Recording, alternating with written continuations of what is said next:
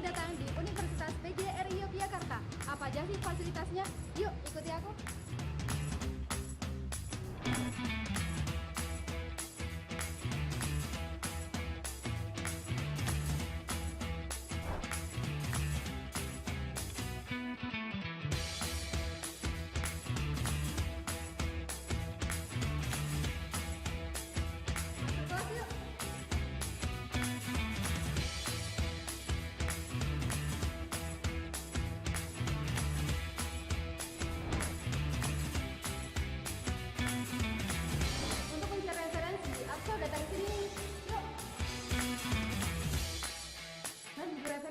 Ada juga loh ruangan yang nyaman buat ngerjain tugas.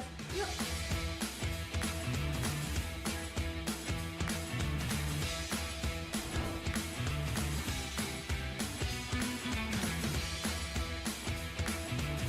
Nah, sekarang kita ke counter PMB yuk. Kamu bisa cari informasi beasiswa di sini loh. Yuk!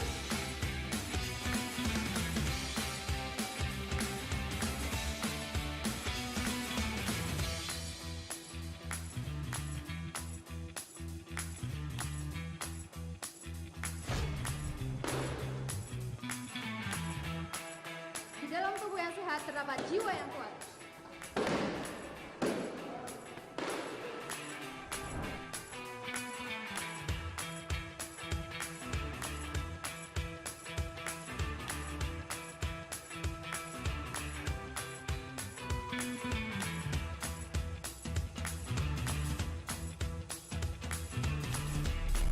Tunggu apa lagi? Yuk gabung di Universitas PGRI Yogyakarta.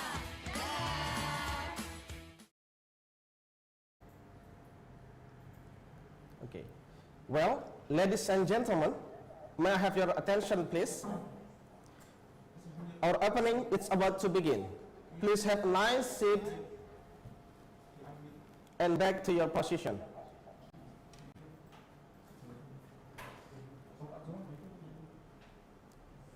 Sorry. All right. Well, I repeat again, ladies and gentlemen, may I have your attention, please? Our opening ceremony is about to begin.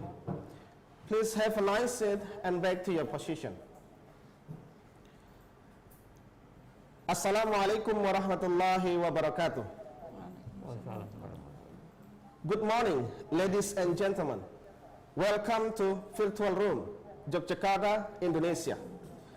We proudly present the second UPY International Conference on Applied Science and Education, UPINCASE, Universitas PGRI Yogyakarta 2020. It's been a great honor for me, Juang Kurniawan, to be here as a Master of Ceremony, and I welcome each of you and everyone in this conference. Ladies and gentlemen, over the next few days, this meeting will provide you plenty of opportunities to discuss, share knowledge and insights. Before we proceed the program would like to express our sincere gratitude to Excellency, the Rector of Universitas PGRI Yogyakarta, Dr. Paiman MP. Excellency Speaker from Taiwan, Professor Tai-Chen, National Donghua University, Taiwan. Good morning, Professor. Excellency Speaker from Universitas Negeri Semarang, Indonesia, Professor Wasino. Excellency Speaker from University of Benin, Nigeria, Dr. Nwanna Dumbiri. Excellency Professor Suzuki Takashi, Kyoto University, Japan. Excellency Speaker from Universitas Pendidikan Sultan Idris, Malaysia, Dr. Arman Shah bin Abdullah. Honorable, our committee who has done the best for this conference. Excellency, distinguished guest delegates, ladies and gentlemen. Now we are going to the first agenda, singing national anthem. To all of the participants, all of the speakers, all of the honorables, Excellency also the chairman of the foundation, Universitas PGRI Yogyakarta, Mr. Arman Shah Prasakti. To all of you, all rise, please. We are going to sing national anthem. Yes. National anthem. All rise, please.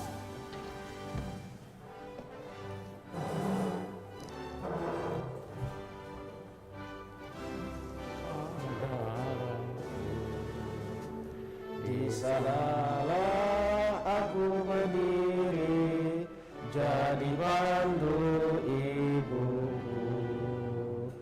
Indonesia kebangsaanku, bangsa dan tanah airku. Marilah kita berseru, Indonesia bersatu. Hiduplah tanahku, hiduplah negeriku, bangsaku, rakyatku semuanya. Bangunlah jiwanya, bangunlah badannya, untuk Indonesia Raya. Indonesia Raya, merdeka, merdeka, tanahku, negeriku yang ku cinta.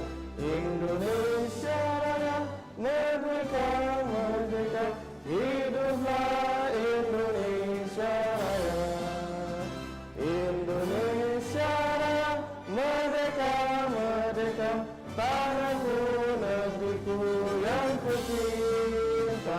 Indonesia Raya, merdeka, merdeka, hiduplah Indonesia Raya. Thank you. Have a nice seat, please. Now we go to the next agenda of remarks. The chief of the committee. Please welcome Mrs. Marty Widya. For time and place, time is yours, please.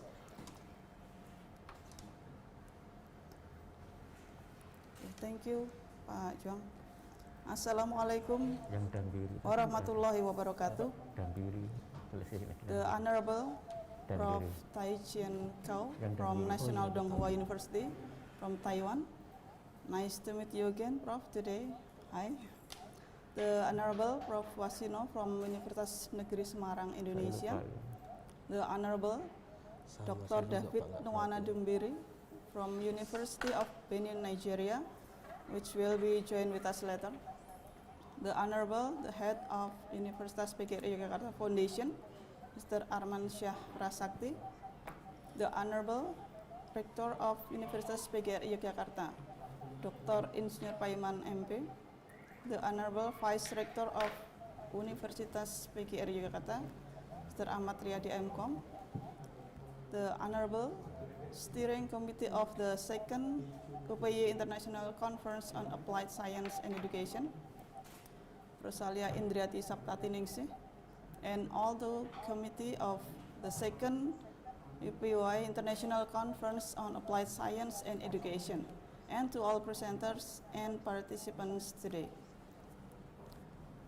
The organizing committee warmly welcome you to the Second UPY International Conference on Applied Science and Education. Will held on 3 to 4 November 2020 in Yogyakarta, Indonesia. We would like to extend our special gratitude to the keynote speakers who support this conference. For day one, we have first Prof. Tai-Chen from National University, Taiwan. With them, Science and Technology for Future Education. And the second is Prof. Wasino from Universitas Negeri Semarang, Indonesia.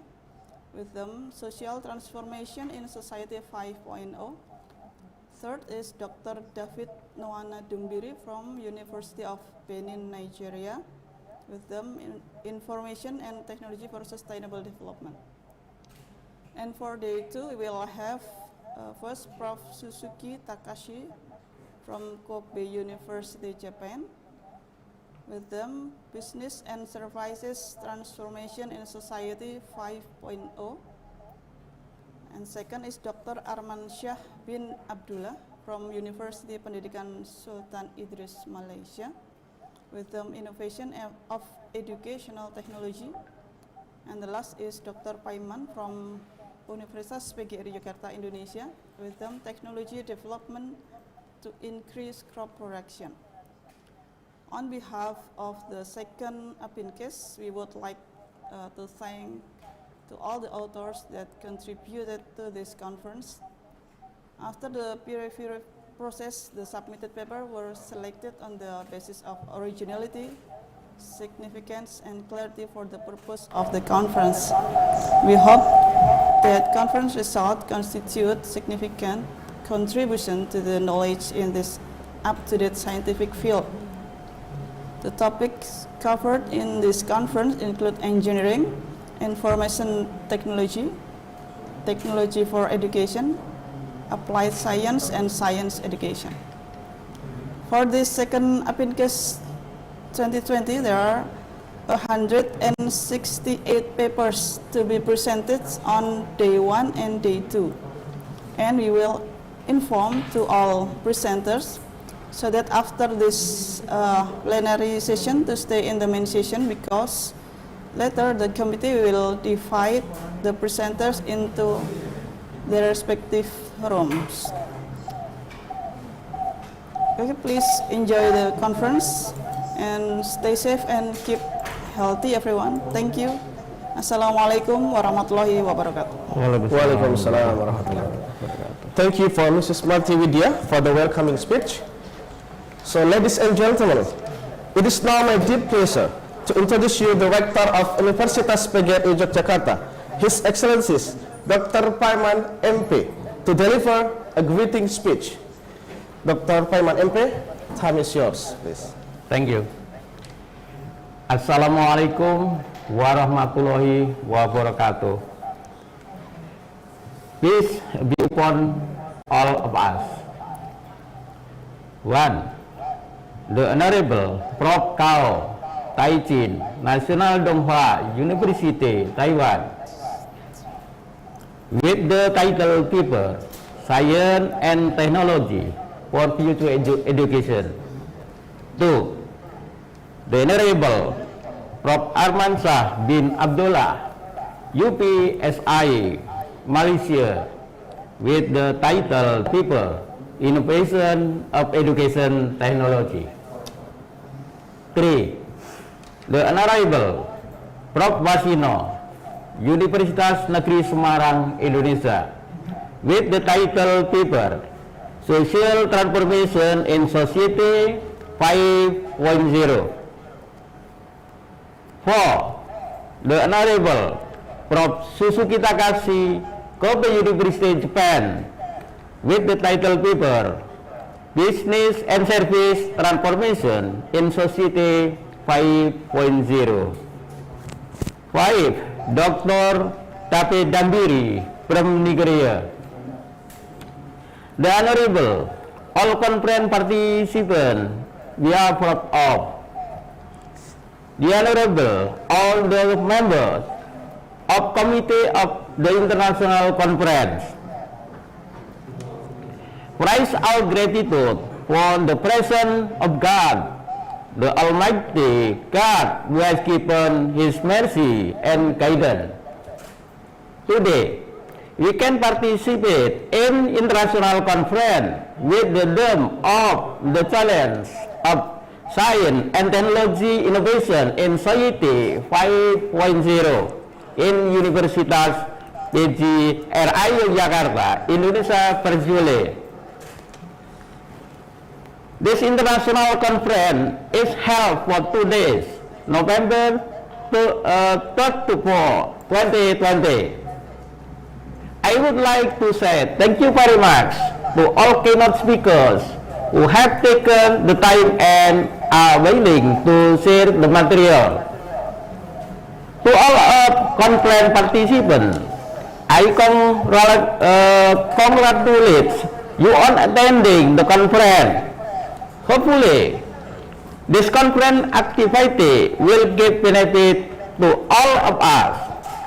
While pronouncing Bismillahirrahmanirrahim, today's conference is declared open. Thank you very much.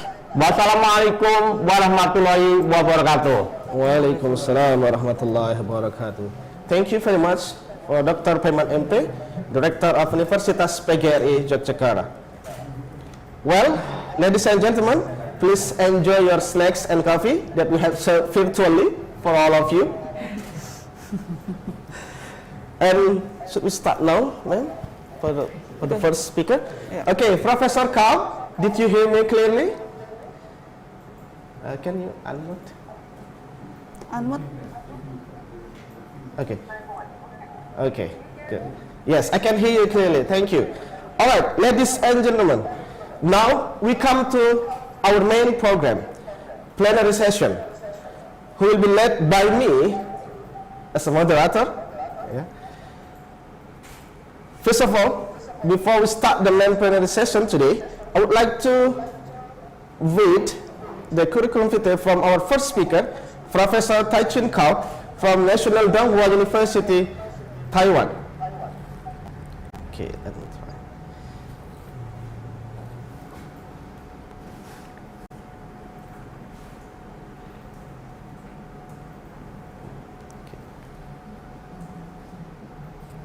Okay, ladies and gentlemen, Professor Tai-Chen from National Donghua University, Taiwan.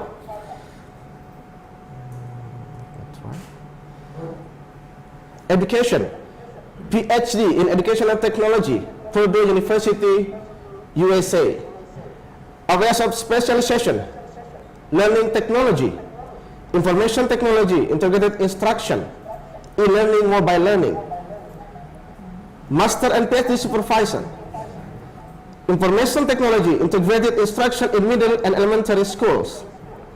Designs and Application of E-Learning, Learning Theories and Methods, Teaching Methods and Strategies. Professor Cao received the PhD degree in Educational Technology from Purdue University, USA in 1996. Since then, she joined the Faculty of Institute of Education at Donghua University, Taiwan, and is currently a professor of the Department of Education and Human Potentials Development. Her research work focuses on technology-based scaffolding in the context of online learning and mobile learning environment. Related interests include the design, development, implementation, and evaluation of technology-based instructional strategies that promote students' independent learning and self-regulation. Professor Cao has also undertaken several Taiwan Ministry of Education supported IT projects in East Taiwan, including Digital Partner Online Tutoring Program, Technology Enhanced Self-Regulated Learning Program, etc. She is also participating in the STEAM project and the VR application in teaching project as the counselor and evaluator. So, Professor Cao, are you ready as a first speaker?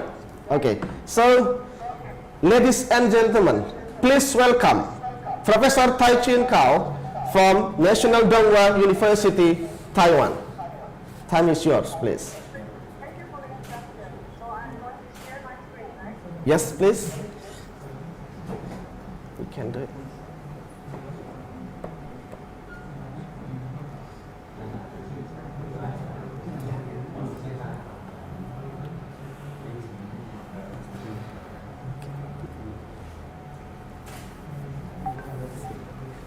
Aku sudah tutup, kenapa?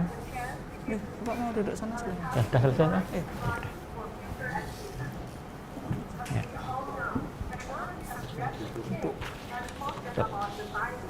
Buat mana Pak?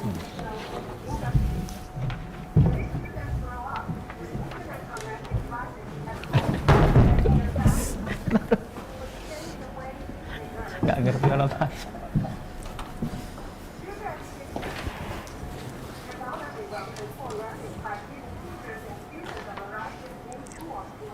Ini nggak ada suara.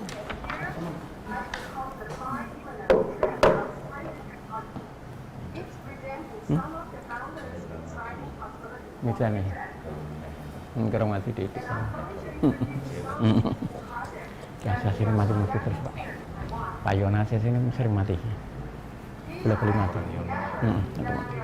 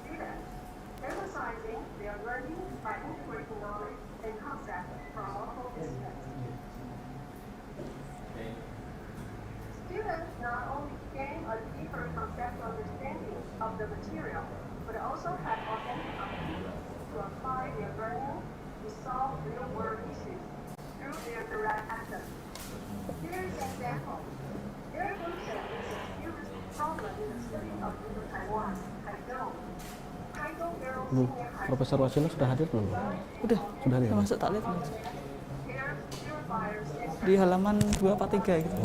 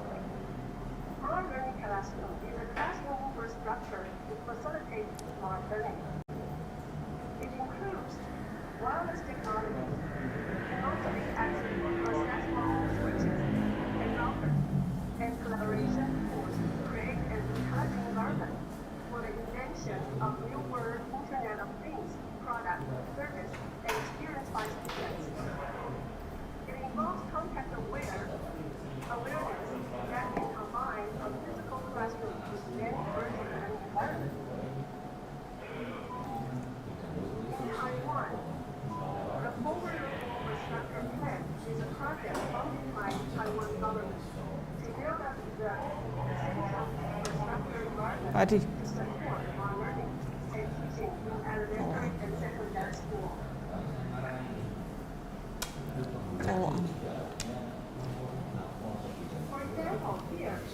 Calon anu tuh nih, Pak Taiwan.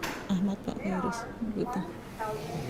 1,255 of ordinary classes of 126 schools in the county have been upgraded to smart learning classroom since the year of 2013.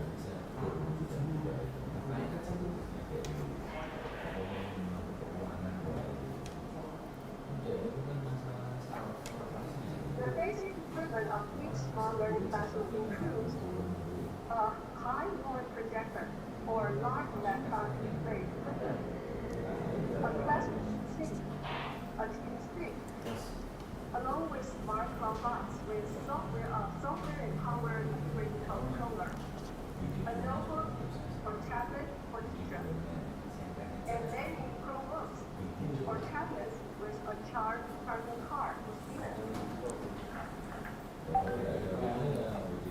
Here's an example.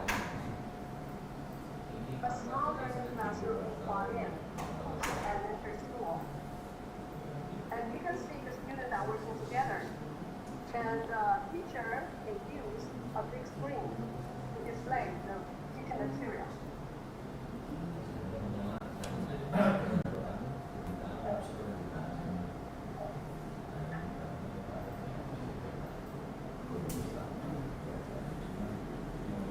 Okay.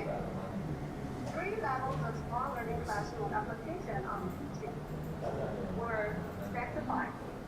The first level of teaching application is used for assistance.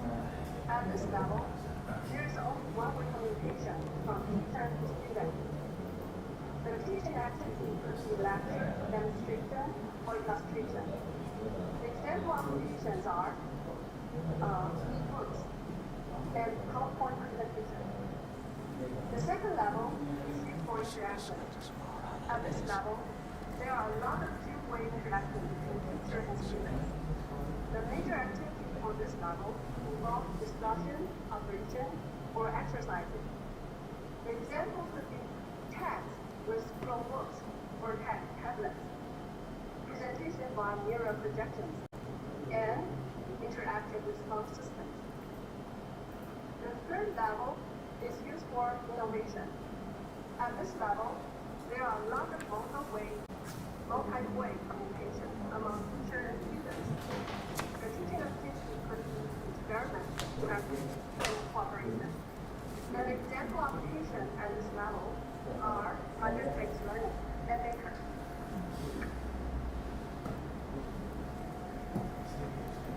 The trend number 3 is real-time distance learning.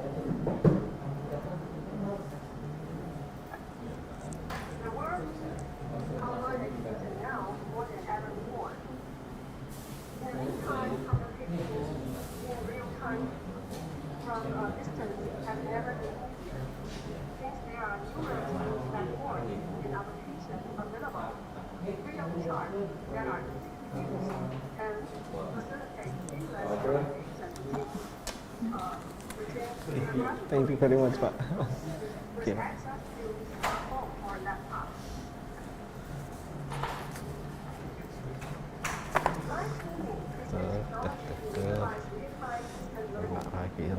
It refers to online streaming media simultaneously recorded and broadcast in real time. Live streaming has made education more accessible to people around the world.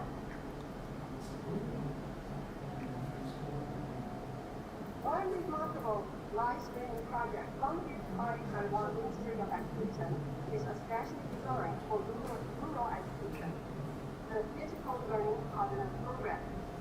It allows college students to be one-on-one after school online tutors for students in rural areas. To support the educational disadvantaged students, a project has been initiated by Taiwan Ministry of Education is in 2006, which allowed University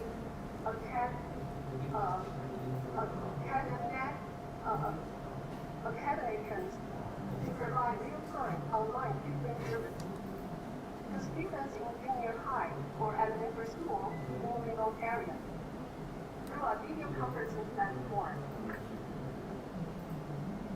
project was first conducted in Middle Taiwan in 2006, then extended to North and South Taiwan in 2007, and eventually across the whole country after it became East Taiwan in 2008.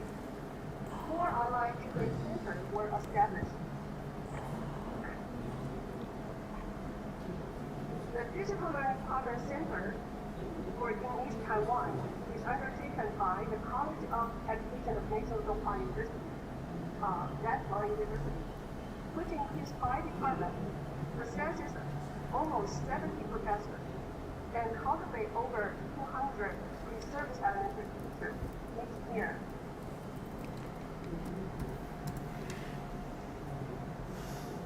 At each site, tutors and teachers were gathered together in computer rooms twice a week for 1 hour and a half hours during the night for online tutoring.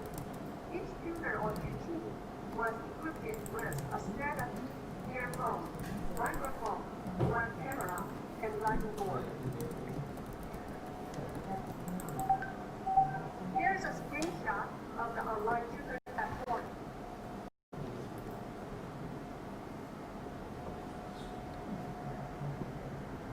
For the past 2 years, the Learning Partner Project even tried out a cross-school co-learning project on Maker. Students from 3 small schools share one instructor together. Each student had to make a usable project with his or her tutor by recycled material. Here is the university slide. The instructor is here. And here's the elementary slide. You can see the student, sit in front of one computer to communicate with their tutor. And they still can receive the instruction from the screen and where the instructor provides.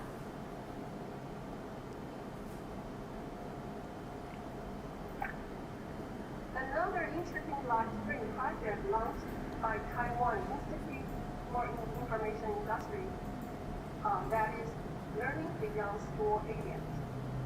It allows the students distributed at different rural small schools learning together to share the professional instructor teaching.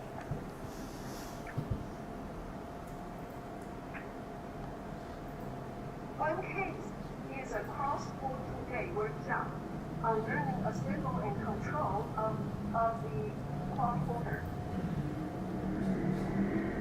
And you can see the instructor is teaching here on a remote site. And there are a lot of elementary. Here actually is 4 small school, elementary school, and located at different sites. And this is the elementary site.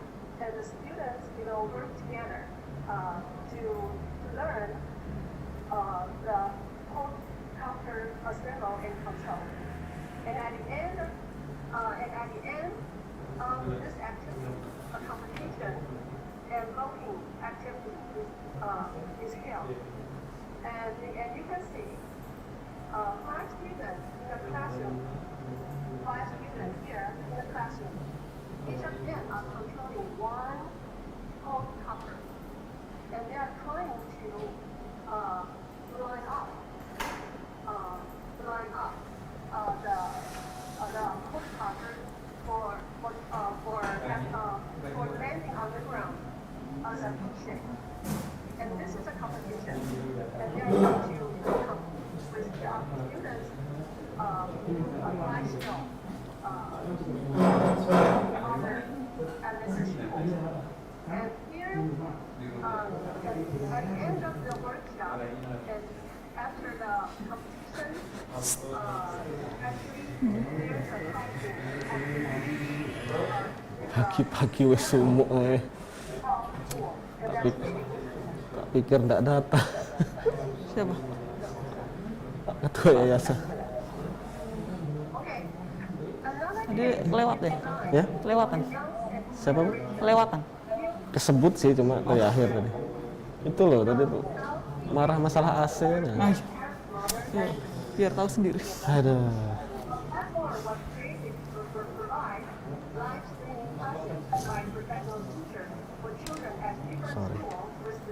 language learning. And this is the professional teachers. And you can see the students are from different small schools. They just, they can learn together and share the resource. And these are the schedule, for different kind of language. The course is held at the early morning or at noon. So the students can select different kind of course to join.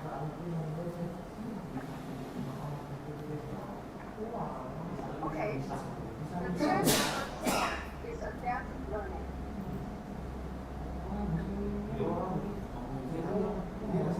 Adaptive learning is the delivery of custom learning experiences that address the unique needs of an individual through just-in-time feedback, pathways, and resources. It is in fact the ability to provide personalized services with AI, artificial intelligence, in education and cooperate that is key.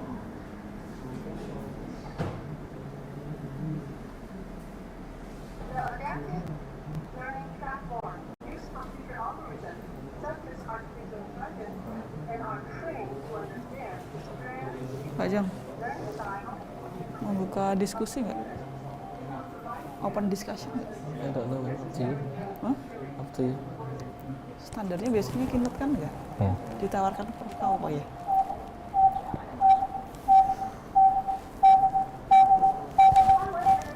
Ministry of Education has developed an adaptive learning platform to facilitate adaptive teaching and learning since 2017.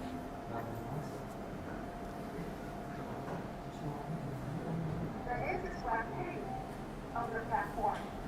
Here it is.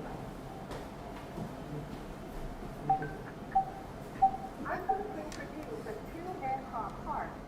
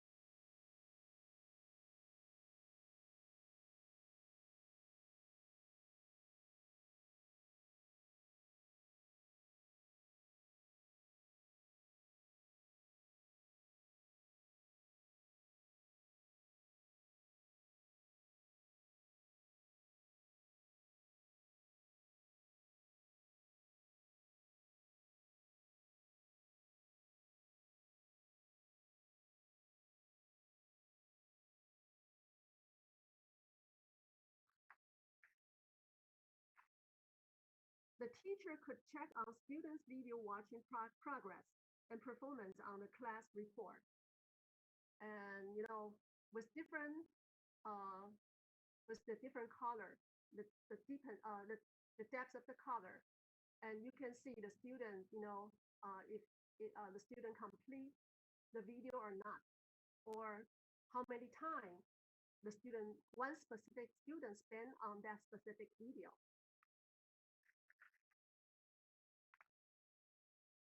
Okay, I'm going to introduce the second part, the second main part of this platform.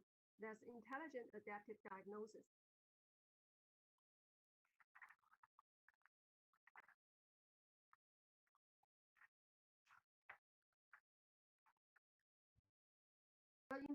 The intelligent adaptive diagnostic part provide a cross-grade learning diagnosis to detect the proficiency of the student and guide them to remediate the necessary material and resources.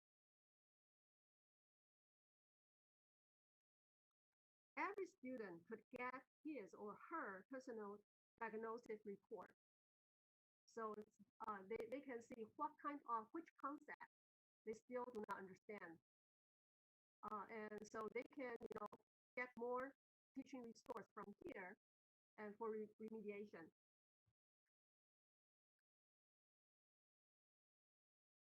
So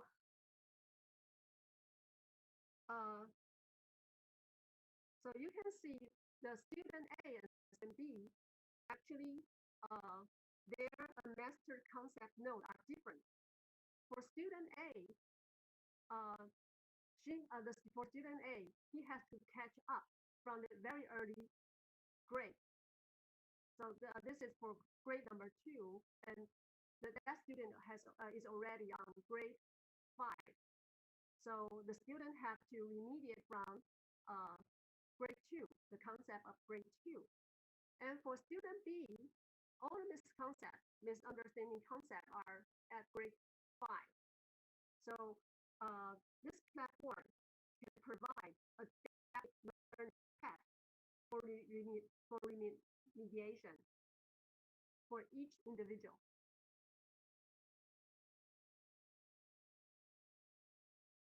After the adaptive diagnosis, personal report will be provided to the individual student, and group report will be created for class teacher. And a follow-up assignment for remediation can be performed. Okay. The last trend I'm going to introduce is authentic learning. Authentic learning is generally considered the most effective way to learn. It is an instructional approach that allows students to explore, discuss, and meaningful constructing concepts and relationships in context that involve real-world problems and projects that are relevant to the learner. Two of the major areas of next wave technology that they are AR, augmented reality, and VR, virtual reality. Now, makes it possible to offer students authentic learning experience ranging from experimentation to real-world problem solving. Augmented reality device enhance real-world materials such as making a map jump off of the page, while virtual reality products create an immersive digital world in which students interact in virtual 3D world that enhancing learning experiences.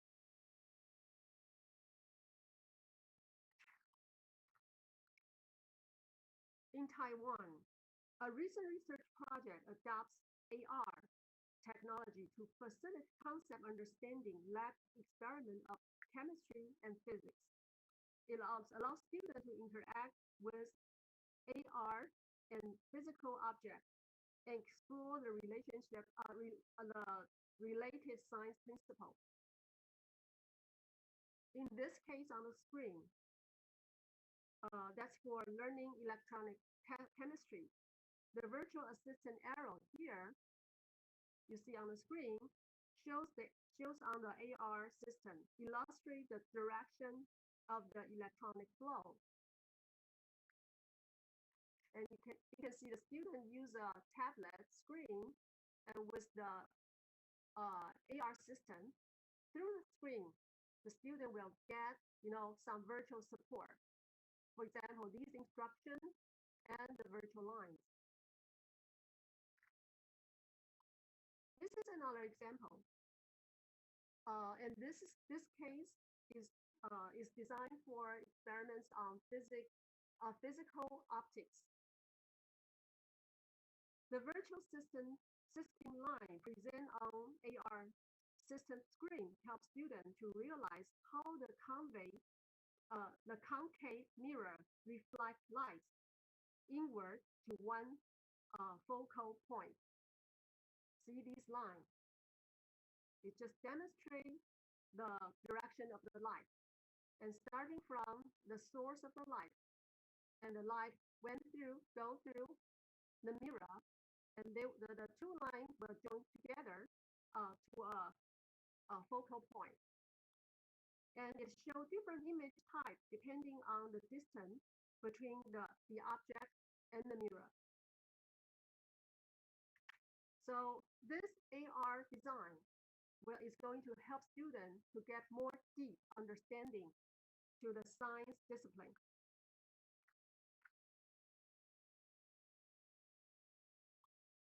Another interesting educational practice is to adopt VR technology to create a virtual practice factory for auto maintenance training. See, the students just wear a mask, wear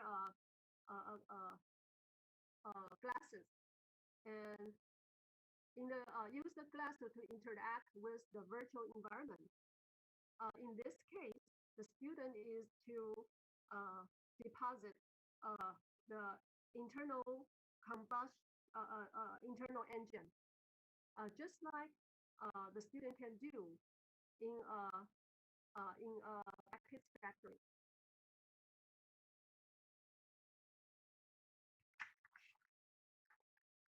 Talking about science and technology for future application, it is important to recognize the role that a human teacher will always play in the classroom. They have a unique and personal insight into each learner's progress, serving as a role model and local expert, and providing inspiration in the way technology itself cannot. Combining the learning science and innovation technology, we can leverage the best of what digital enhanced and human-driven education have to offer, creating learning experience that keep pace with the digital skill demanded by the market. In turn, affecting individual life, supporting business, and transforming global communities. Let's be well prepared for the 5 trends of the future education. That's all my sharing. Thanks for your attention. Any questions? Any questions?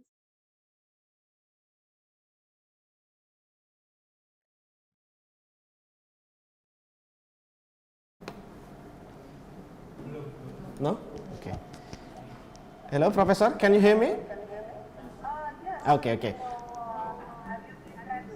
Yeah. Okay, the screen is still black. The screen is still at my side. Yeah, it's okay.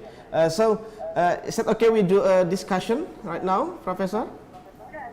Okay, so I invite all of the audiences or the participants or the presenters, the other parallel session presenters, to give a question to Professor Kao from Donghua University, Taiwan. Anyone, please? All of the participants, if you have any question to Professor Kao.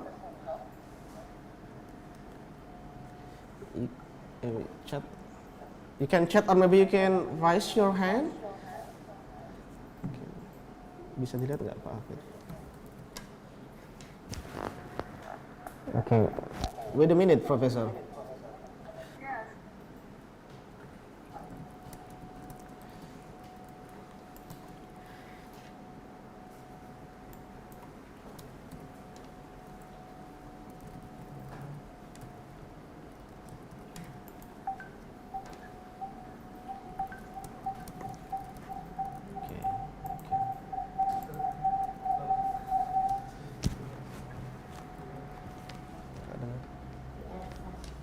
Okay, Ibu Elsa, let me try.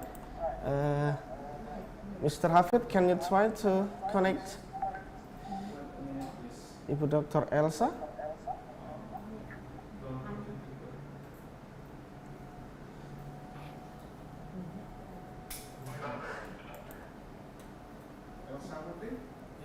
Ibu Dr. Elsa, okay.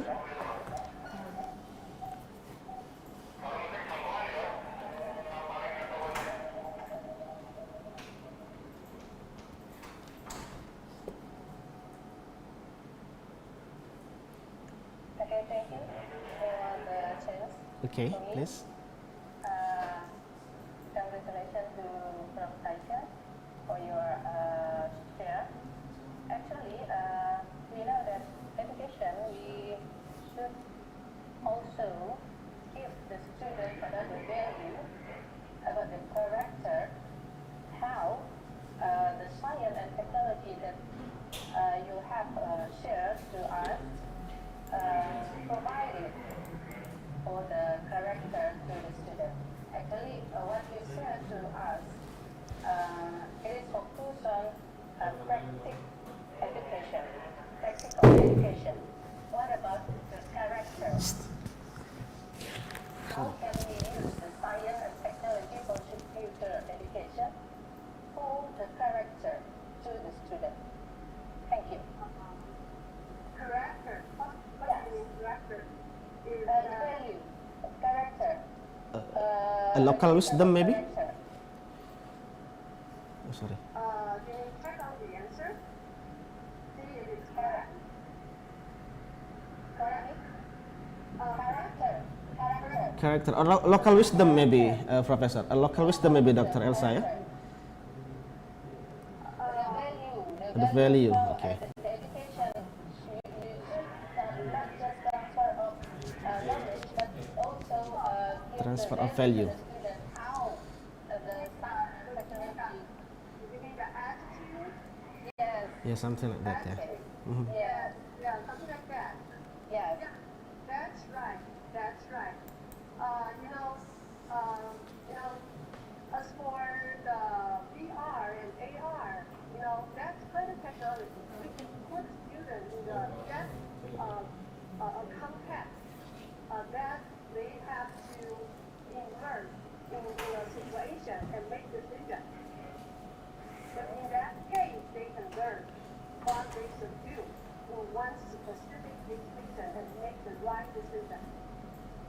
So if we can create a real life situation, and in that situation, the students have to use this correct attitude, to encounter, to face, to solve that kind of situation. The student might have the chance to learn the value, because the VR and especially VR technology, they can feel on a real life problem, life situation. If we can create a situation involve the students, they have to solve an emotional problem or attitude problem. They have to judge, they have to make decisions based on their values. Then they might have the chance to learn the attitude and value stuff, not just the knowledge. Thank you. Okay. Okay. All right. Is that clear, Dr. Elsa? Ibu Dr. Elsa, is that clear? Yeah. Okay, wonderful. Thank you for the great question, Ibu Dr. Elsa.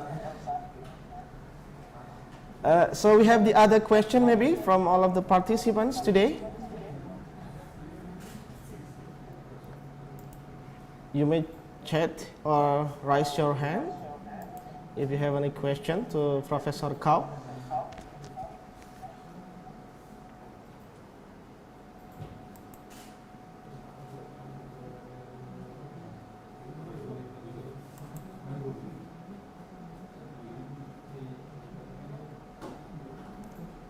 Ada pertanyaan lagi belum ya? Apa soal?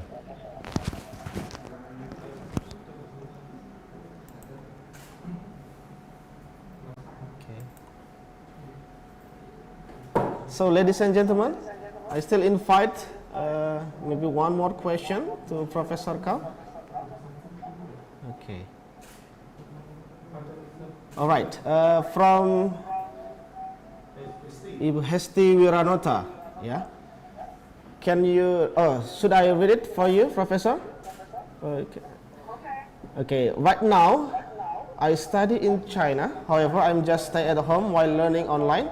And we are foreigners using an application, and all run well.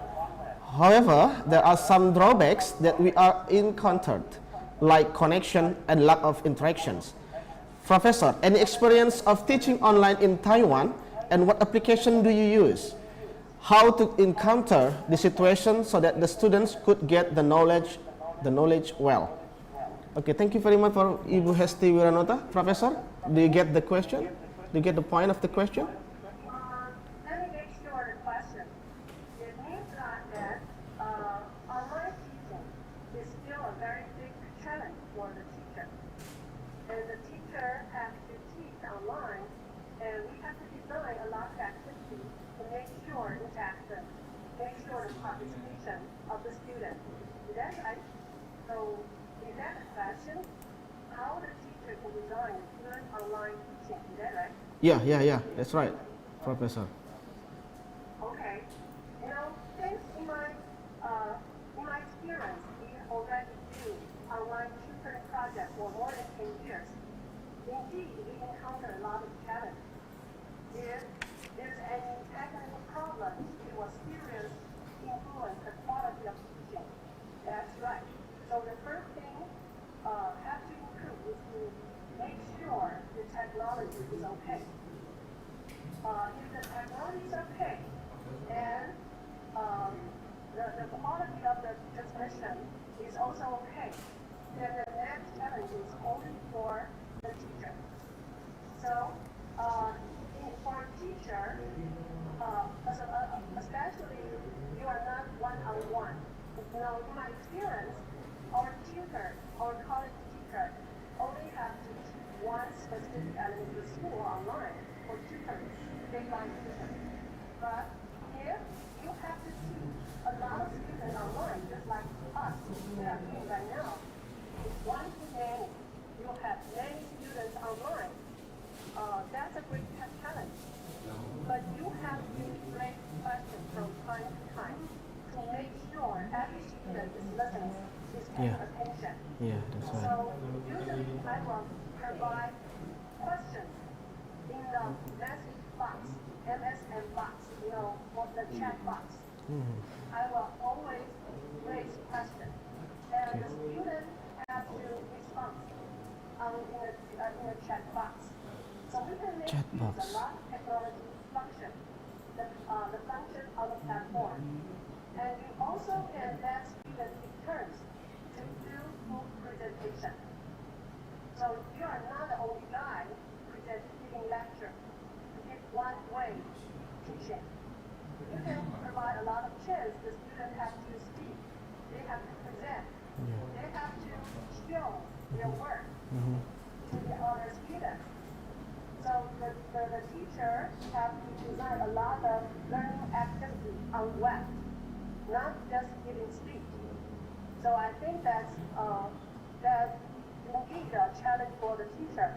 You have to prepare for the teaching ahead of time and create a lot of interaction activities for the students online. Invite the students to join. Invite the students to participate during your teaching. I think it's not easy. It's still a challenge for us. But we believe we all have the ability to solve it. Thank you. Okay. I hope that Ibu Hesti Wiranota can get the point, from the explanation from Professor Kau. Okay, Professor, we still have some question here. Yes. Okay, it comes from Vice Rector, the first Vice Rector. So the question here, how the technology for education future addresses related to the diversity of student ability in reading, writing, and also thinking, Professor? You mean technology?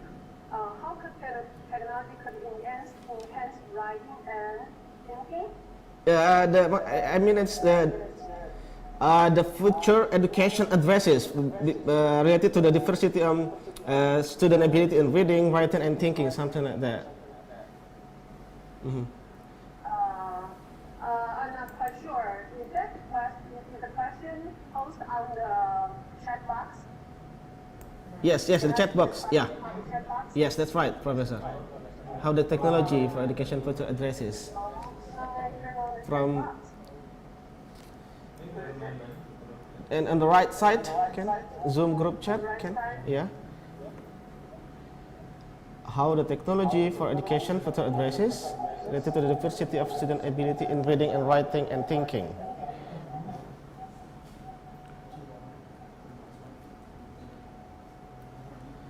Mr. Hafid, Mr. Profesor bisa melihat chatnya, Mr. Hafid ya? Yeah, yeah. From UP Ahmad Riyadi, Professor. The third question.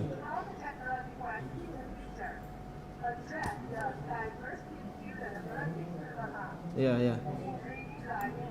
Yeah, that's right. Okay. I think the question quite fit for the topic I just mentioned, the adaptive learning, right? Adaptive learning, yeah, Professor. Adaptive learning. The adaptive learning actually is especially fit for the diversity of the students. You know, for not just for the future, just right now, there are the students in our class we are teaching. They have different kinds of background. They are really diversity already. They are learning at reading, writing, thinking. They just come in your class with different kinds of background and different kinds of ability in reading, writing, and thinking. That's right. So we have to make use of technology, you know, to provide adaptive learning chance for them. So if we can let students prepare ahead of time, or after school, or before the computer class, they can work on the computer. Okay. You know, to use the adaptive learning platform. And that platform is going to detect their prerequisite learning ability. And you know, they can give them a really good learning diagnosis and know their proficiency on reading, writing, or thinking. And guide them to the right material for remediation. So that's what I was talking about. Yeah. Adaptive learning. Adaptive learning. AI in education. Yeah. They can provide learning diagnosis Okay. and give what the student needs for each individual student. And in that case, in the future, as teacher, we might solve the problem for the diversity of students' ability. Thank you. All right, thank you, Professor. Okay, Mr. Ahmad, is that clear? Okay, clear. Okay, we go to the next question, Professor. Sorry. We go to the next question, Professor. We still have at least we still have two more questions, I think. Yeah. How about the government education in I think that's the question in Taiwan, maybe. Yeah.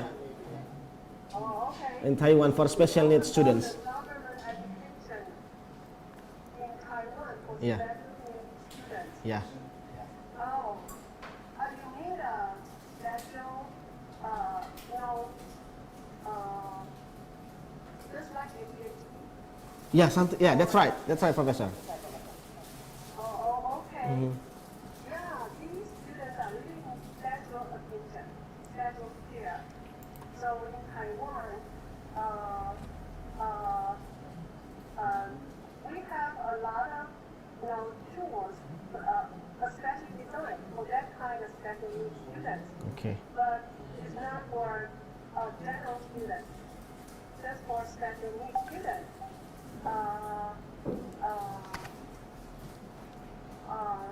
But different software, will provide in the university. It will provide in the special needs school Okay. for that kind of special students. Okay. Especially for them, they can create real objects for them to touch. Use 3D printer. I mentioned my Yeah. 3D printer. Okay. They can use 3D printer to create a lot of, touchable objects, real objects. And that with eye they have problems with their eyes. They are blind or nearly blind students. And they can touch the real object and learn the shape of the insect or the shape of some specific animal. Something like that. Okay. They just use 3D printer to create a lot of real objects to let the blind student they can touch and feel Okay, Prof. the size of the animal or something like that in a safety way. Yeah, there are a lot of material they create there, but since I'm not in that area,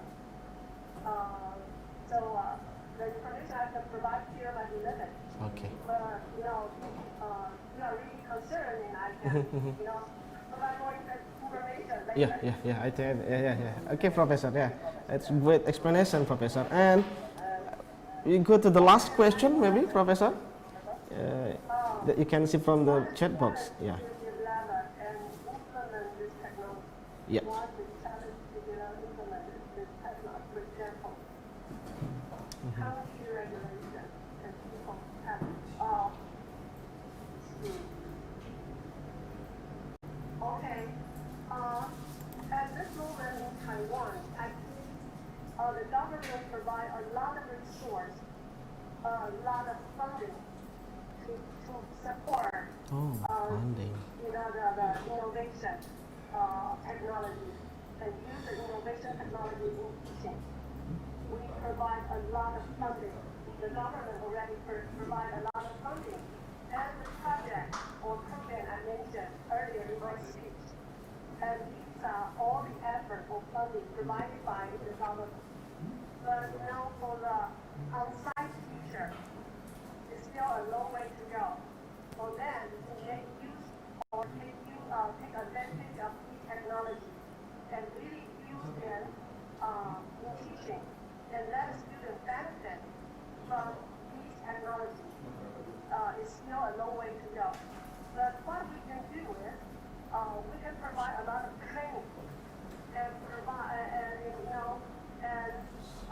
giving them examples for teaching demonstrations and teach them how to make use of innovation technology and provide a good learning chance for students and provide a very good learning activity for the students. We are inviting our outside teachers to be creative and giving us very good examples in teaching by using that kind of technology. And we are collecting, and we even provide prize and to create those outside teachers. If they work hard and they have achieved and provide very good teaching model and we can give them prize and an award. I think that's the way we can do it. Just give training and we can put it together as a learning group. Okay. We just encourage each other Okay. to learn together. Yes. And I think we are it's still a long way to go, but we are solving problems. And I think we are going to have a bright future. Okay. And we are ready for the future education. Yes. All right. Okay. Wonderful, Professor. So we have an amazing discussion, ladies and gentlemen. Once again, we say thank you very much for Professor Carl for delivering the presentation. Also did a wonderful discussion this morning. So there are some challenges and also the solution, of course, based on the science and technology for the future education. So I think that's all for the first speaker today, everyone, ladies and gentlemen. So we are going to the second speaker. But anyway, once again, I would like to say thank you very much, Professor Tai-Chen from National Donghua University, Taiwan. So we give applause to Professor Kao, please. Thank you very much, Professor. Thank you very much. Wonderful. Any questions, let me know. Send me a message by email. Okay. Okay, Professor. Thank you very much. Thank you. All right, ladies and gentlemen. We go to the second speaker? Yeah. Okay. Prof. Professor Wasino, can you hear me? Masih. Mr. Hafid, can you Masih try mute. to... Okay.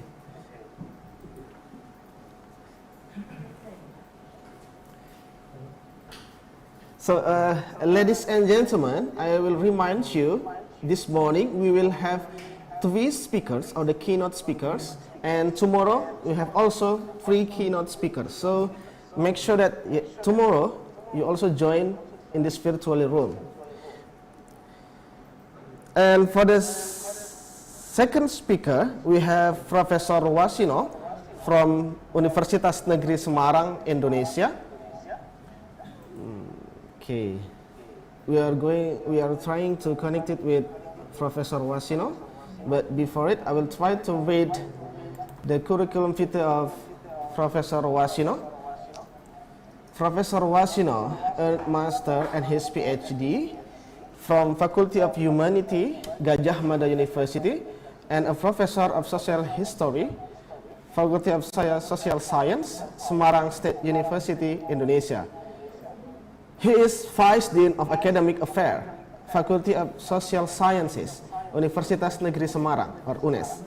He is also lecturer on PhD program at Social Studies Education at UNES.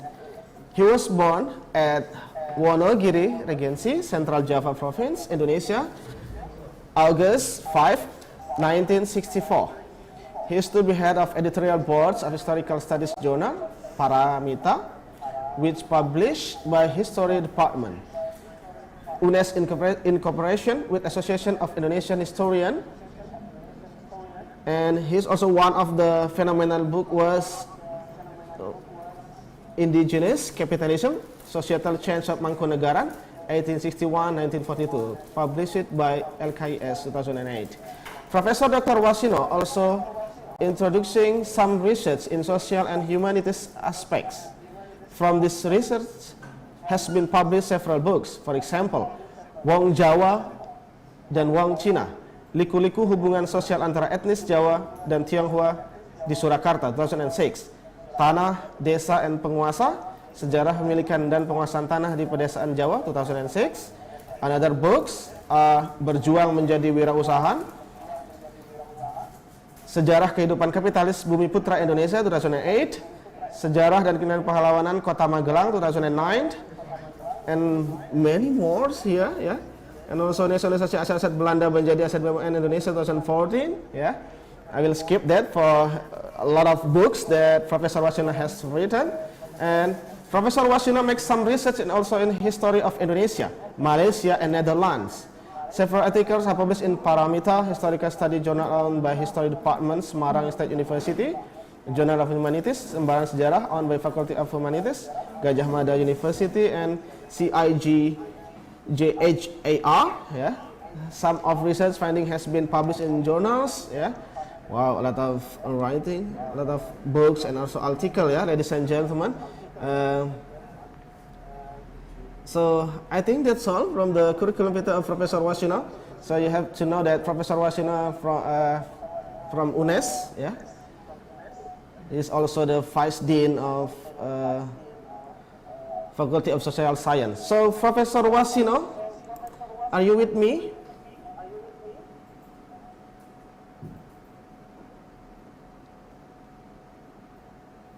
Can you hear me? Can you hear my voice, Professor Wasino?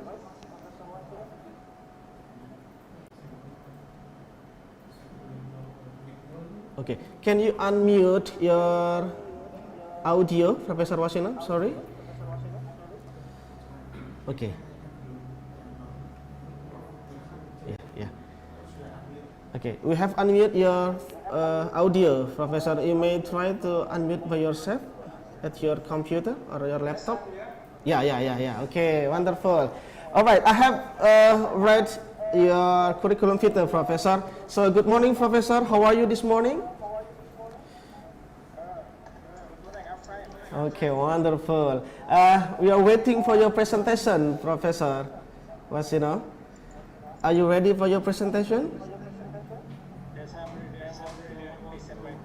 Okay, you may. Okay.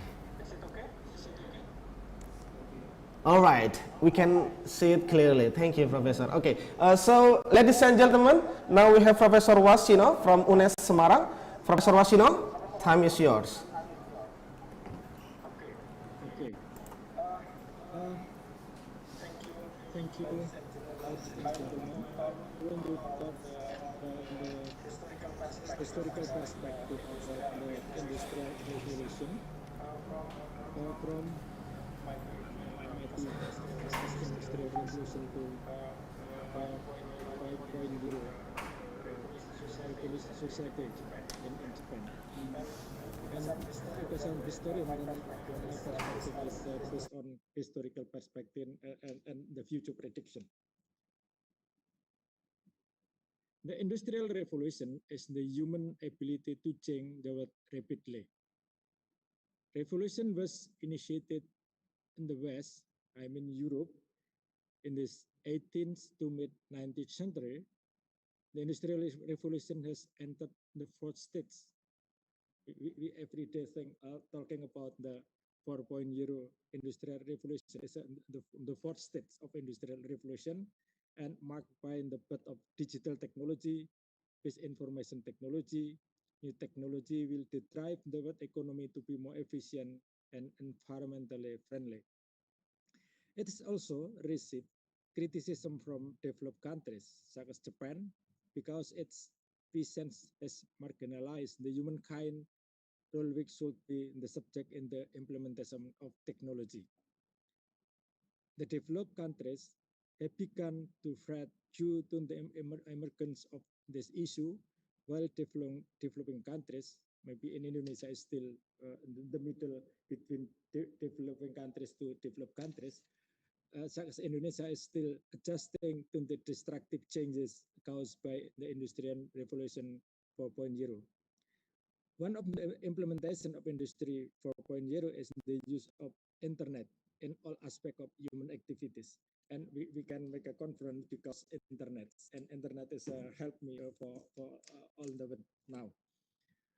The COVID-19 outbreak appears right now, and as a result, all activities must use the internet, not face-to-face activities, including Indonesia. First, use the internet as a basis for activities in all aspects of life, both in the field of economy, politics, education, and in the arts. And now we use internet in education activity.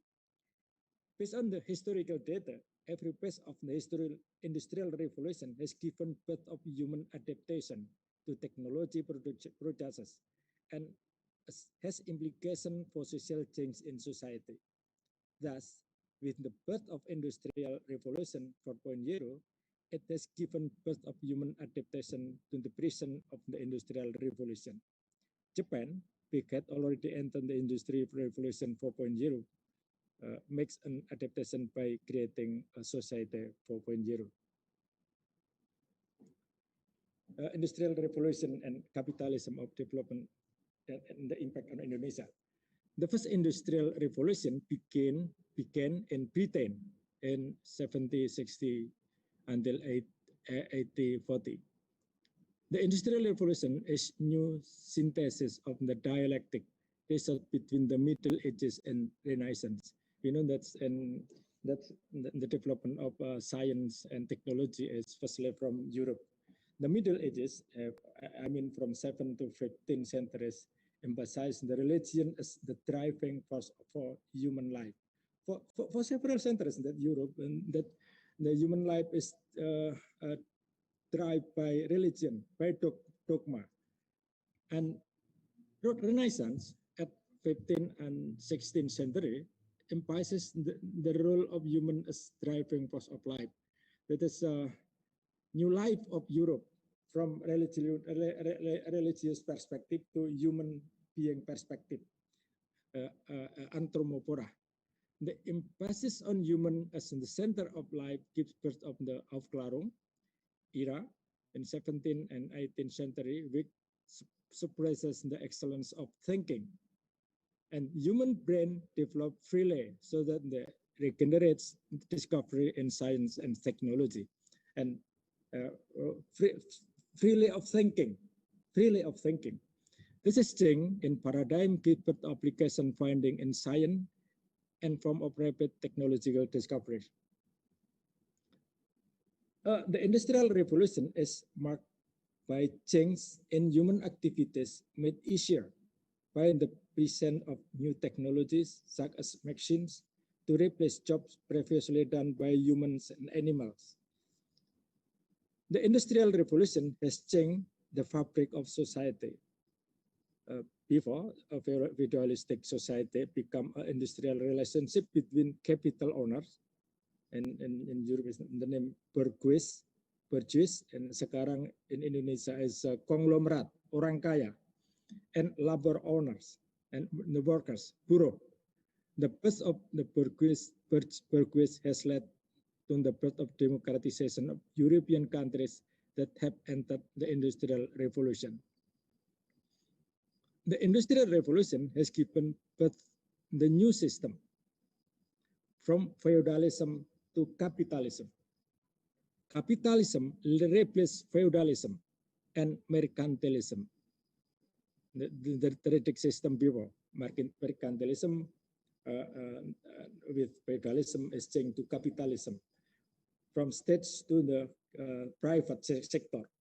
In the system, the bourgeois is increasingly sustain for the interest of multiplying its capital investment.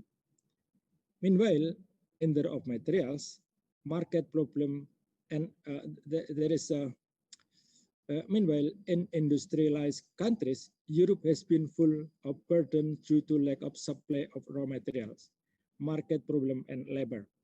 The impact is by investing outside Europe in the new form of colonialism wrapped in an investment level. Then Indonesia is colonized by Dutch, Malay colonized by British, Vietnam is by France, and so on. And now, in Industrial Revolution and the capitalism of the in Indonesian first state. The Industrial Revolution also had an impact on Indonesian territory. Initially developed the tax trading company, VOC, Verenigde Oost-Indische Company. That is the model of the change from model of mercantilism trading to production capitalism. Investment was opened in the plantation industry in Java beginning in 19th century, followed by cultivation system in 1830 and then 1870. Such as sugar, coffee, and tea have become the prima donna, and the prime production in Java in industrial agro-industry at the time. After the issuance of the agrarian law, 1870, I think it is relevant with omnibus law in Indonesia now. In 1870, is the issuance of agrarian law is for driving the foreign investment. Netherlands private capital entered an investment which was all had by government in the plantation industry, including rail and shipping transportation. And do you know that in several places in Indonesia, we have a heritage about the transportation and rail transportation and shipping transportation. In rail transportation, we know about the NISM, Netherlands Indische Spoorwegmaatschappij, and shipping transportation is what is KPM, Koninklijke Paketvaartmaatschappij, and then changed to Pelni now.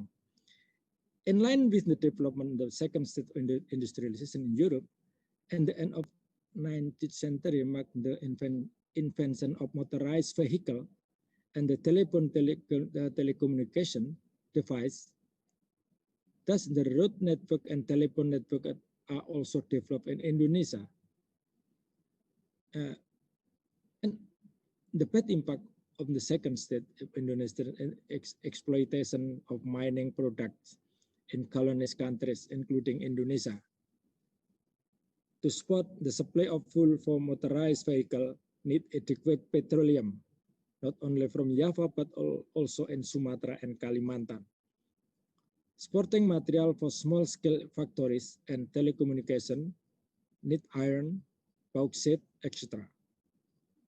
And what about the perspective of an environmental? The second industrial revolution in Indonesia, from environmental perspective, is damage occurs in several places in Indonesia due to the mining process of the one hand, and the air pollution after the use of fossil fuels through factories and motorized vehicle on the other. Industrial revolution and capitalism of development in Indonesia from second to third stage. In 2 stages of industrialization, Indonesia's natural resources have become victim of exploitation, and the Indonesian people have become the working class in their own country. Profits are brought to the countries that own capital. At the time, it's Netherlands and other Western countries. The Indonesian nation has also begun to recognize new technology developed in a capitalistic and extractive system that has opened up space for population mobility and a lesson of science and technology in some indigenous people, big keepers of the nationalism movement.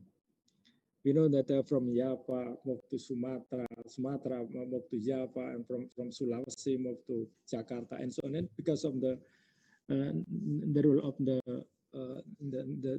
second and the third industrial revolution. The third stage of industrial revolution is marked by automation of several business.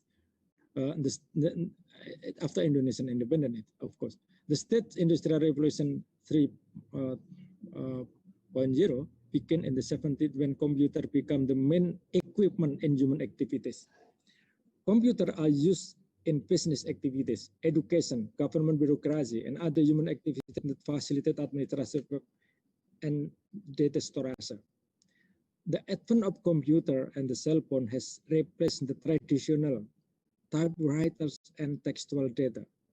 I'm still remember in the 1980 when I was in school teacher, education school teacher, SPG in Surakarta.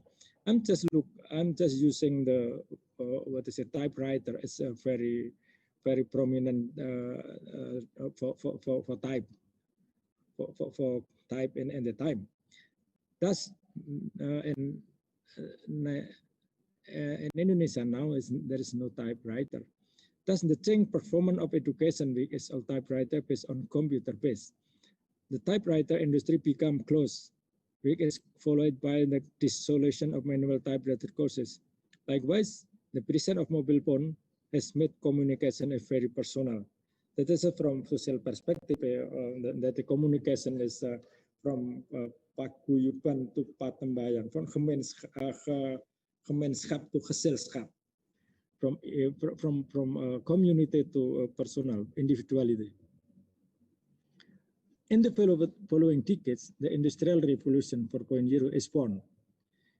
Biggest continuation of Industrial Revolution of 3.0, this revolution began with the invention and use the internet. Internet is not only a search engine, but can connect it intelligently. It starts from cloud, smartly connected device, physical fiber system, and robotics. Through the use of the internet as a digital technology product, the interconnection between users is possible. In the manufacturing industry, for example, the internet allows interconnection between physical machine and production system, In the world of education, an interconnection system between Ministry of Education and all territory institutions in Indonesia has been resulted, which contain data and lectures, academic performance, ranks, and so on. Several benefits obtained from this digital industry are Internet of Things, big data, augmented reality, cybersecurity, artificial intelligence, additive manufacturing, an integrated system, and cloud computing. On the one hand, the massive digital industry has made human work easier. However, it has marginalized the role of human being in their lives. Then, industrial relations based on diving machine have made human relations like robots so that human nature does not develop. I think it's the problem why Japan is rising, make a concept of society 5.0. What about the impact of some of the state of industrialization is the globalization. The globalization to the industrial revolution. The side effect of industrialization is globalization. Martin Kohn mentioned that there are 4 causes for the emergence of globalization. First, liberalization policy and regulation state finance. Second is technology development. Third is the emergence of new monetary instrument, monetary institution, and fourth is the collapse of the international fixed exchange rate system. And maybe every day we know about the impact of globalization in countries' life, in human life in the world. Globalization contains element of integration, dependence, the opponent of multilateralism and interpretation. But globalization also contains the process of disintegration. And Indonesia is a problem about the ancaman disintegrasi bangsa because of the globalization, autocracy, unilateralism, closure, and isolation.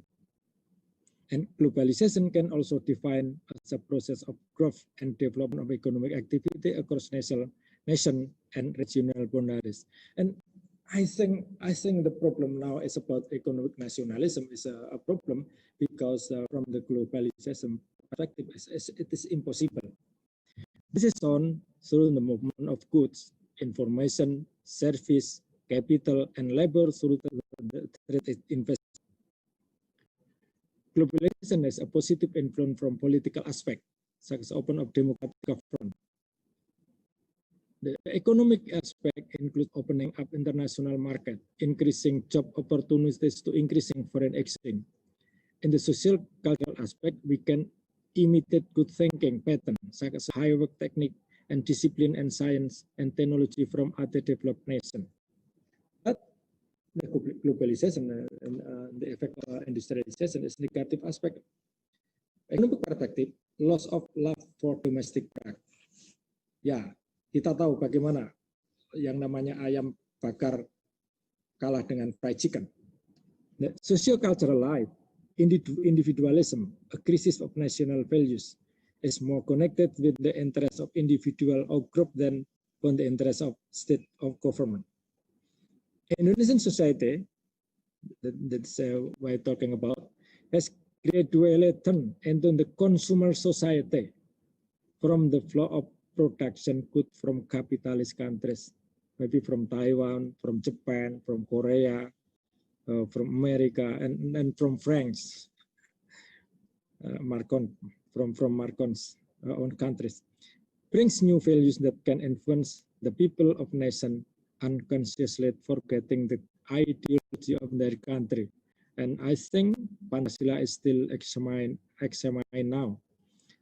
And social problem, such as sharpening social inequalities that can lead to social jealousy, sharpening racial conflict, warning indigenous cultural values, and so on.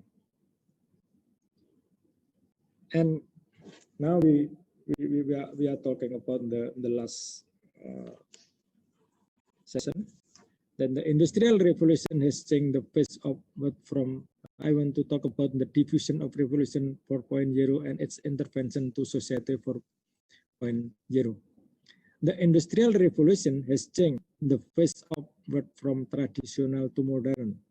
The Industrial Revolution has said human activities easier, but in its development is not friendly to humanity. The criticism of the negative impact on current industrial revolution has given birth of new paradigm offered in Japan, namely Society 4.0. This paradigm offers the use of modern technology based on AI, robot, Internet of Things, and so on, to be used to serve human needs. Jadi, the technology must to be used to serve for human needs, not to other way around that human are to be in the object of the technology, and officially inaugurated on January 12, 2019. And do you know that in Indonesia is technology and that human being now in Indonesia is to be object of technology, but Japan want to change that technology is can support the human being, and then the human being is to be centered of the technological change. When developed countries have fully implemented Industry 4.0, Indonesia is just trying to learn about the rapid development in the revolution. In 2020, Indonesia has entered the Revolution 4.0 era because the COVID-19 outbreak. That is rahmatullah dari penyakit COVID.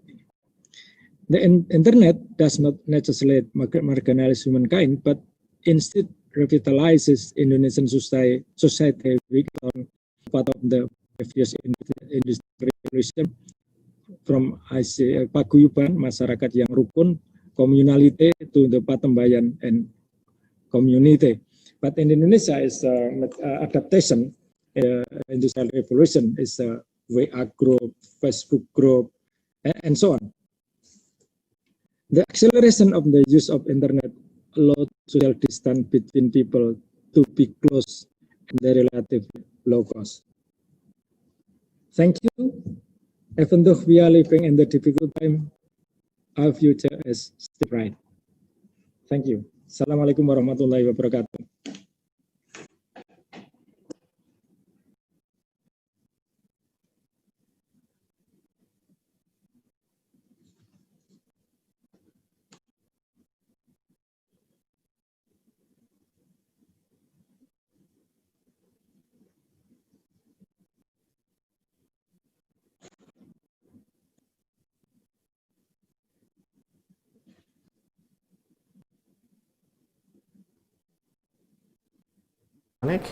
Professor? Okay. Professor? Wasino, can you hear me? Listen, Okay. can you hear? Listen, Okay. can you hear? Listen. Hello? Okay, Professor Wasino, thank you very much for the presentation. It's great presentation from you. So I invite now to all of the honorable participants of this conference to ask some question, or maybe you can directly we do a discussion now. For everyone, for all of the honorable participants, do you have any question to Professor Wasino from UNES Semarang, Indonesia? Any question, please?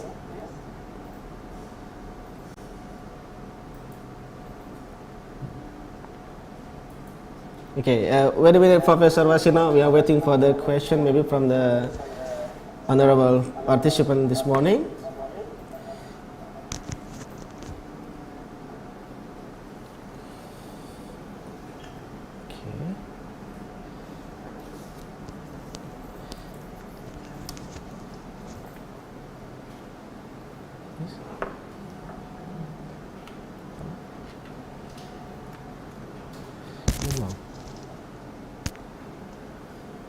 Okay.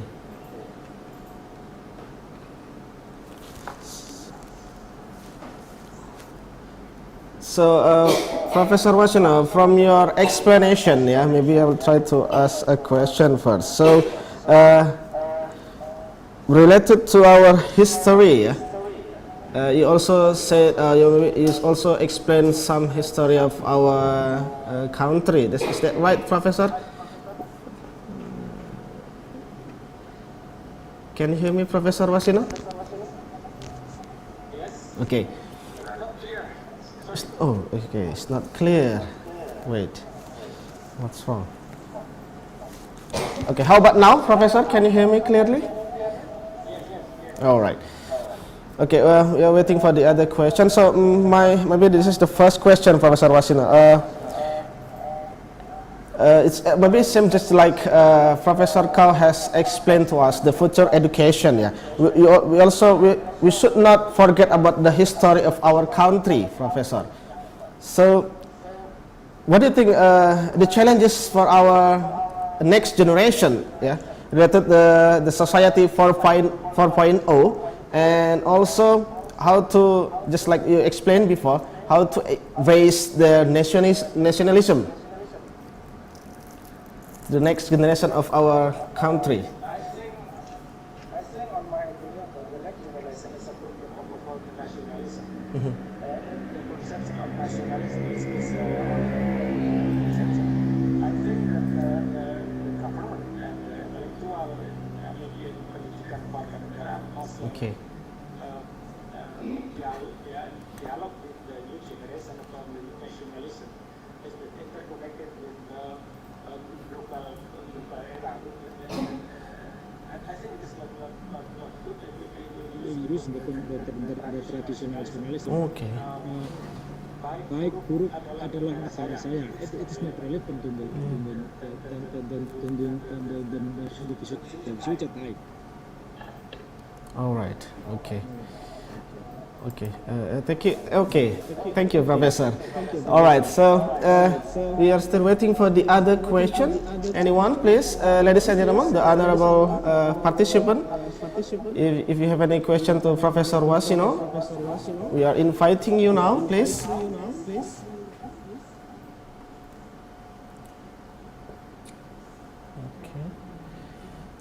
All right, so now we have a question, Professor Wasino, from Eka Nurwati.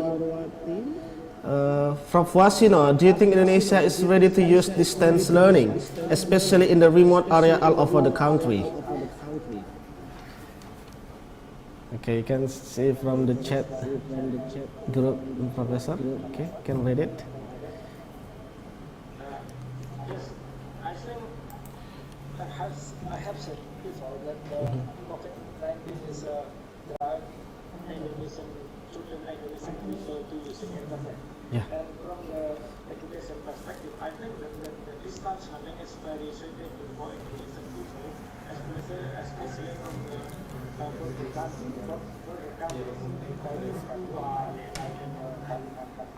Yeah. and maybe in the next time, the education in Indonesia is mixed with distance learning and classroom. All right. Okay. I have that answer a question from Ibu Eka Nurwati, yeah? That explanation from Wasino. Okay, the other question, Prof. How can we compete with products from other countries? Usually, once a large order, we cannot fulfill it properly. Usually, in terms of timelines and also quantity as well as quality. Okay, talk about just economic.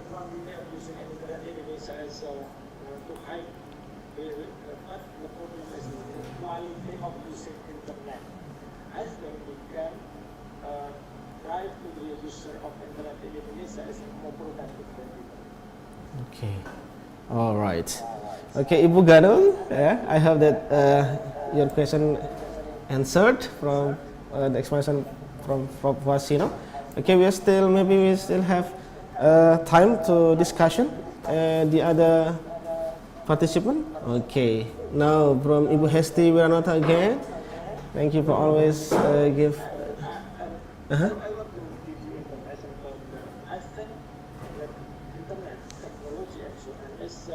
is emulating the culture. Okay, Prof. In Indonesia, the changing in technology, in internet and so on, is not followed by the culture of technology. And I think the introduction to the society, to the user of the culture behind the technology is very important.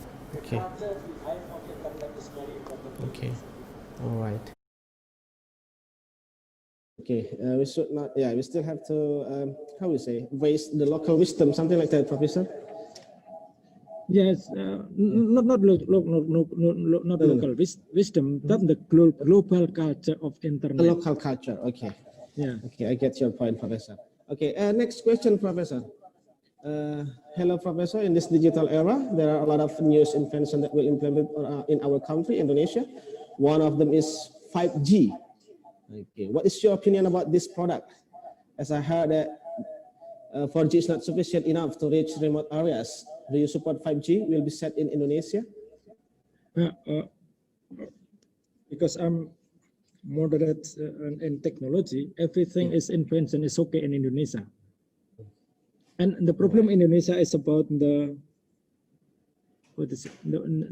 religion tradition to restriction about the development of technology. Maybe it is still long discussion in Indonesia. Need long discussion about the relation between the religious value and the technology.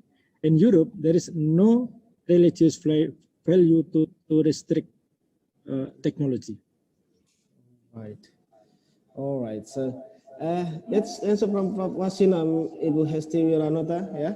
So it's we still have maybe need more discussion. Yes, Professor, related to the culture or maybe some habit or maybe just like the culture in each area, something like that. Okay. Is there any still question from the participant? This one. Okay, Ibu Elsa. Mr. Hafid, can you switch on the audio? Okay. Wait a minute, Ibu Elsa, Ibu Dr. Elsa, we are going to turn on your audio. Thank you for the chance to me to have the discuss in this morning to Prof. Wasino. I have some question to Prof. Wasino about the Industrial Revolution 4.0 and Society 5.0. Okay, the first one, will the use of the internet exclude people who are not reached by the internet? Actually, we know that Indonesia just reached by the Indonesian people just reached by around 64% with the internet.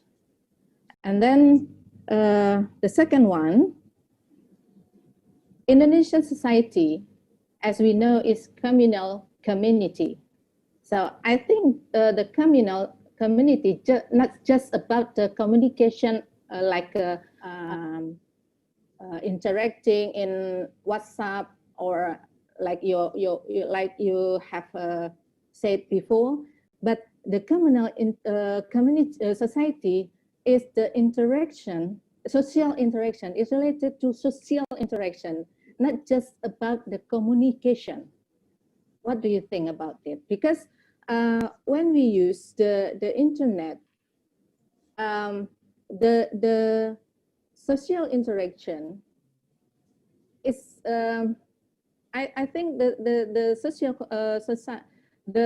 social condition or social interaction by using internet keeps this way or communal society away from the status of Indonesian communal society, because communal society not just about the communication like in the WhatsApp or like in social media, but it is like a social interaction like gotong royong or other something like that. What do you think about it? Thank you. Okay, thank you, Ibu Elsa Putri. Yeah. Yes. I don't know exactly about the number of the user of internet in Indonesia. Yeah, it is exactly. about 64%, around 64%. 64. Yeah, 64. Yeah, I think 64 is too But large using internet. but actually, Prof, based my experience when I'm going to Kalimantan, North Kalimantan, there is so remote area there, so the internet access difficult to reach by the people there, I think. What do you think about that? Okay, I want to explain about the society 4.0. That's the society 4.0 mean untuk what is it? Back to the human being in interaction and communication as before. Okay. And Indonesia, some of Indonesian people, especially from the tribal society and in Papua and maybe in the village of Java, is still good in communication and in interaction without internet. Yes. But because of the in the industry of 4.0, we use internet for revitalize the communality. Not, Yeah. I think Communal. communal, Yeah, the communal society in Indonesia, and I think that it's special in Indonesia. In Indonesia is pengajian internet. I think it's, and I think the next time the interaction between kiai and santri will be different by using internet. And this is interaction, not just communication, the digital interaction. And then the conception of society, the conception of society now must be changed, not just direct interaction, but maybe the conception of direct interaction is by using internet. And the culture of Indonesian we can use in the communication and interaction by digital technology. And I think it is still on the dream of Indonesian people.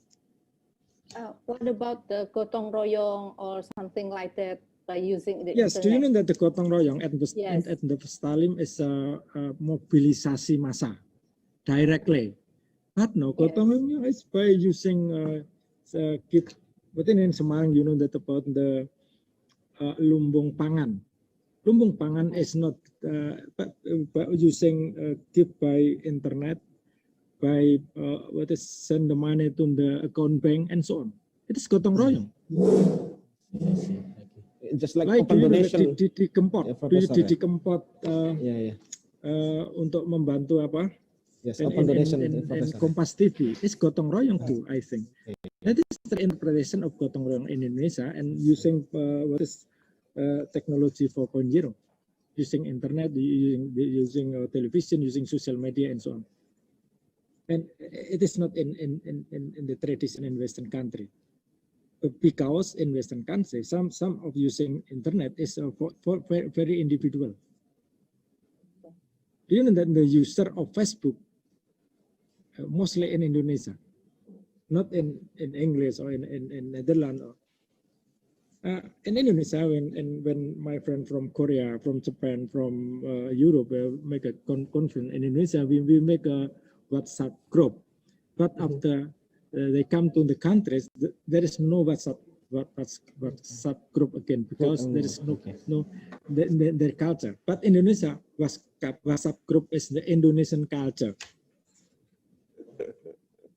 Okay, Professor. Okay, is that clear, Dr. Elsa Putri? Yes. Yeah. It's very interesting, the discussion this morning. Thank you for the question, Dr. Elsa, and also thank you for the explanation, Professor Wasino. Thank you very much for Prof. Wasino. Okay. Any still question from the participant? You still have any question, honorable participant? I think that's all. We are going to the third speaker, but before we go to the third speaker, please give applause to Professor Wasino from UNES Semarang, Indonesia. Thank you very much, Prof. Yeah, thank you too. Yeah, it's very inspired, Prof, related to the transformation of society in 5.0 era. Yeah. Okay. Once again, thank you very much, Professor, and also thank you very much for all of the participants who have asked the question. Now we are trying to connect it with Dr. David Dumbiri from Nigeria. So, wait a minute. Let me try to connect with Mr. David Dumbiri.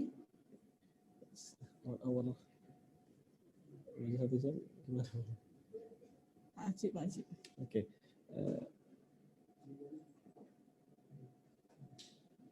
Okay, once again, I please all of you participants to enjoy the snack and coffee virtually.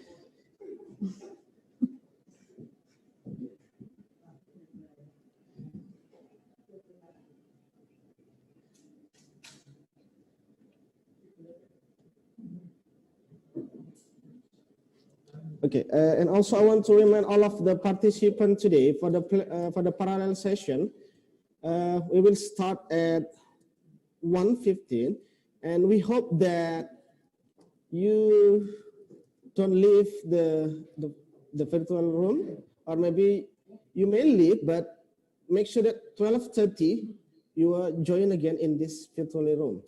Okay, so once again to all of the participant parallel session, make sure that before 1 you has joined the virtual room, or we suggest you to stay in this room after the third speaker share the material of the presentation. Okay. Dr. David Dumbiri said that he is preparing to join with us.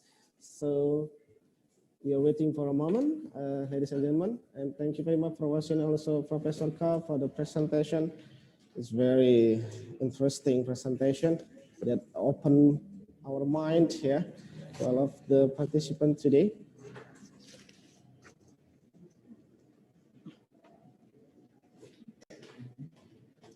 Okay, before it, maybe I will wait the curriculum vitae of Dr. David Dumbiri from Nigeria. Okay. Names: Dumbiri David Nwanna, 9 February 1966, Akbar. Married and 4 children. Nationality Nigerian. Okay. And then current postal address. Okay. A lecturer. A senior lecturer, Department of Vocational and Technical Education.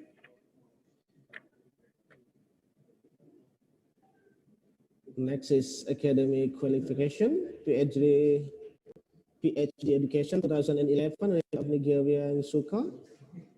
Okay. In Suka. Okay, have you heard that country? Yes. And then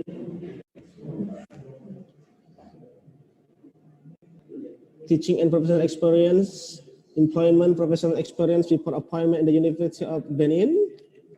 Period of full-time teaching in the University of Benin. Okay, until now, postgraduate student supervision. Okay, 2. Okay, Mr. David Dumbiri also have some journals here, international, national, and local journals. Okay. Deanship of Directorship, Headship, Coordinatorship Experience, Service of University Committee,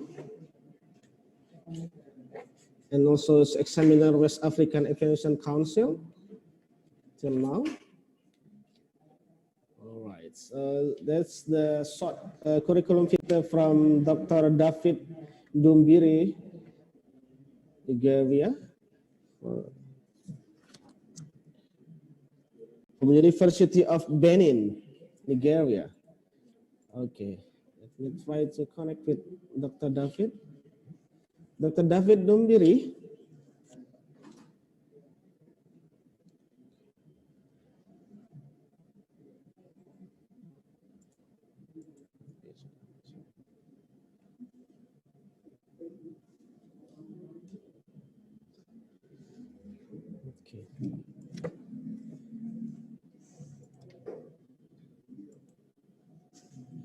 we are trying to connect to Dr. David Dumbiri from University of Benin, Nigeria.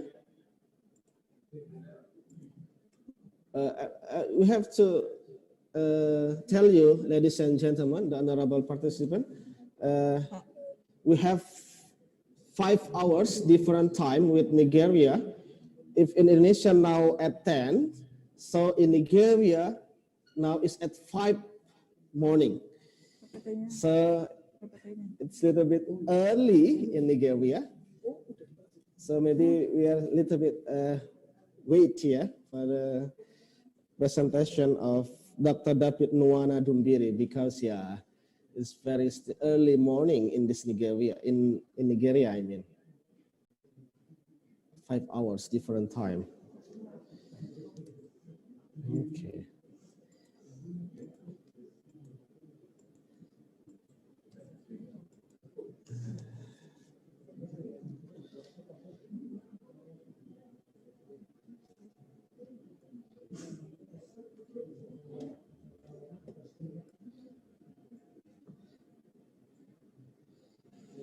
Okay, we will share.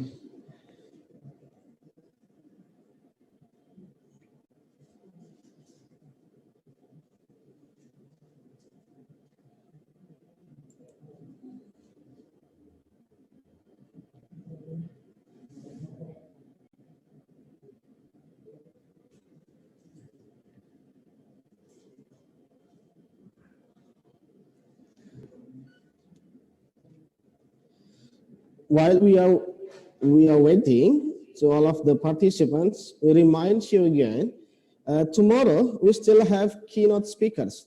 There are 3 keynote speakers. For the 4th speaker tomorrow, it will be delivered from Professor Suzuki Takashi from Kyoto University, Japan. And also we have Dr. Arman Shah bin Abdullah from Universiti Pendidikan Sultan Idris, Malaysia. And also the last but not least, Dr. Paiman from Universitas PGRI Yogyakarta, Indonesia. So make sure that all of the participants, we will start the conference tomorrow. Also, just like we did this morning, we will start at 8:30. So make sure all of the participants has joined before 8:30.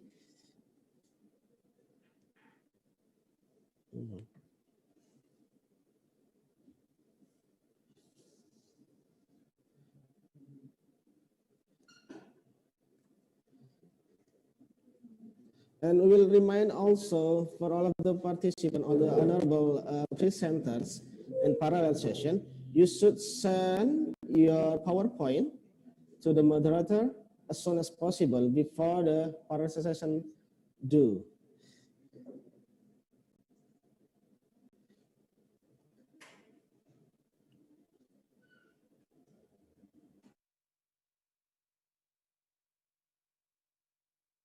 Dr. David Dumbiri, can we connect with him soon? We are waiting for Dr. David Dumbiri. Okay, maybe Mr. Hafid said Dr. Aji Dumbiri can replace Mr. David Dumbiri. Oh my God.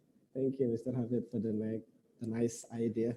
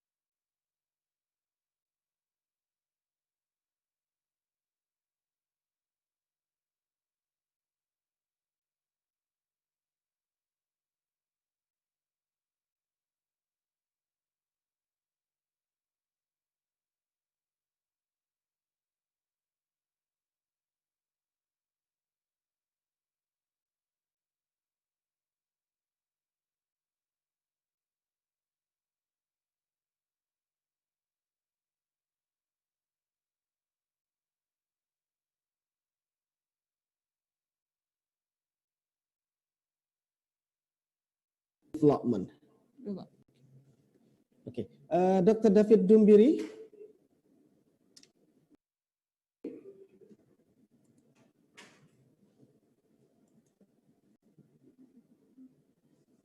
Are you with us, Dr. David Nwanna Dumbiri?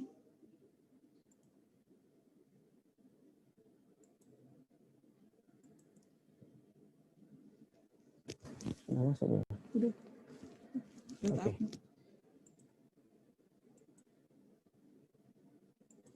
Dr. David? Connecting. Okay, still connecting. We are waiting for Dr. David Nwanna Dumbiri from University of Benin, Nigeria, because maybe the far, yeah, connect. So the connection is need more struggle to connect. Okay. Nigeria. Wow, so far away from our country.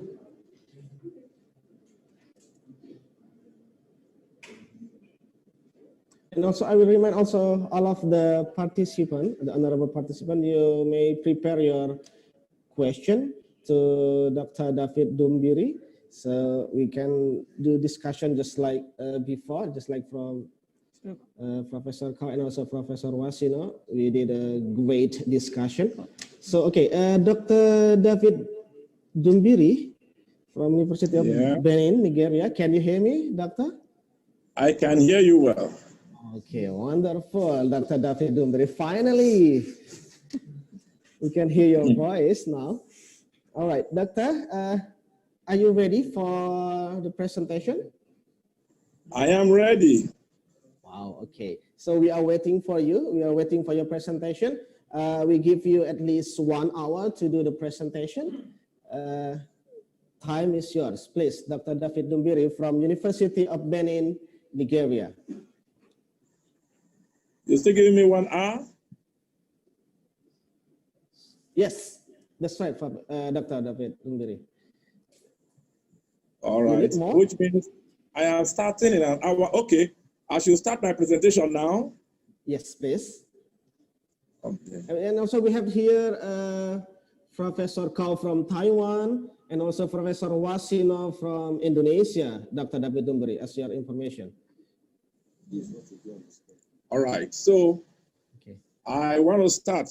Doctor, I think I'm free to start now. Yes, please, Dr. David. All right.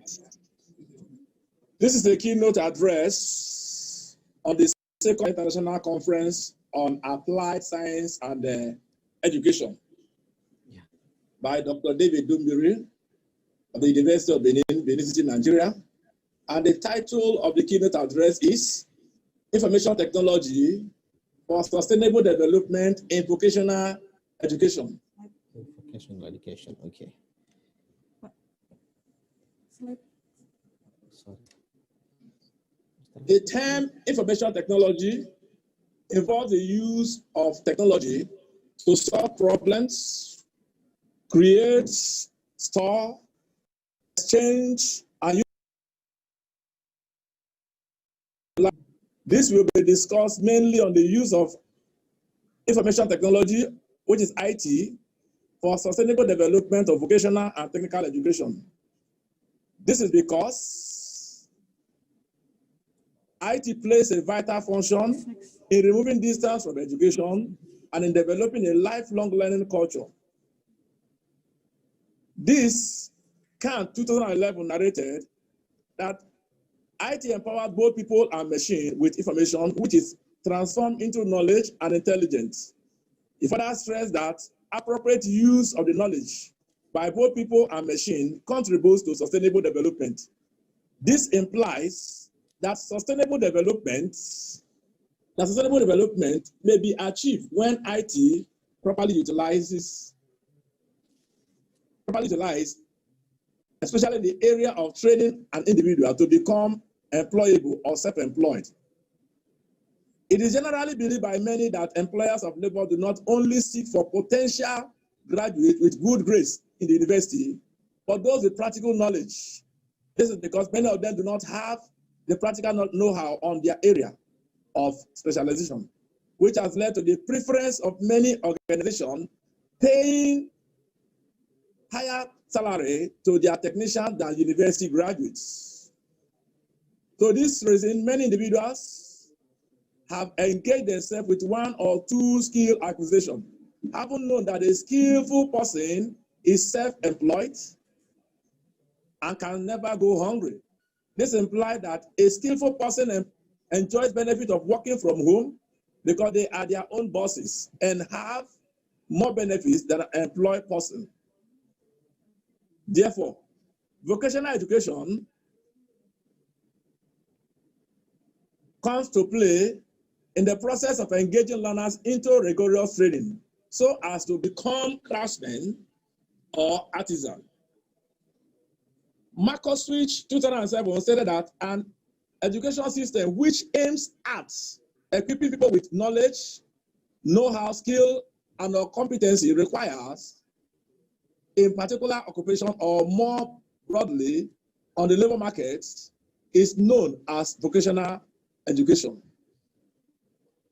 Vocational education, in the opinion of Obadere and Adenike, 2011, is an integral part of general education, an aspect of lifelong learning and preparation of responsible citizenship, and a means of preparing for occupational fields for effective participation in the world of work, and an instrument for encouraging environmental, sound, sustainable development. This shows how vital vocational education is in a society that needs development. Nevertheless, the importance of vocational education cannot be overemphasized. Some of them are as follows. It brings about rapid development, decrease the number of individuals who depends on white-collar job, brings about rapid development in economy and develop indigenous technologies and technicians. Above all, it is needed in every aspect of our life.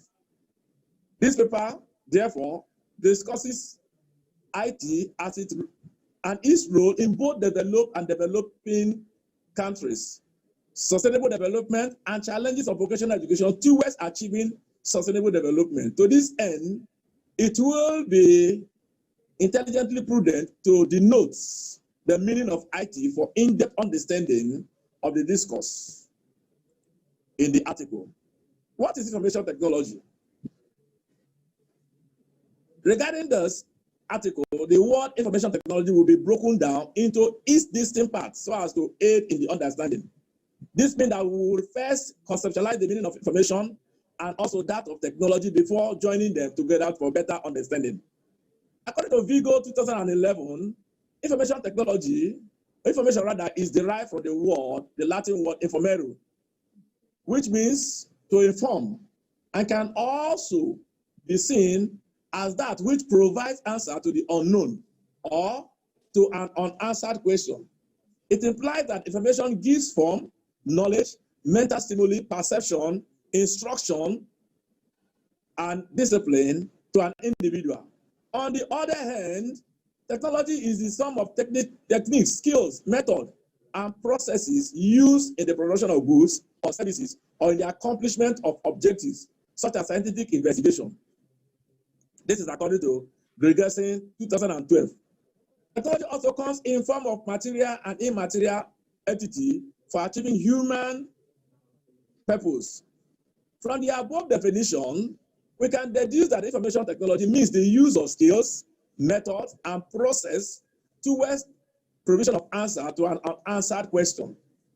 In the same view, Grossfield 2020 perceived information technology as all forms of technical know-how used to create, store, exchange, and utilize information in its various forms, which include data, conservation, skill images, motion picture, and multimedia presentation. IT consists of computers and microelectronics device usage, which include computer system, computer networks, and equipment used for input, output, processing, storage, display, scanning, and printing. The impact of IT around the globe cannot be overemphasized, since it aids in communication between people in different parts of the globe and has become an easy and fast process via different ways, such as instant messaging, phone calls, or video call. In addition, some of the roles of IT in both developed and developing countries are highlighted in this paper. The role of IT in developing and developed countries. We are in the era of globalization where investment, product, and service move across international boundary and culture. Information technology is said to be the driving force. This is because innovation in the world of IT supplies global connection among all nations of the world. IT plays different roles in various aspects of life across many cultures and traditions in the world. The role of IT to the world focuses more on easing tasks and also getting the desired results. They include, but not limited to, the following: efficiency in communication, management of information, remote banking, centralized information, data management, online study, easy access to educational materials, smart cards for withdrawal and online purchase. It will be well said that once all the outlined rules are met, the economic, social, and cultural development of that society is guaranteed and preserved. However, in spite of this benefiting feature of IT, some countries have not yet maximally utilized IT towards boosting their industrial and economic activity. Such countries are referred to as developing countries, since they have low industrial base and human development caused by underutilization of IT. This, according to State Wars 2012. Developing countries have recorded high rate of poverty, gender-based violence, human resource weakness, economic and security vulnerability as a common challenge. It is also important to note that the use of IT in developing countries will play a vital role towards the following: attracting investment, reducing unemployment and poverty, increase in industrial production to meet the growing number of population, facilitating the cross-border sale of services, and protecting the domestic service providers. Easy access to educational materials and online study in the educational sector. In farming, the use of data-driven farming technique, which is an IT device, helps farmers to achieve high yields. Developing regional trade links and boost industrial cooperation is also one of the aims of IT. It is not an unrealistic assumption to denote that good use of IT in developing countries would help mitigate or remove inequalities among different nations of the world. This is because some countries across the globe see themselves as more superior than the other, thereby leading to economic, financial, and educational dependence of other countries on them. Those higher advanced countries are mostly referred to as developed countries. In a developed country, it is always assumed that things are moving on well from the manufacturing and production sector to economic and financial sector, and down to educational sector. The security and health system are guaranteed here. Thereby, the role of IT is to help ensure that the rate of mortality, accident, and crime is suppressed to its barest form. High income per capita, low rate of employment, high level of export, mastery of science and technology are normally characterized with developed nations. Innovation in IT helps countries that are within this category to maintain their status quo, while other countries that lack such feature look up to them. Also, developed countries use IT to create devices that would aid in solving both environmental and personal needs of man, since they have experts in the field of science and technology development. Such innovation in IT would help provide a solution to environmental challenges that can stand the test of time without causing any harm when properly utilized. The advancement, which is not prone or vulnerable to any danger for the upcoming generation, taking cognizance of the immediate societal progress and an increase in quality of life, is termed sustainable development. Sustainable development The word sustainable development was initially used in 1987 during UN Brethren Commission, while trying to refer to the development that meets the needs of the present generation without in any way compromising the future generation to meet their own need. This is according to WOSU 2007.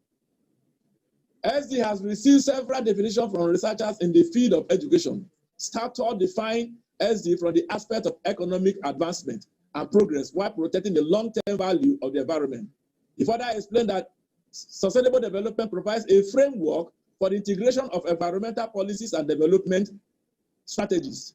In the same vein, EMA sees sustainable development as a long-term stability of the economy and environment. This is only achievable through the integration and acknowledgement of economic, environmental, and social concern throughout the decision-making process.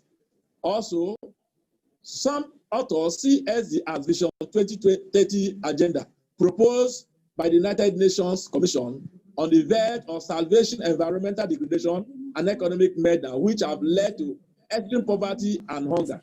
This is according to Ecom, Eli, Yondu, and Zupe. In this article, sustainable development will be defined as the act of changing an activity so as to maintain a steady level of impact that is not capable of damaging the environment for both the present and the future generation. This implies that there are some existing activities like in the IT sector which could cause harm to the environment. But SD comes in when such device or gadget is appropriately used for the interest of the existing and the next generation. The above definition does not limit the scope, aims, and principle of sustainable development as it relates to information technology usage towards the actualization. The aims of sustainable development. The main aim of sustainable development is to balance our economic, environmental, and social needs, allowing prosperity for now and future generations. This is according to Linus 2019. This includes social progress and equality, environmental protection, conservation of natural resources, and stable economic growth. Sustainable development also captured 159 targets and 500 indicators in its aim, which covers a wide range of economic, social, and environmental issues. Sustainable development goals, which are 17 in number, were given as a working blueprint towards achieving sustainable development within the set time, that is Vision 2030.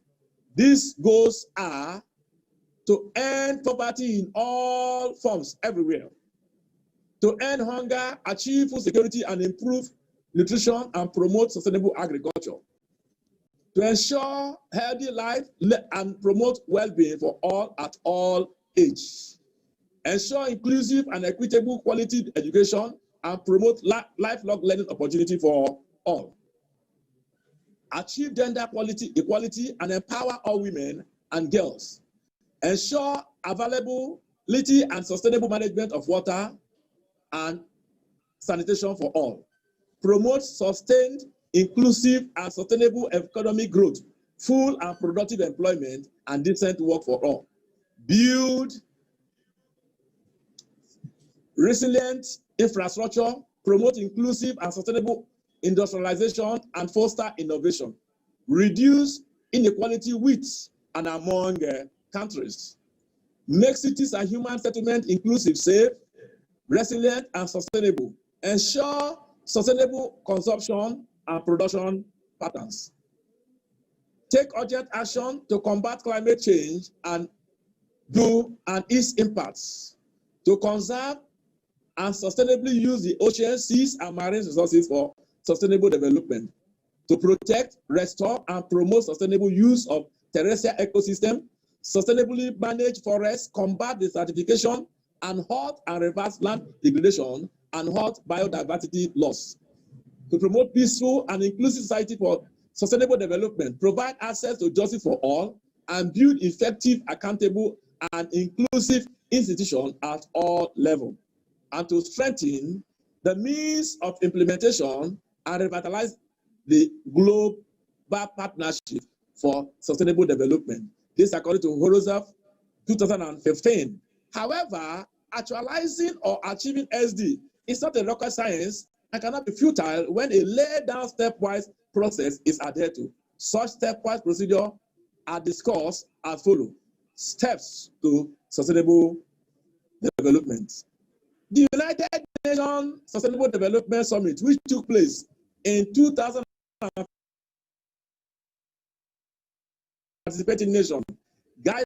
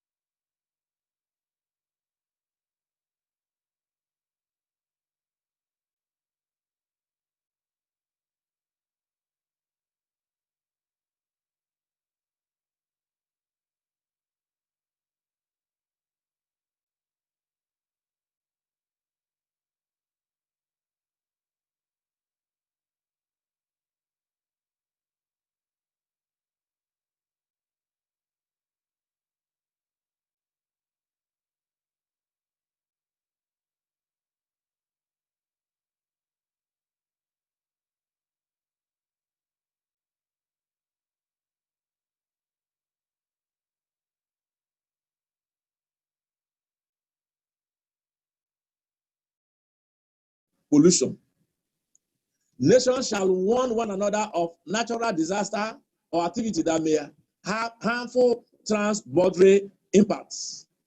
Sustainable development requires better scientific understanding of the problem. Nations should share knowledge and innovative technology to achieve the goal of sustainability. The full participation of women is essential to achieve sustainable development.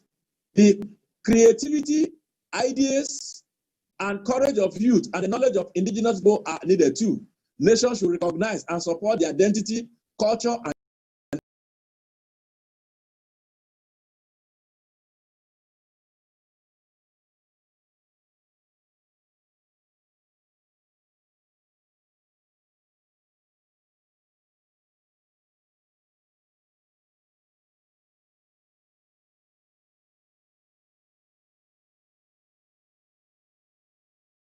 Statute 2011 argued that the above stated principle of S to be summarized by integrating environmental, social, and economic concern into all aspects of decision making. It is this deeply fixed concept of integration that distinguishes sustainability from other forms of policy. Having discussed about the concept of vocational education, IT, standard, sustainable development, and its principle, aims, goals, and steps or ways of achieving it, knowing full well from the discussion that SD is an agenda that is expected to be accomplished on or before 2030, it will be scholarly wise to note if use of IT in vocational education serve as a means in actualizing most of the SDGs. Therefore, the researcher at this juncture denotes the impediment or issue that surround the use of IT in vocational education as a tool for achieving SD. Hence, the discussion below emerge.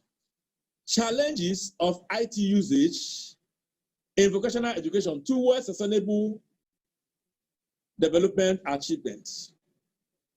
Vocational education is an educational system which targets on preparing people with knowledge, know-how, skills, and or competencies required in our competitive world.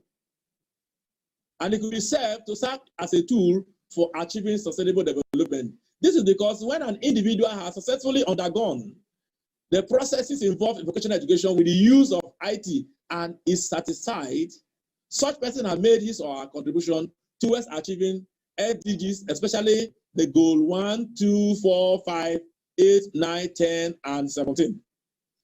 To this end, such individual has improved in major global needed skills and competencies like expert on critical thinking, complex communication skills, information technology, application, and innovation through creativity. Despite this contribution of IT usage in vocational education towards achieving sustainable development goals, it is not devoid of challenges. This is because some factors pose a stumbling block, which hinders vocational education from contributing its maximum quota in achieving sustainable development goals. Some of these challenges are as follows.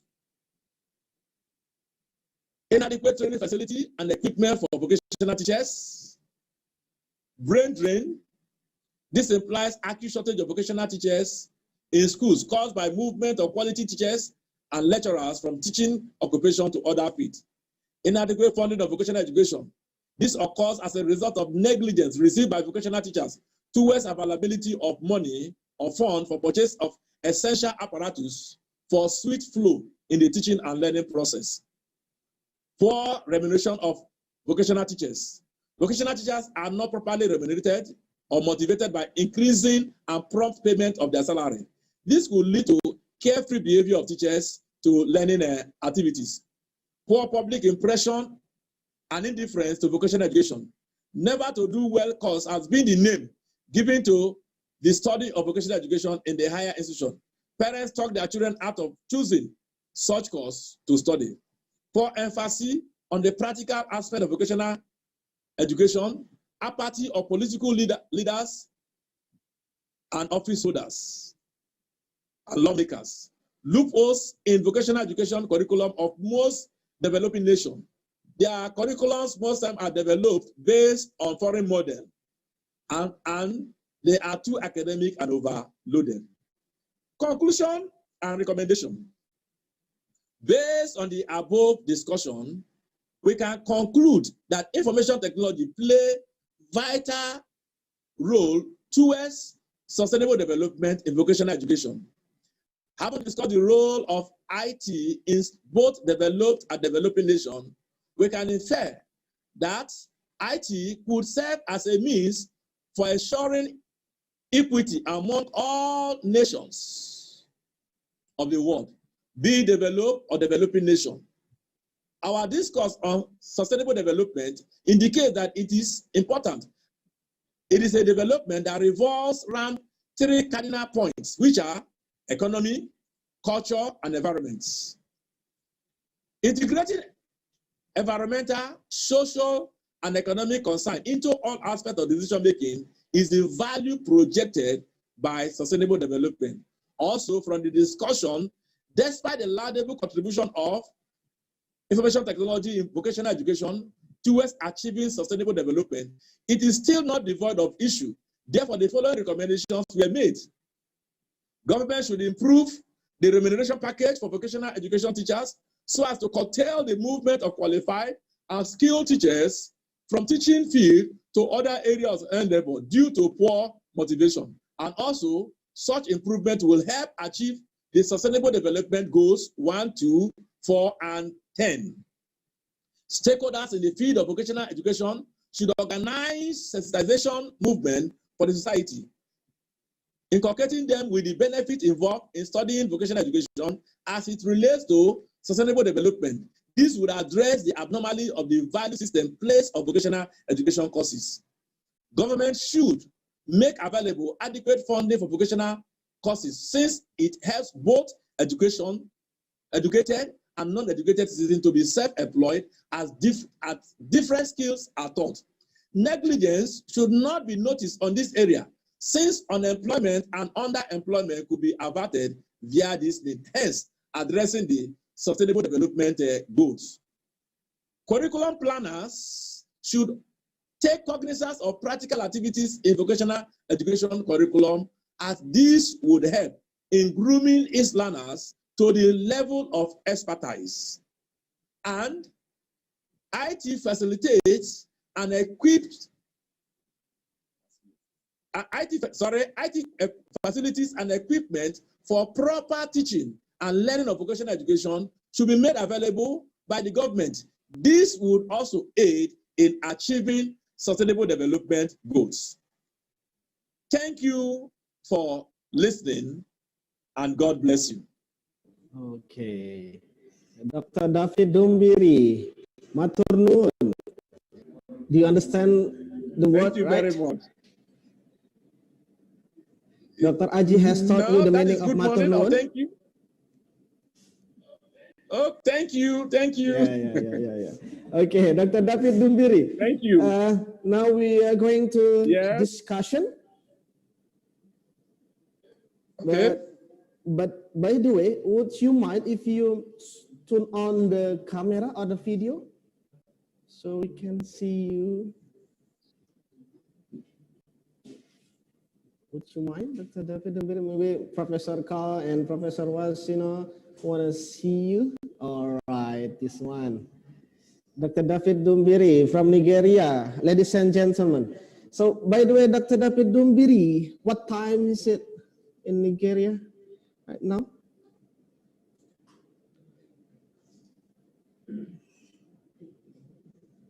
Hello, Doctor. The time now is 3:47 a.m. 7 a.m. in the morning. 4:47 a.m. in the morning. Yeah. All right. We do apologize for disturbing your resting time. No problem. That's what we have to do. Okay. All right. So I invite all of the participants today. If you have any question to Dr. David Dumbiri, Nwanna Dumbiri from University of Benin, Nigeria, please, the honorable participants if you have any question to Dr. David Nwanna Dumbiri.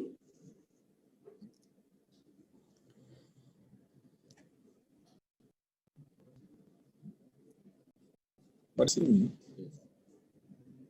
Sorry, Doctor, what did you say?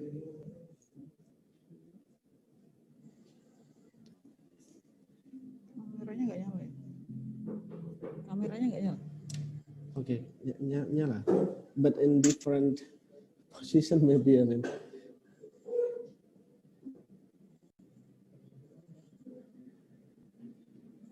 Okay.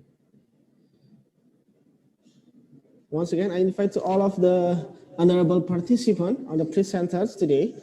If you have any question to Dr. David Nwanna Dumbiri from University of Benin, Nigeria, related to information and technology for sustainable development in vocational school.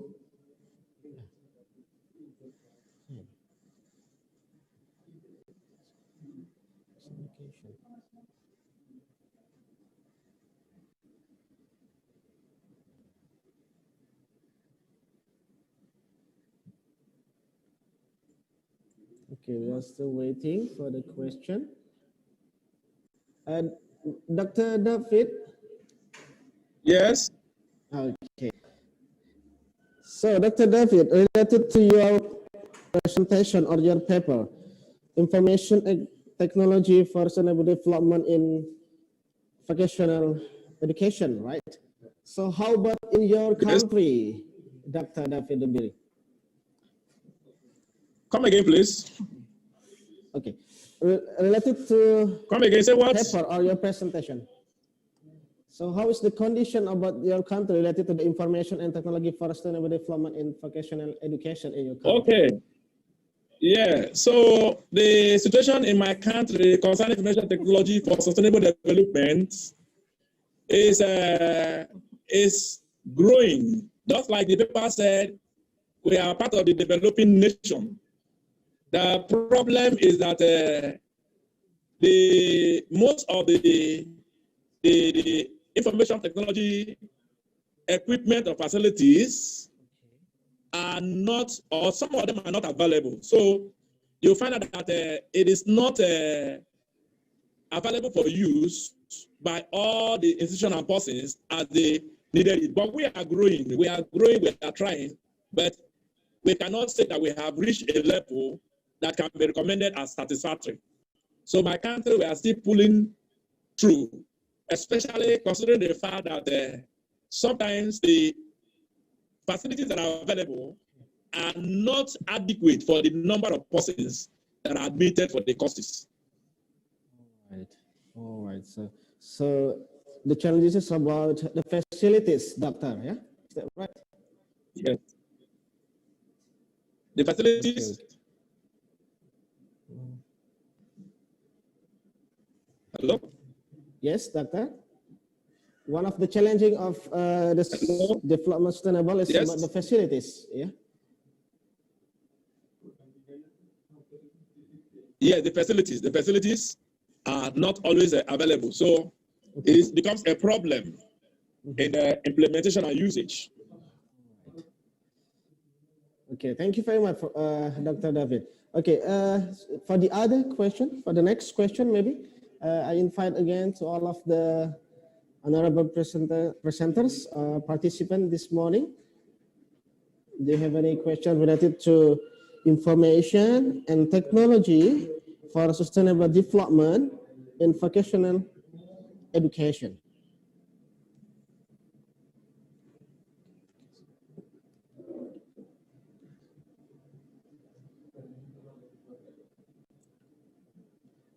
And for your information, Dr. David Dumbiri, we also have Professor Kao before. Professor Kao presents about science and technology for future education. And so we have Professor Wasino from Universitas Negeri Semarang, Indonesia, related to social transformation in society 5.0. Both of the speakers has presented about that material, and you are now the last speaker for today. It's very interesting. Yeah, Doctor. And you can say hello to Professor Kau, yeah, and also Professor Wasino. Prof. Kau ya? Yes. Prof. Kau kayaknya mau. Yeah, Professor Kau is still with us. Yeah, in conference. Okay, once again, all of the honorable participants. Okay, do you have any question to our speaker?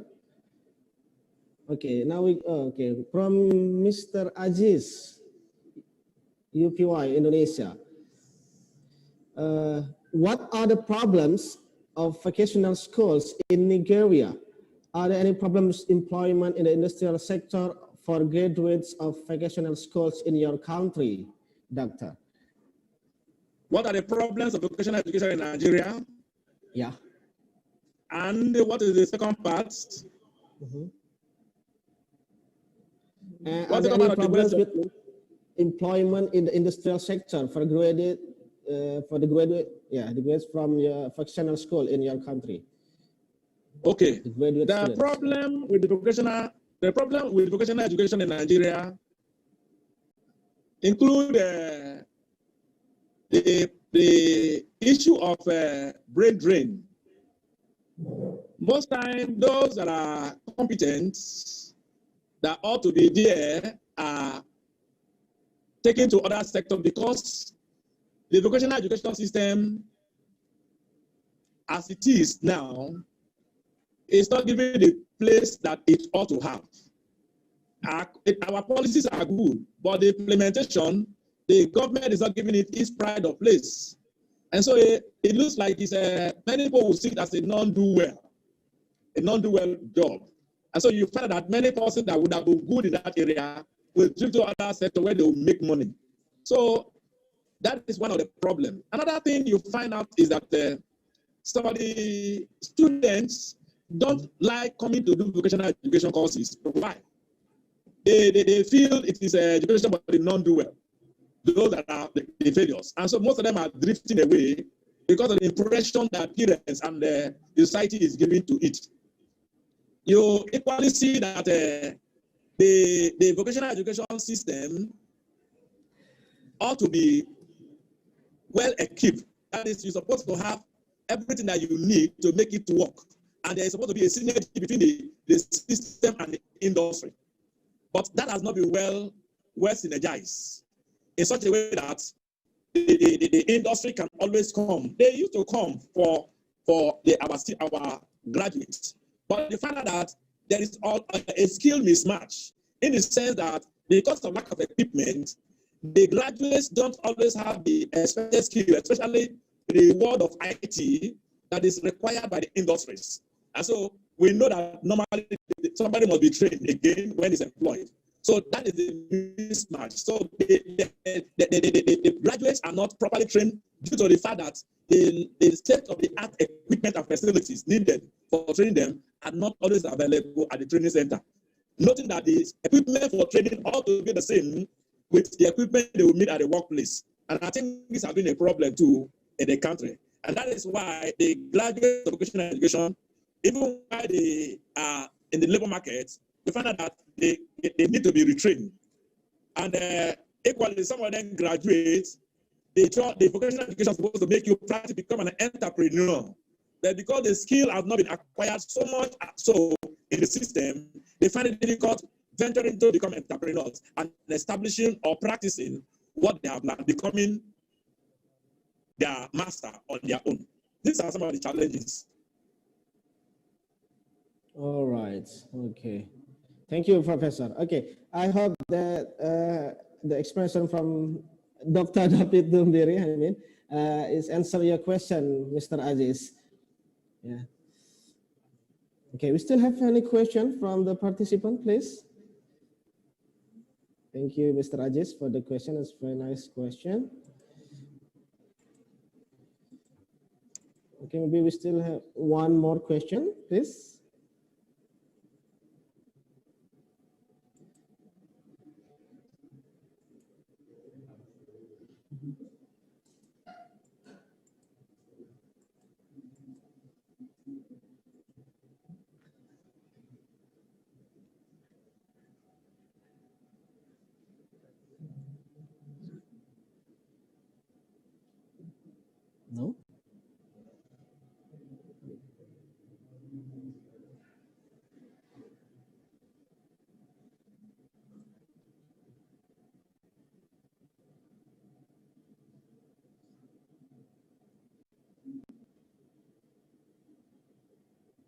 So that's all. No more question. Okay, Dr. David Dumbiri and so Professor Carl and Professor Wasino. Thank you very much for the speaker. But before we close the plenary session today, we give applause to Dr. David Dumbiri for the presentation today. Thank you very much for Dr. David Dumbiri from the University of Benin, Nigeria. Thank you very much. And once again, I would like. Thank you. Matur suwun. Okay, wonderful. Thank you. You learned from Dr. Aji, right? Dr. David Dumbiri, very nice. Yeah, matur suwun. Yes. Okay. So once again, thank you very much to all of the speakers for the presentation today. Professor Cao from National Donghua University, Taiwan. And also Professor Wasino, Universitas Negeri Semarang, Indonesia, and Dr. David Dumbiri from University of Benin, Nigeria. So thank you very much for the informative and insightful presentation this morning. We are very sorry if there is some mistake or maybe inconvenience, for today's conference. I will remind. Maybe we give applause once more to all of the speakers, everyone. Thank you very much for all of the speakers today. Thank you, Professor Carl. Thank you, Professor Wasino and Dr. David Dumbiri today. I will remind all of the participants for the parallel session. We will start at 1. So once again, thank you very much to all of the speakers. Thank you, Thank you, Dr. David. Right. Thank you, Professor Carl, and thank you, Professor Wasino. Yeah, thank you. Thank you. Thank you. Yes, Professor Carl? Bye. Want to say something? Thank you. Okay, thank you, Professor Carl. Bye. Bye-bye. Bye, thank you. Thank you. That's our agenda in plenary session, everyone. So see you again in the parallel session. Thank you, Professor Wasino from UNES Indonesia. Thank you very much. And Assalamualaikum warahmatullahi wabarakatuh. Salam. I don't. Saya enggak punya. I have no idea. Udah direkod sih, Bu. Direkod nanti udah ini semua.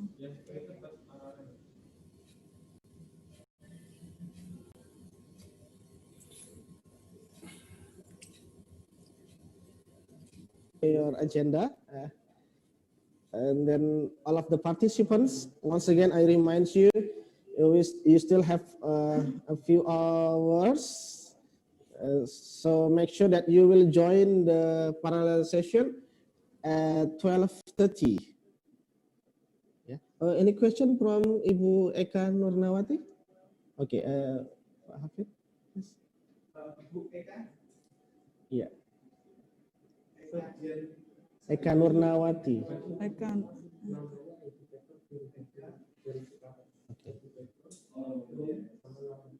Oke. Ini day berapa? Ada yang day itu loh.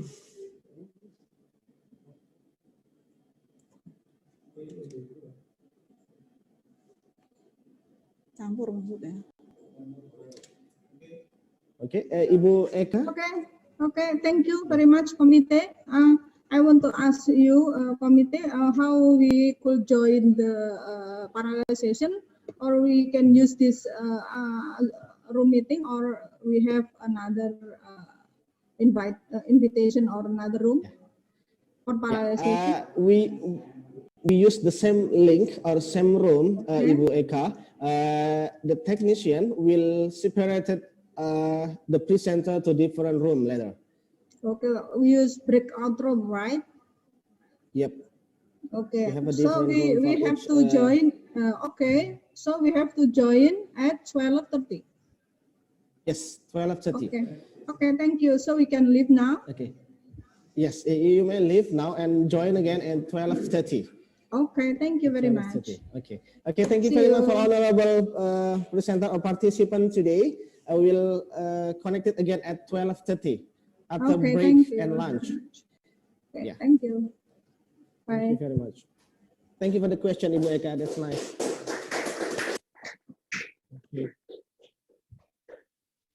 Okay, clear?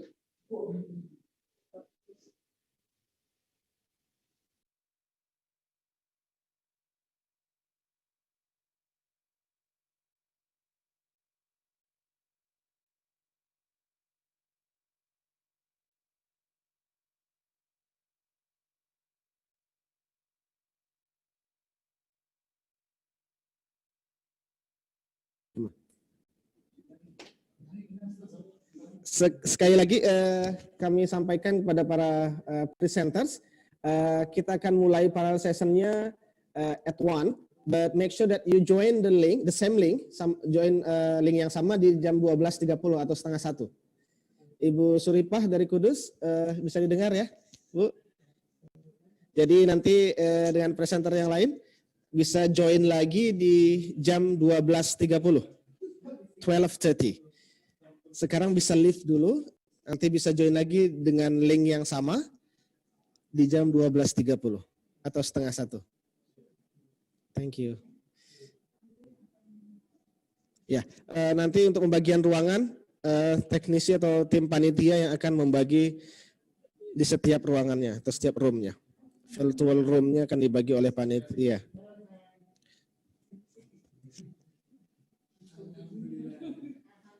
Begitu ya Ibu Suripah Kudus, semoga bisa mengerti dan lancar untuk para sessionnya nanti.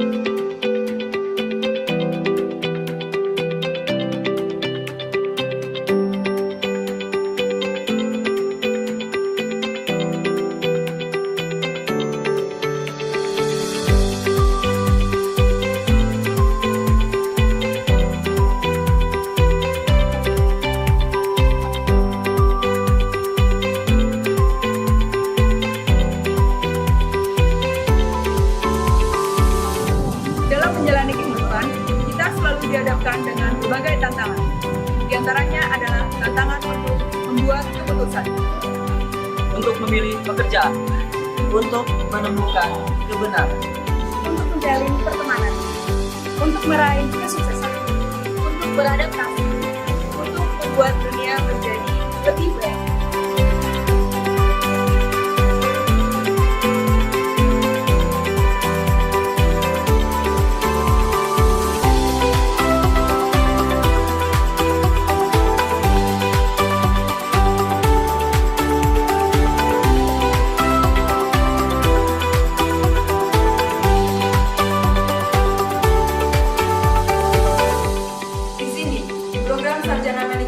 Universitas PGRI Yogyakarta. Kami mengatasi tantangan tersebut dengan kata yang sederhana. Kami hanya mengatakan hai, dan itu mengubah dunia. Sampurasun, nami Abdi Sandri. Aku akan menjadi seorang entrepreneur. Halo, Bang Tito Galo, Bang Cek, Cek. Aku Adi Kurniawan. Aku menjadi manajer pemasaran. Hai sedulur, Gua Elisa. Saya akan menjadi konsultan keuangan. Hai, aku Putri Tabung. Saya akan menjadi CEO. Hai, apa kabar? Saya Anissa. Saya akan membangun desa agar menjadi lebih sejahtera. Hai, Ayah Hanin. Gimana kabarnya? Saya akan menjadi dosen.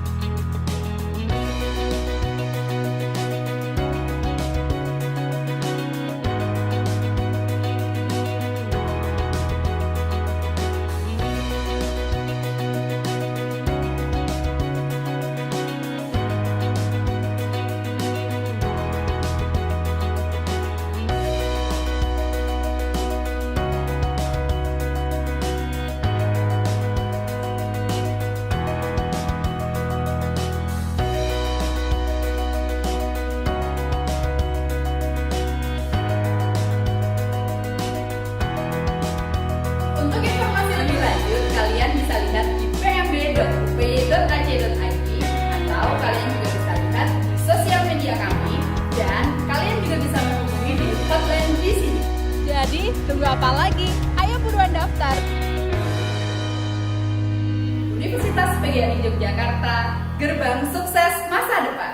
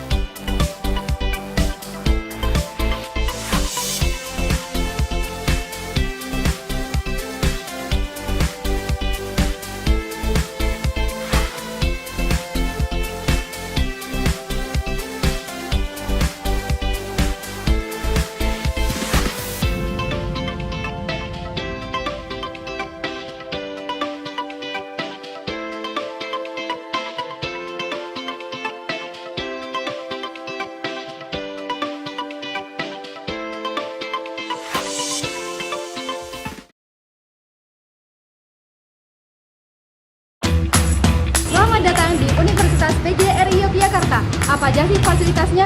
Yuk, ikuti aku.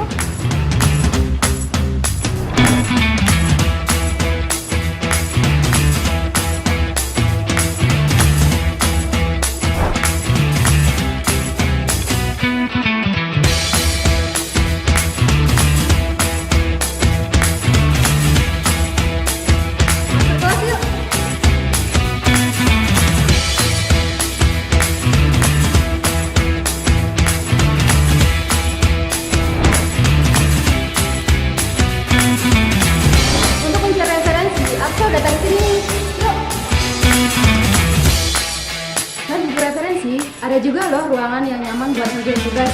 Yuk!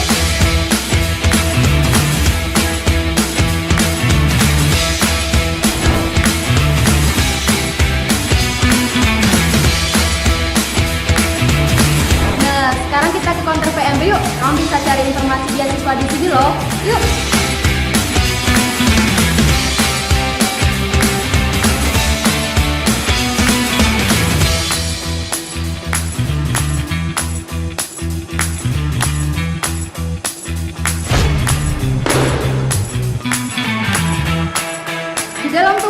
harus terdapat jiwa yang kuat.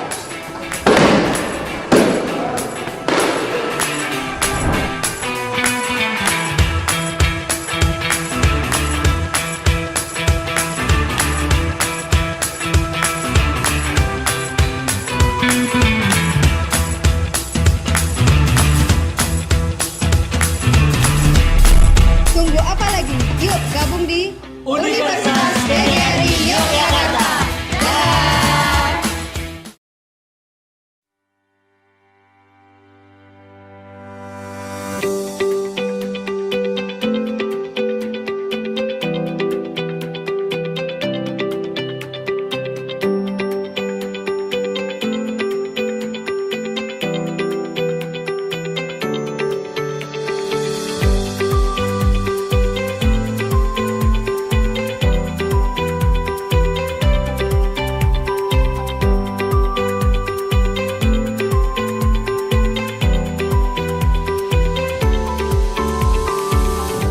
Dalam menjalani kehidupan, kita selalu dihadapkan dengan berbagai tantangan. Di antaranya adalah tantangan untuk membuat keputusan, Untuk memilih pekerjaan, untuk menemukan kebenaran, Untuk menjalin pertemanan, untuk meraih kesuksesan, untuk beradaptasi, untuk membuat dunia menjadi lebih baik.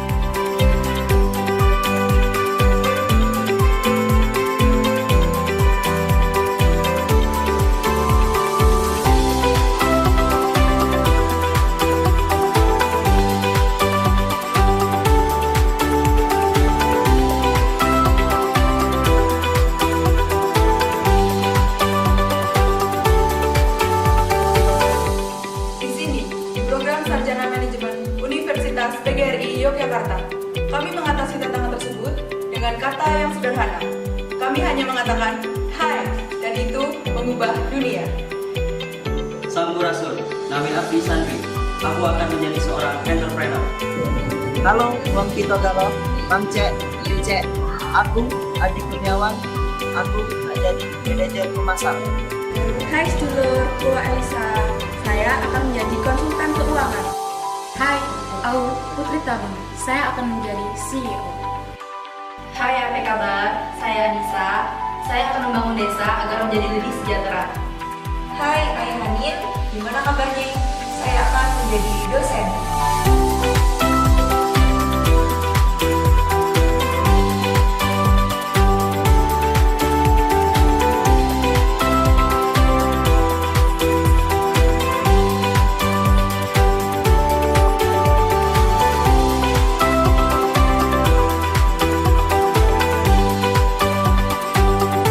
Hai, mari datang dan bergabung untuk menggapai mimpimu bersama program Sarjana Manajemen Universitas PGRI Yogyakarta.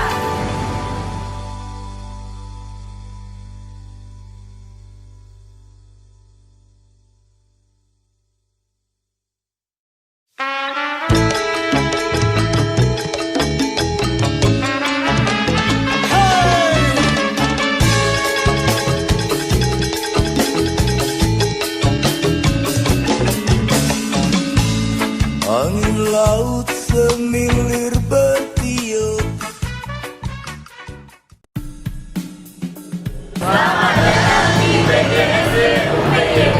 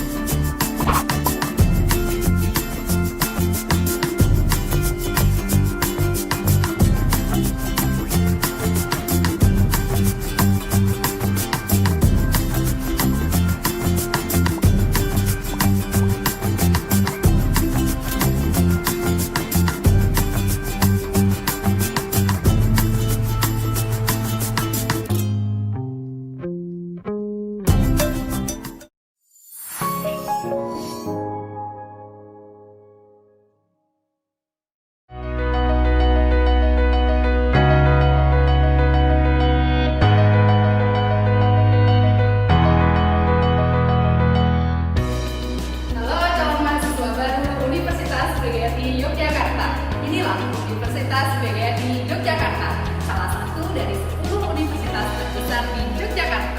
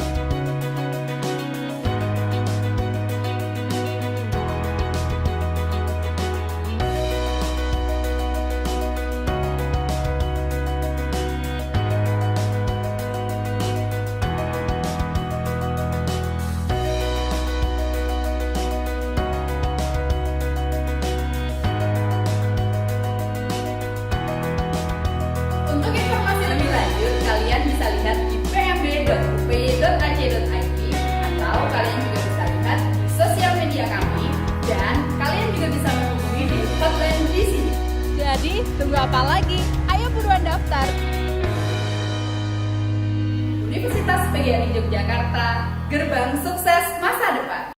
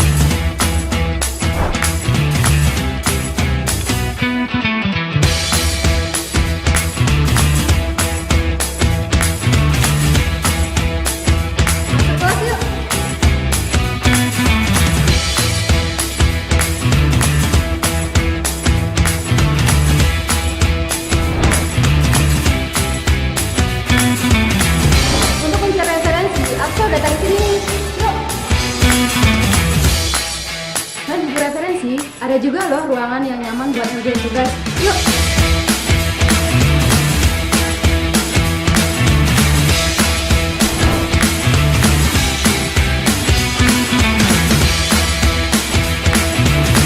Nah, sekarang kita ke counter PMB yuk. Kamu bisa cari informasi beasiswa di sini loh. Yuk!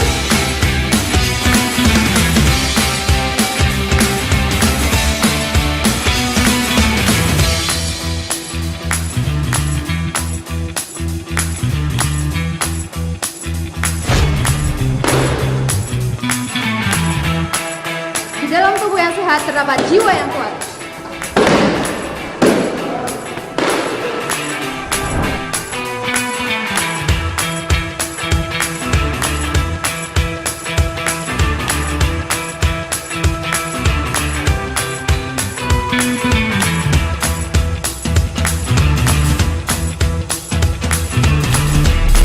Tunggu apa lagi? Yuk gabung di Universitas PGRI Yogyakarta.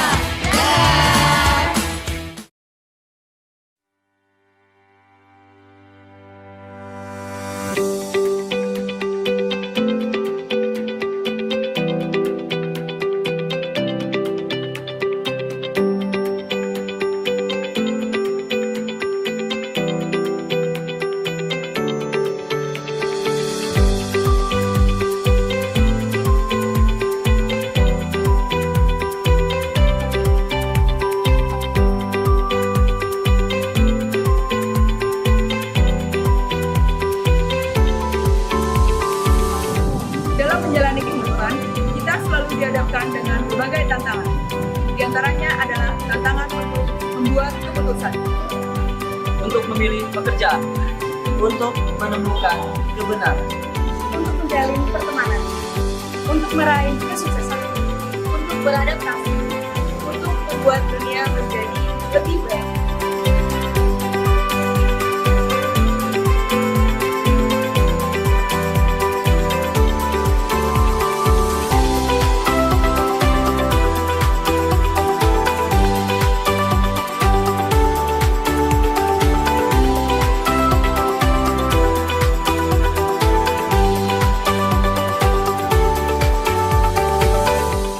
di sini, program Sarjana Manajemen Universitas PGRI Yogyakarta.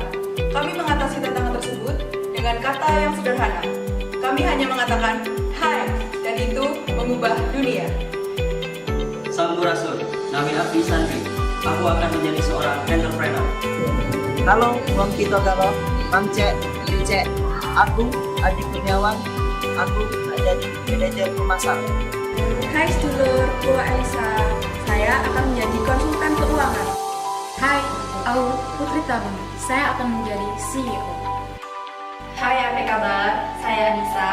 Saya akan membangun desa agar menjadi lebih sejahtera. Hai, Ayah Hanin. Gimana kabarnya? Saya akan menjadi dosen.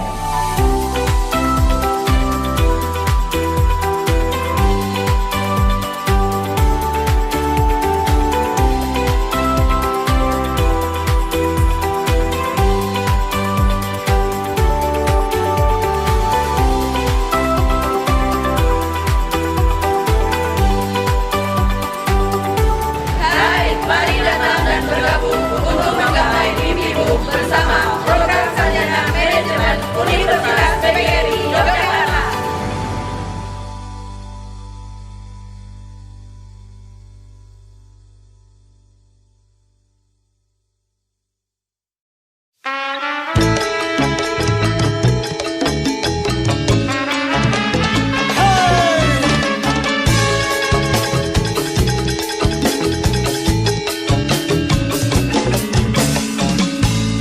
Angin laut semilir bertiup.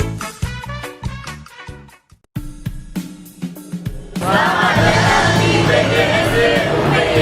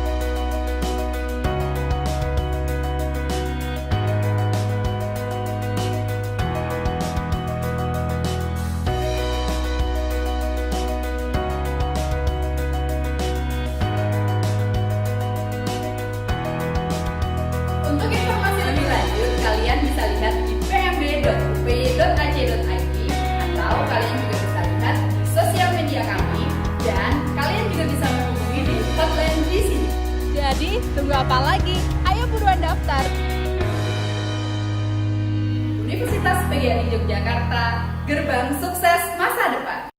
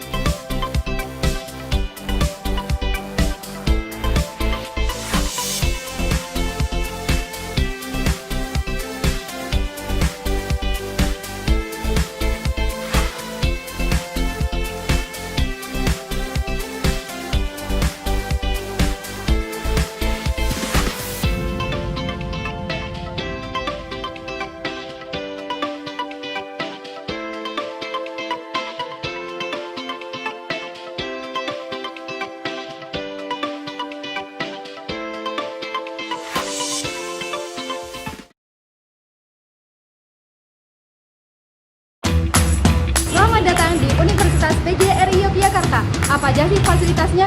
Yuk, ikuti aku.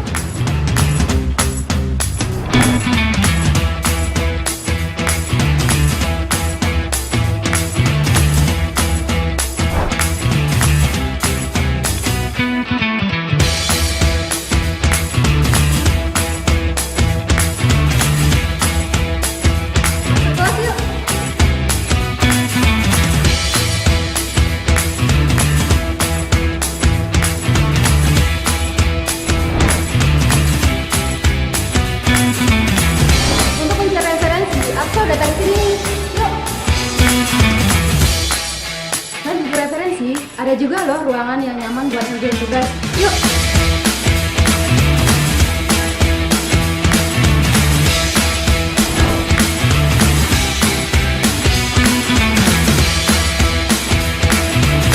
Nah, sekarang kita ke counter PMB yuk. Kamu bisa cari informasi beasiswa di sini loh. Yuk!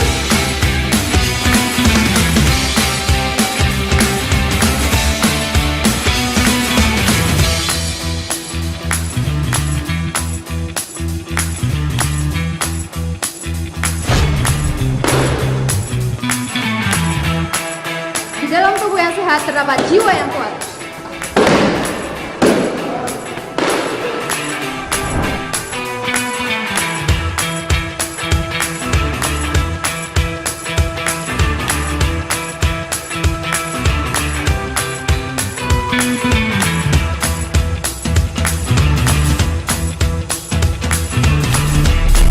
Tunggu apa lagi? Yuk gabung di Universitas PGRI Yogyakarta.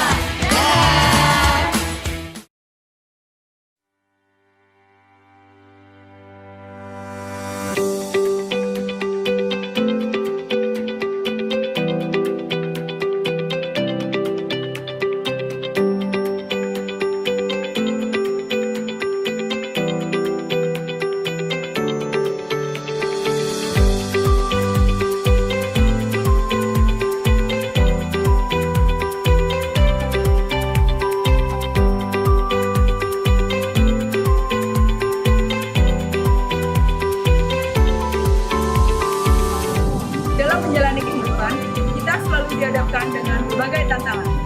Di antaranya adalah tantangan untuk membuat keputusan, Untuk memilih pekerjaan, untuk menemukan kebenaran, untuk menjalin pertemanan, untuk meraih kesuksesan, untuk beradaptasi, untuk membuat dunia menjadi lebih baik.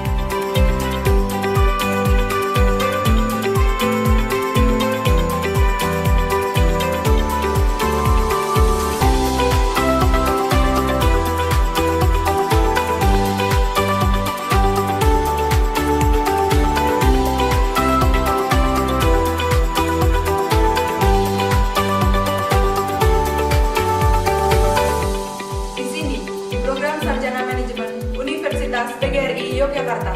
Kami mengatasi tantangan tersebut dengan kata yang sederhana. Kami hanya mengatakan, hai, dan itu mengubah dunia. Sampurasun, nami Abdi Sandri. Aku akan menjadi seorang entrepreneur. Halo, Bang Tito Galo, Bang Cek, Cek. Aku Adi Kurniawan. Aku jadi manajer pemasaran. Hai sedulur, Pua Elisa. Saya akan menjadi konsultan keuangan. Hai, aku Putri Tabung. Saya akan menjadi CEO. Hai, apa kabar? Saya Anissa. Saya akan membangun desa agar menjadi lebih sejahtera. Hai, Ayah Hanin. Gimana kabarnya? Saya akan menjadi dosen.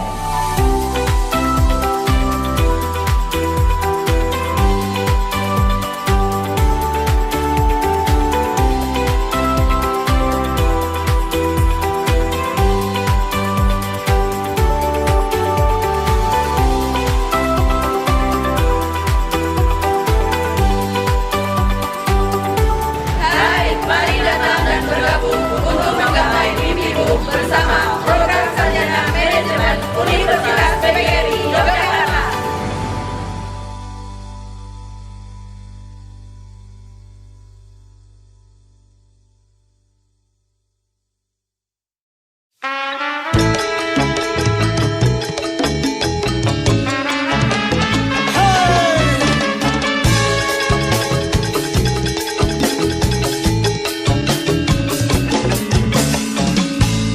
Angin laut semilir bertiup.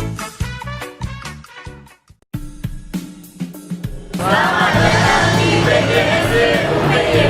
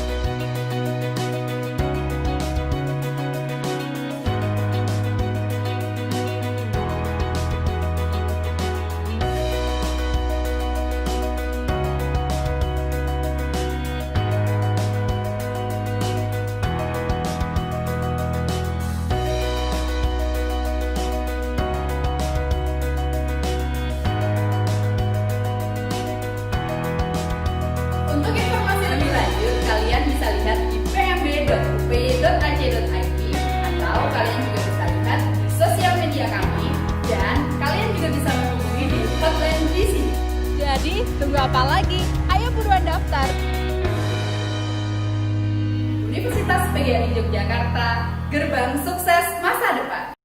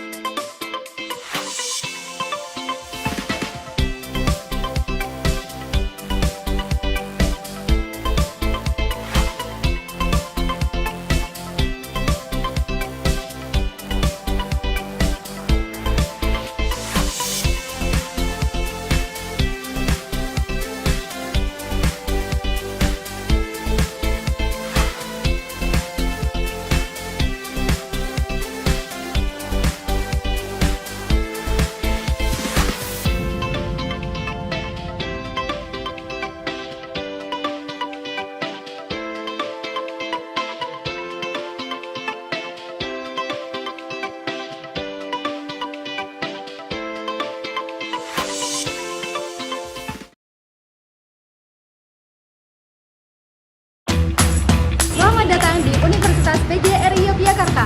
Apa aja sih fasilitasnya? Yuk, ikuti aku.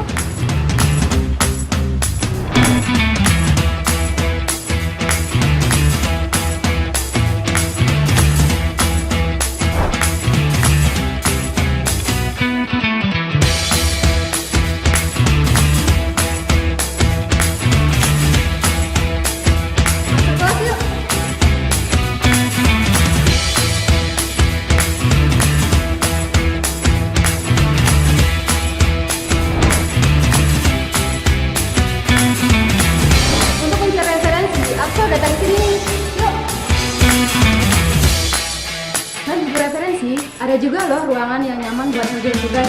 Yuk!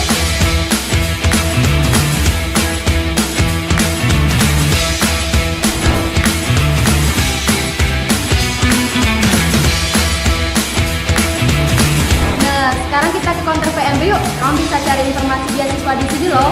Yuk!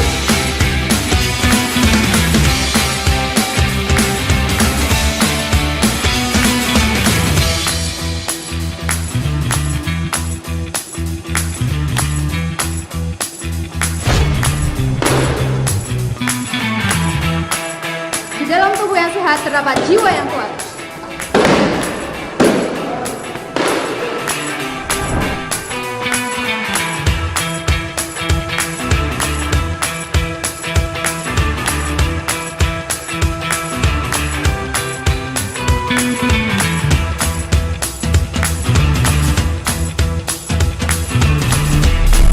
Tunggu apa lagi? Yuk gabung di Universitas PGRI Yogyakarta.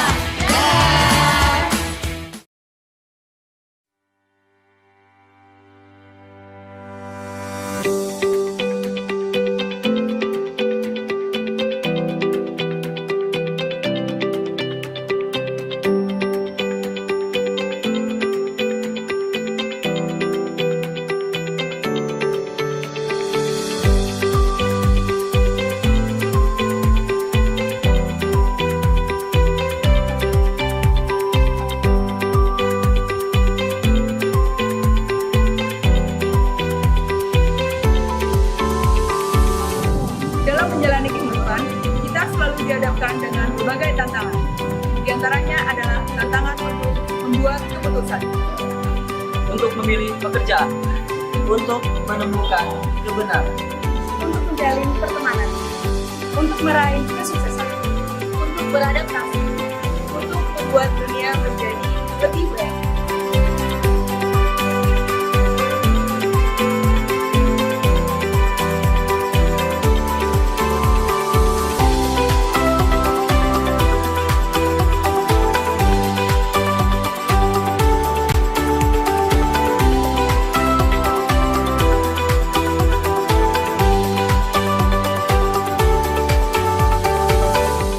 Di sini, di program Sarjana Manajemen Universitas PGRI Yogyakarta, kami mengatasi tantangan tersebut dengan kata yang sederhana.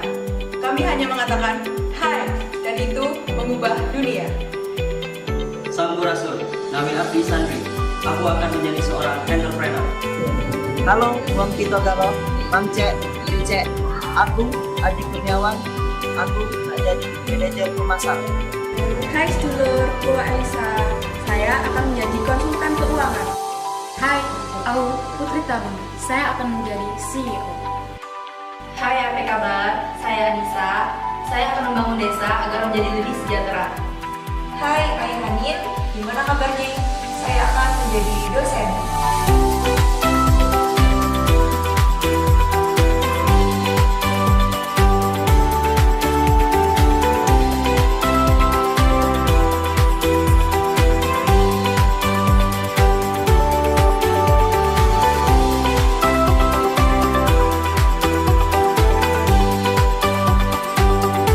Hai, mari datang dan bergabung untuk menggapai mimpimu bersama program Sarjana Manajemen Universitas PGRI Yogyakarta.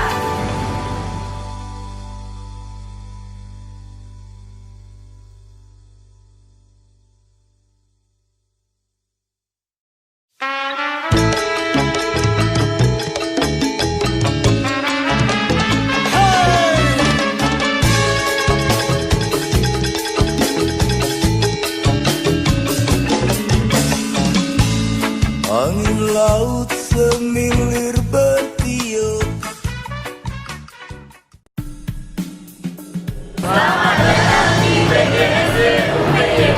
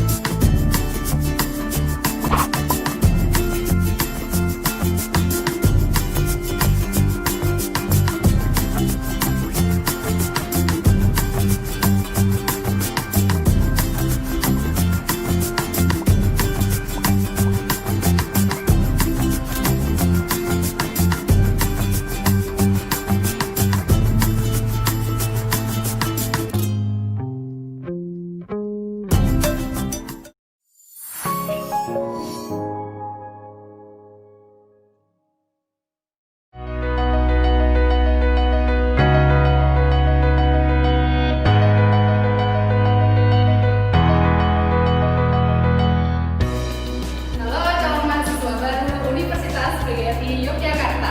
Inilah Universitas PGRI Yogyakarta, salah satu dari 10 universitas terbesar di Yogyakarta.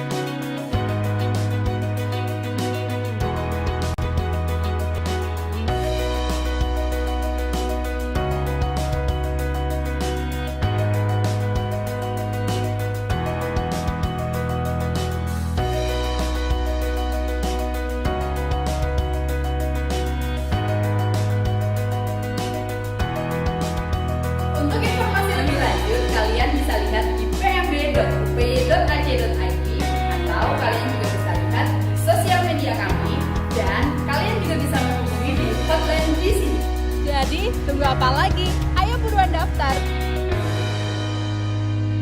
Universitas PGRI Yogyakarta, gerbang sukses masa depan.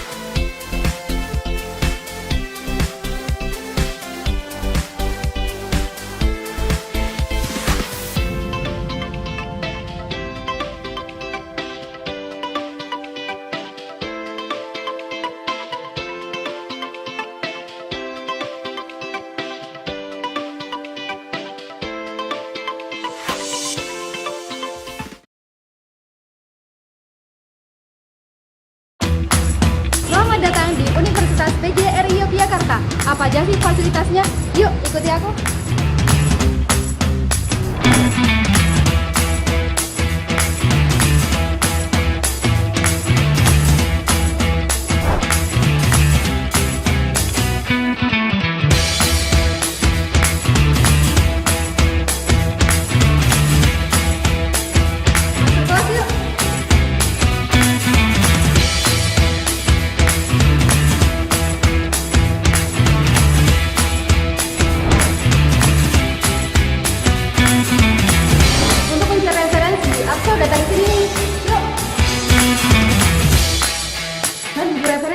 Ada juga loh ruangan yang nyaman buat ngerjain tugas. Yuk!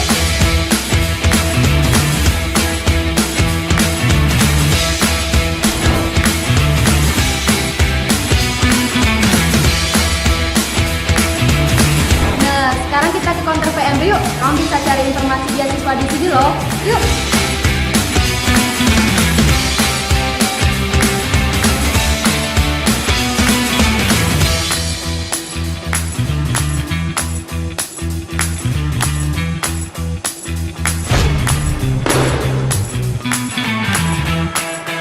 Dalam tubuh yang sehat terdapat jiwa yang kuat.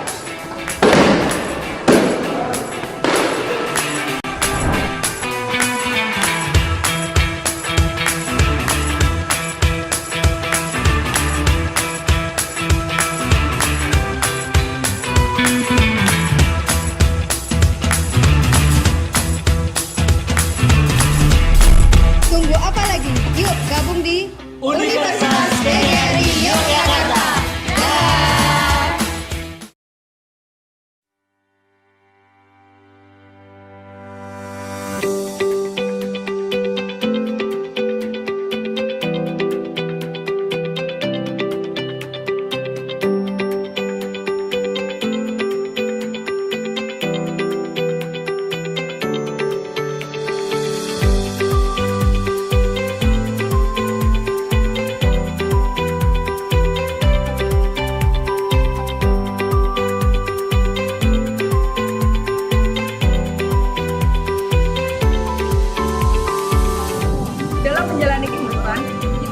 dihadapkan dengan berbagai tantangan.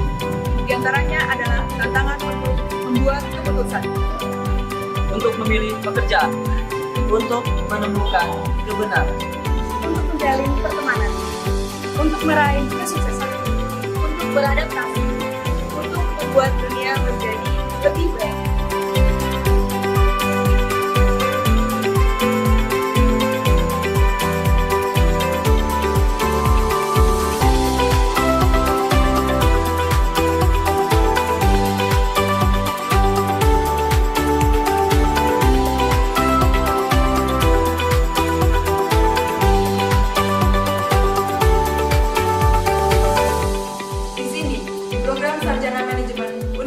PGRI Yogyakarta. Kami mengatasi tantangan tersebut dengan kata yang sederhana. Kami hanya mengatakan hai, dan itu mengubah dunia. Sampurasun, nami Abdi Sandri. Aku akan menjadi seorang entrepreneur. Halo, Bang Tito Galo, Bang Cek, Cek. Aku Adi Kurniawan. Aku jadi manajer pemasaran. Hai sedulur, Gua Elisa. Saya akan menjadi konsultan keuangan. Hai, aku Putri Tabung. Saya akan menjadi CEO. Hai, apa kabar? Saya Anissa. Saya akan membangun desa agar menjadi lebih sejahtera. Hai, Ayah Hanin. Gimana kabarnya? Saya akan menjadi dosen.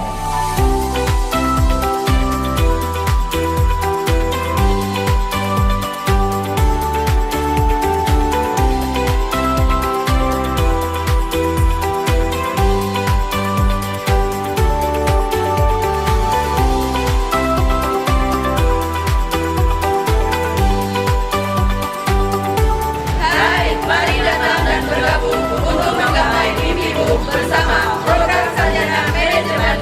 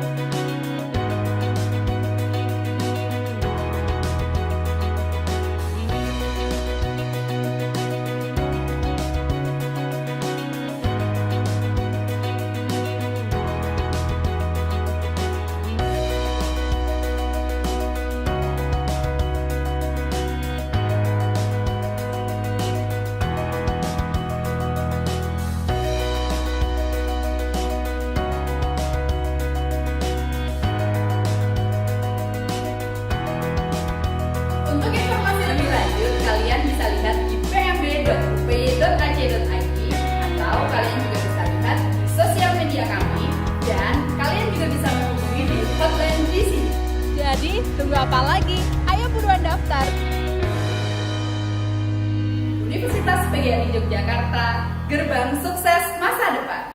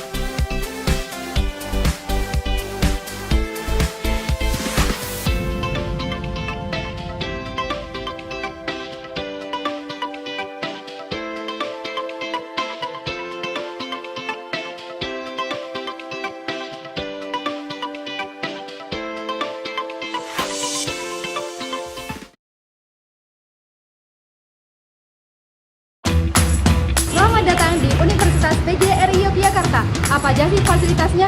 Yuk, ikuti aku.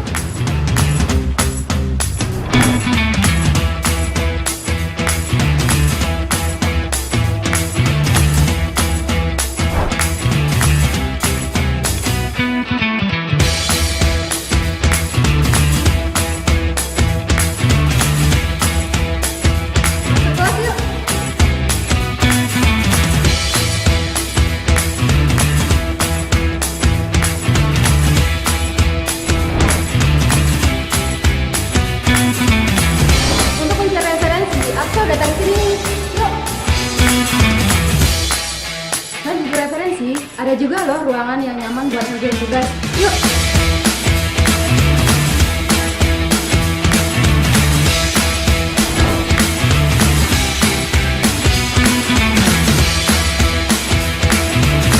Nah, sekarang kita ke counter PMB yuk. Kamu bisa cari informasi beasiswa di sini loh. Yuk!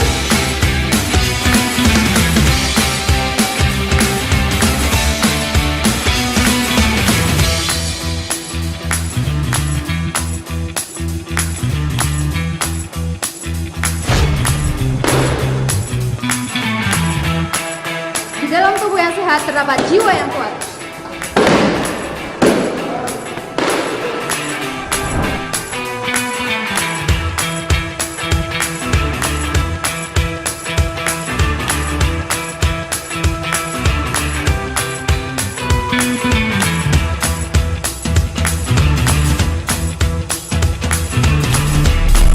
Tunggu apa lagi? Yuk gabung di Universitas PGRI Yogyakarta.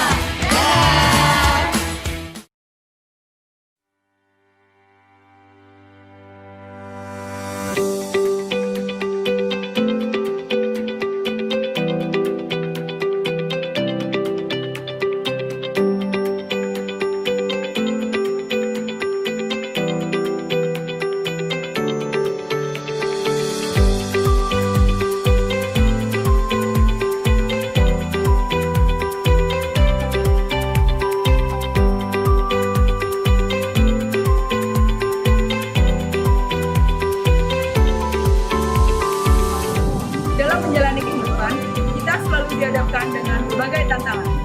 Di antaranya adalah tantangan untuk membuat keputusan, Untuk memilih pekerjaan, untuk menemukan kebenaran, untuk menjalin pertemanan, untuk meraih kesuksesan, untuk beradaptasi, untuk membuat dunia menjadi lebih baik.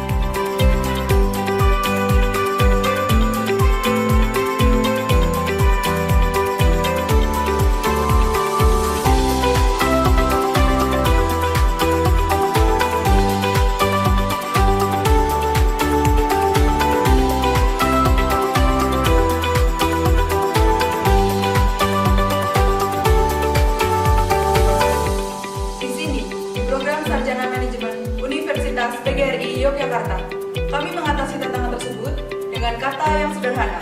Kami hanya mengatakan, hai, dan itu mengubah dunia. Sampurasun, nami Abdi Sandri. Aku akan menjadi seorang entrepreneur. Halo, Bang Tito Galo, Bang Cek, Cek. Aku Adi Kurniawan. Aku jadi manajer pemasaran. Hai sedulur, gua Elisa. Saya akan menjadi konsultan keuangan. Hai, aku Putri Tabung. Saya akan menjadi CEO. Hai, apa kabar? Saya Anissa. Saya akan membangun desa agar menjadi lebih sejahtera. Hai, Ayah Hanin.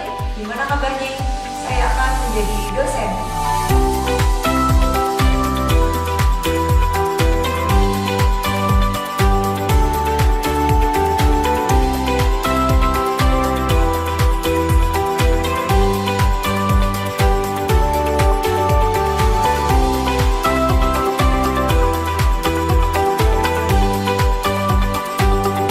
Hai, mari datang dan bergabung untuk menggapai mimpimu bersama program Sarjana Manajemen Universitas PGRI Yogyakarta.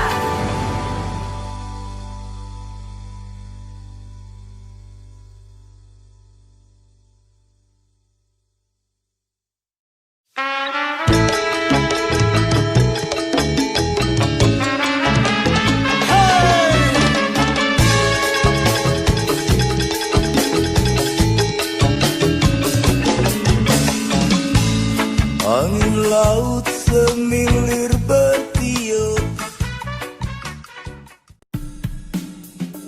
Selamat datang di PGRI UPY.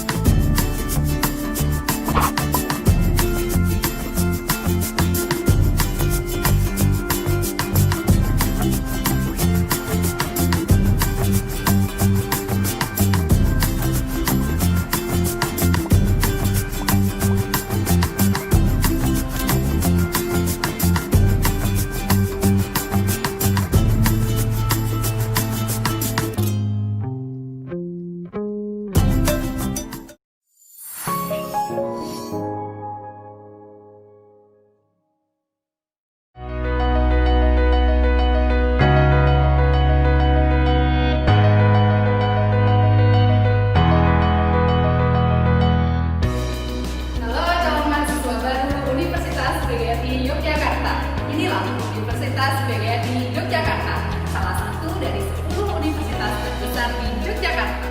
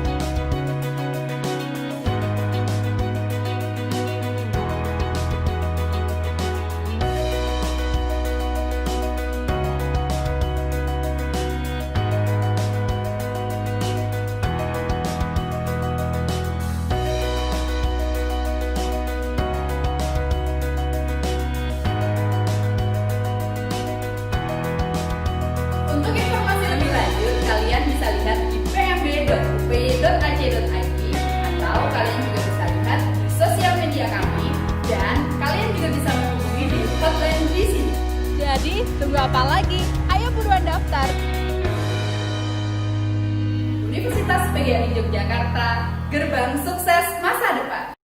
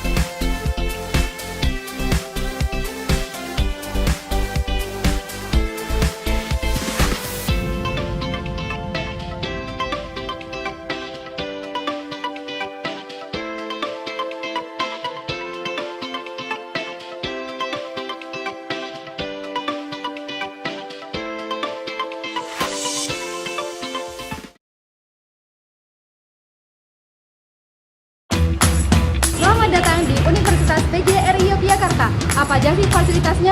Yuk, ikuti aku.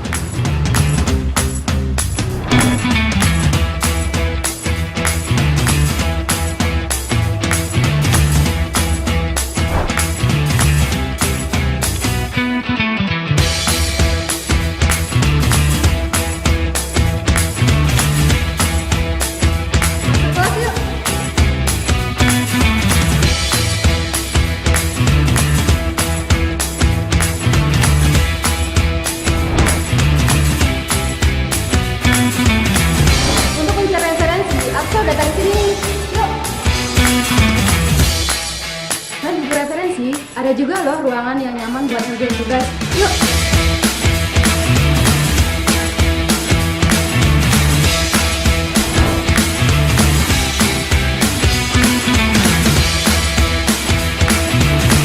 Nah, sekarang kita ke counter PMB yuk. Kamu bisa cari informasi beasiswa di sini loh. Yuk!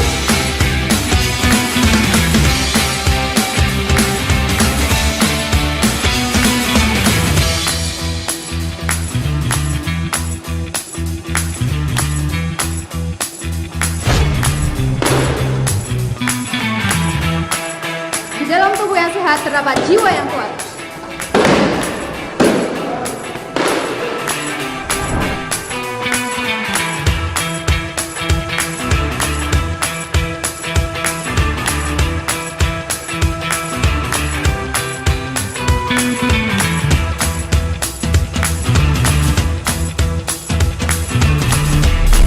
Tunggu apa lagi? Yuk gabung di Universitas PGRI Yogyakarta.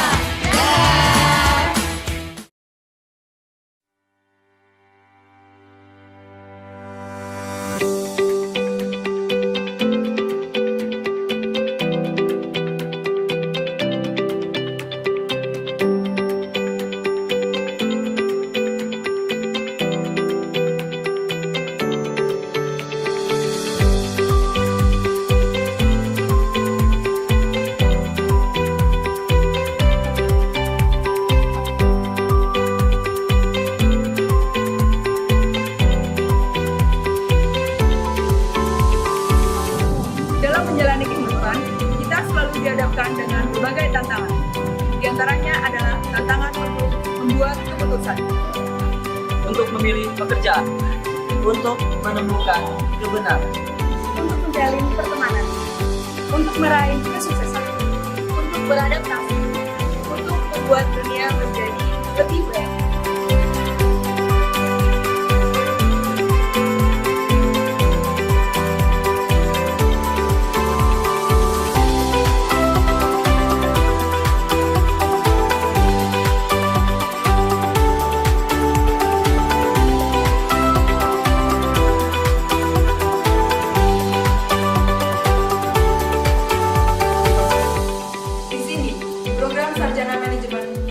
PGRI Yogyakarta. Kami mengatasi tantangan tersebut dengan kata yang sederhana. Kami hanya mengatakan hai, dan itu mengubah dunia. Sampurasun, Nami Abdi Sandri. Aku akan menjadi seorang entrepreneur. Halo, Bang Tito Galo, Bang Cek, Cek. Aku Adi Kurniawan. Aku jadi manajer pemasaran. Hai sedulur, Gua Elisa. Saya akan menjadi konsultan keuangan.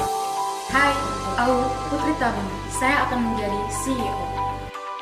Hai, apa kabar? Saya Anissa. Saya akan membangun desa agar menjadi lebih sejahtera. Hai, Ayah Hanin. Gimana kabarnya? Saya akan menjadi dosen.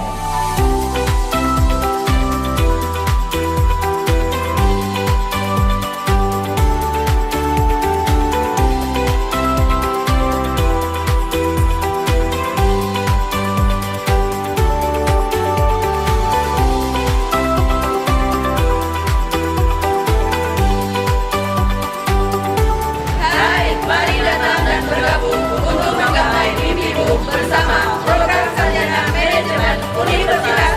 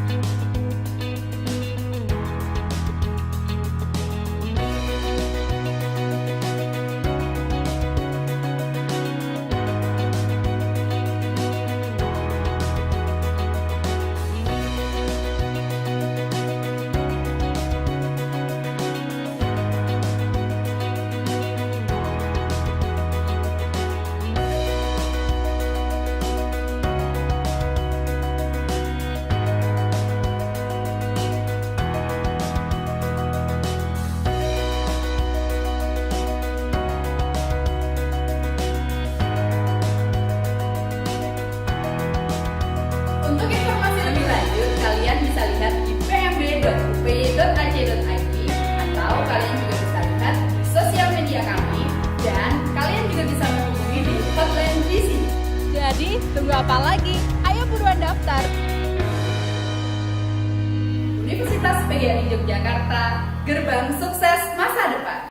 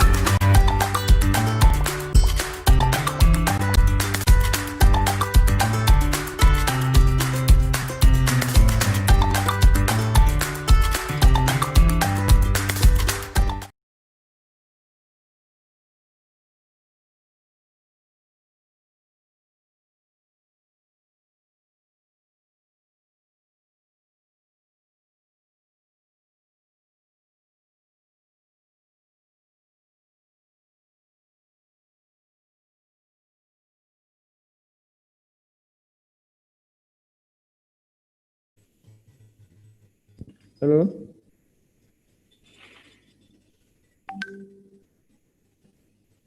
The presenter will be presented by himself of current assistant. Yes, sir. We train the moment. Just a second.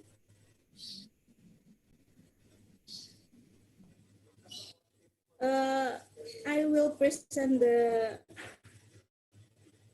our presentation.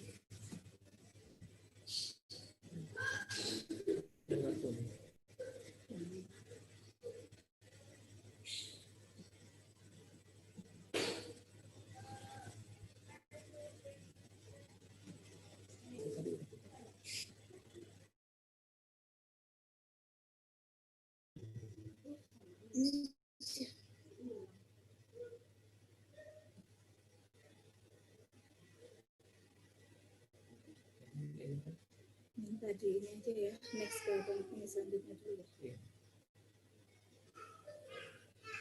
Sorry, Mr. Pintoko.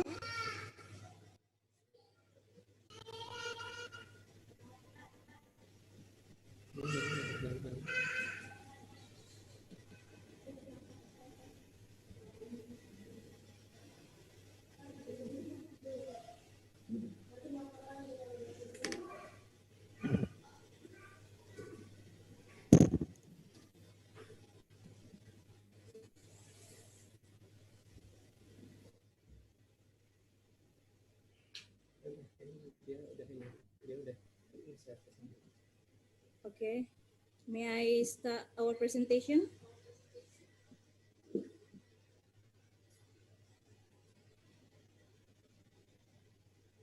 Okay, so Assalamualaikum warahmatullahi wabarakatuh. Waalaikumsalam warahmatullahi wabarakatuh.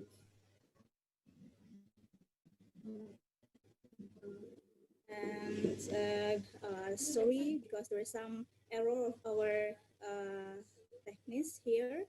And here I want to present about our research.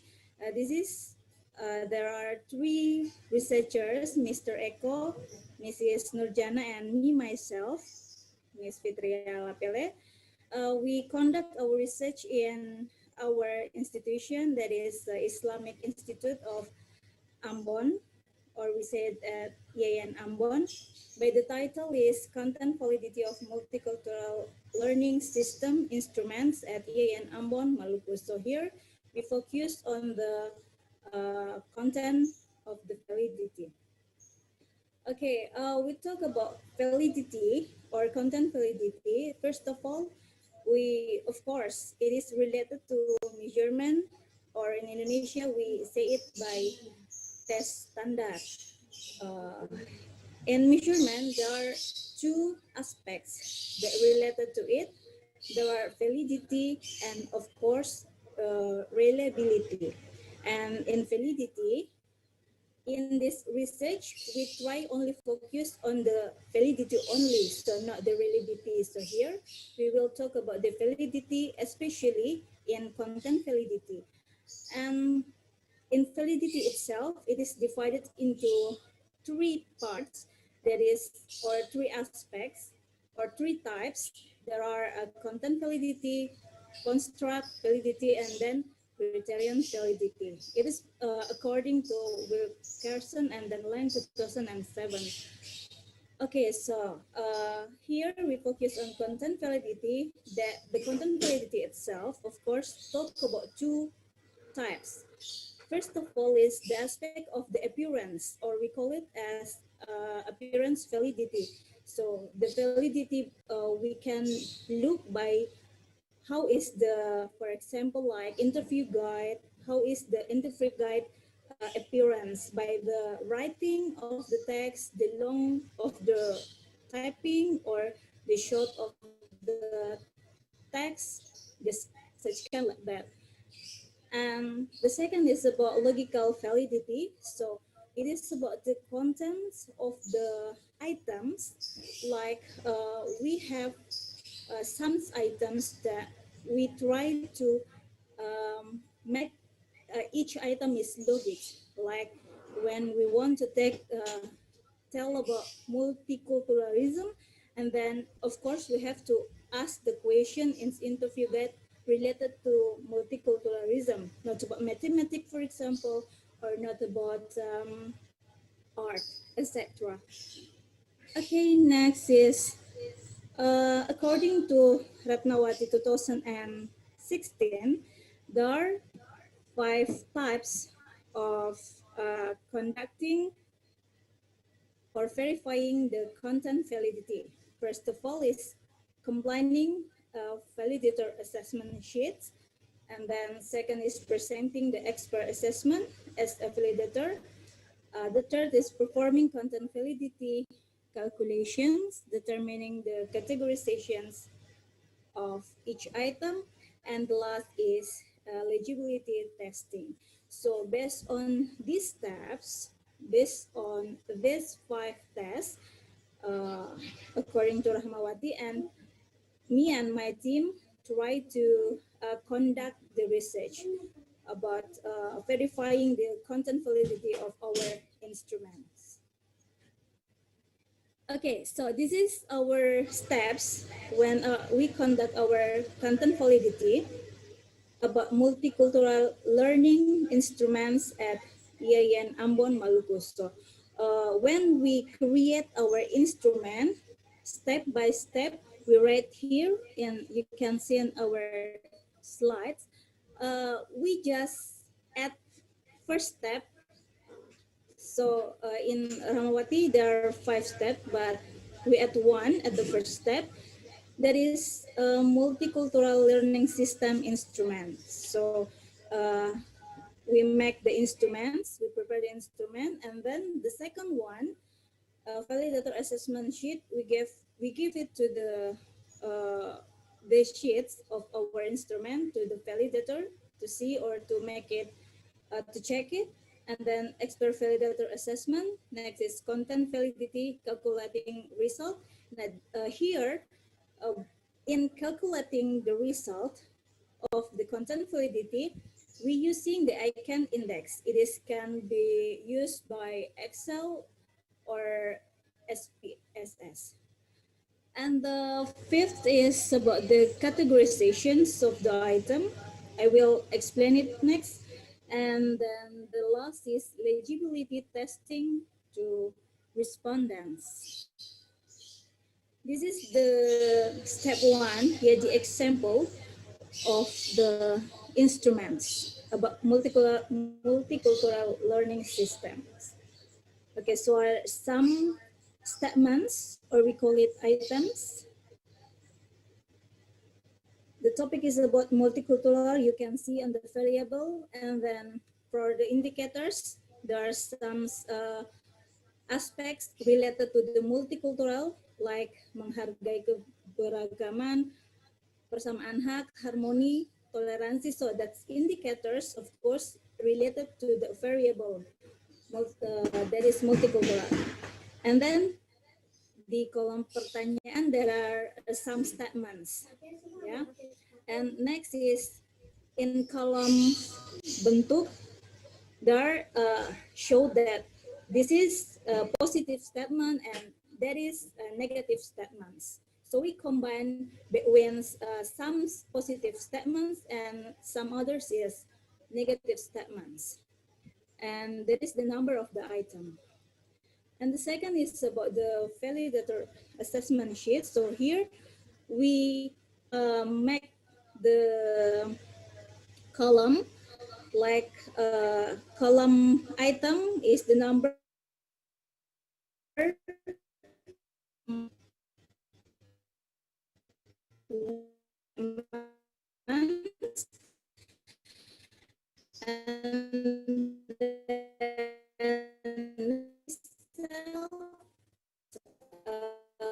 like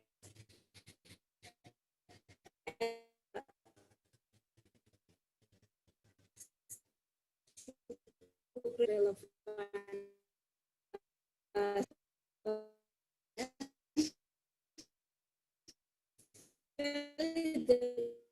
to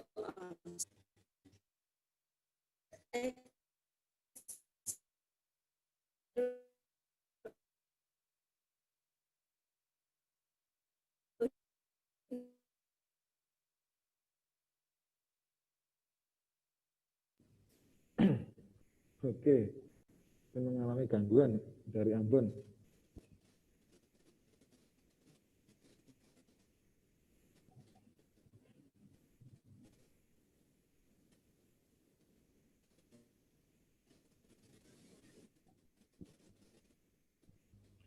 Halo Mr. Eko Wahinanto and team.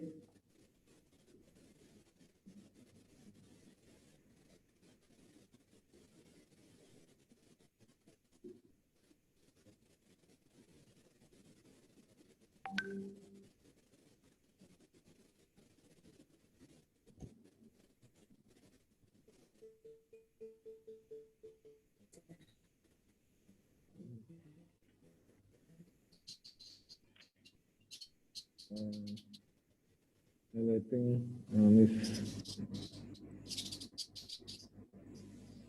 Fitria. Halo Mr. Fitria, Miss Fitria. The lost connection.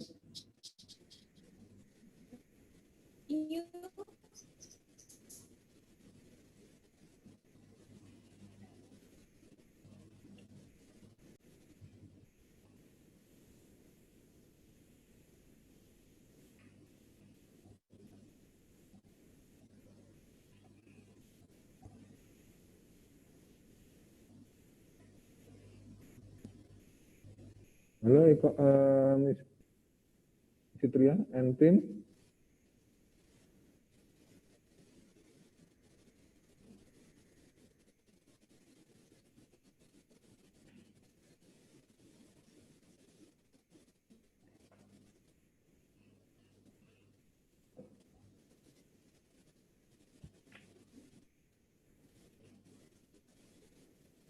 Halo, Mr. Eko Wahinanto and team.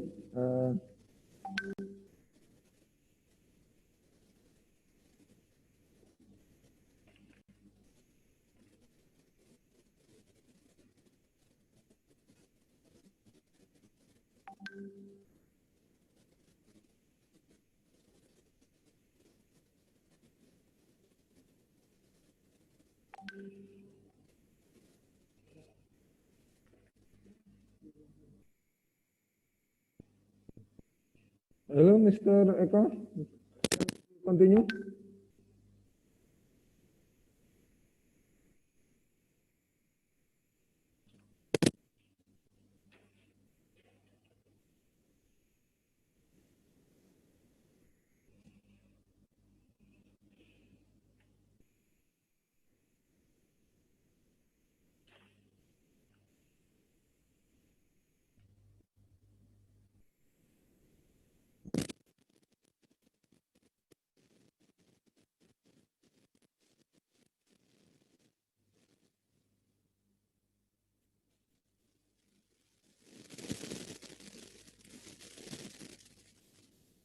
Okay, thank you, Mr. Eko Hinanto and team.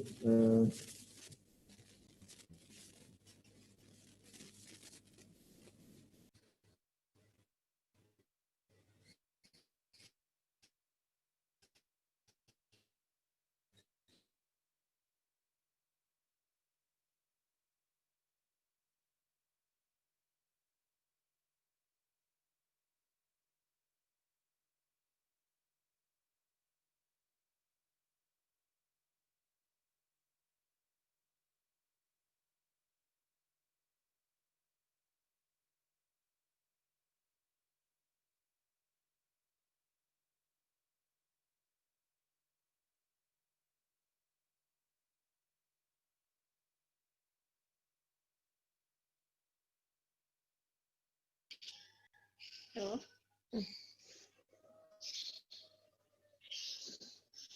Can you hear my voice?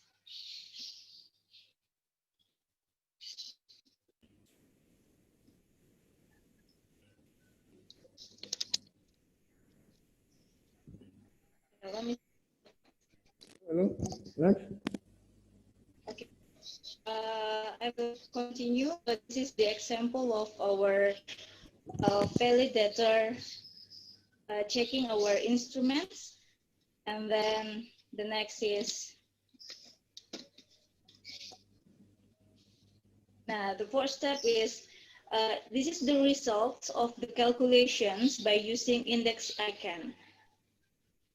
We can see, for example, is one, the value is about 0.75 and so on.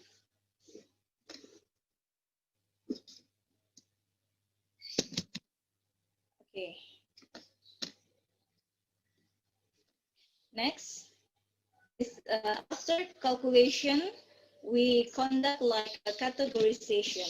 So the categorization is based on the Guilford in 1956.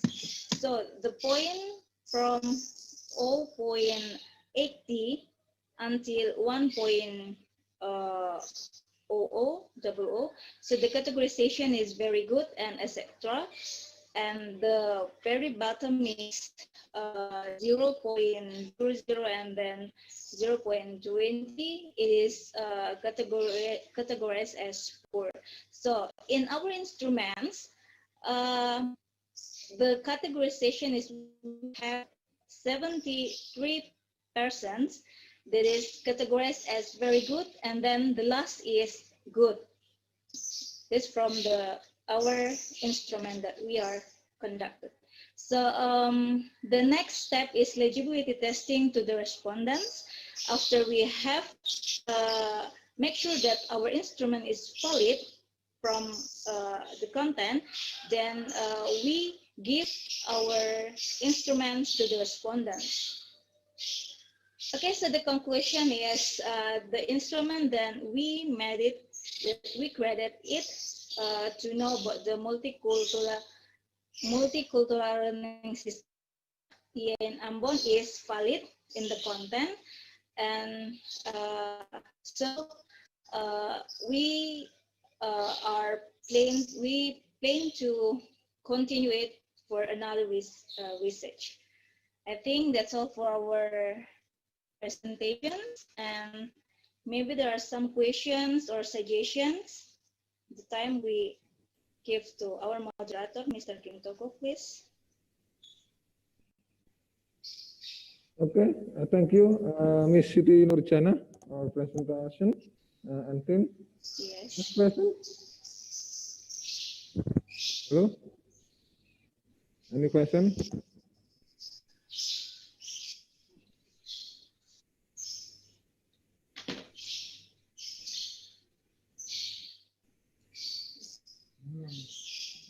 Okay. Ms. Siti Nurjana, your stop your share screen. Okay.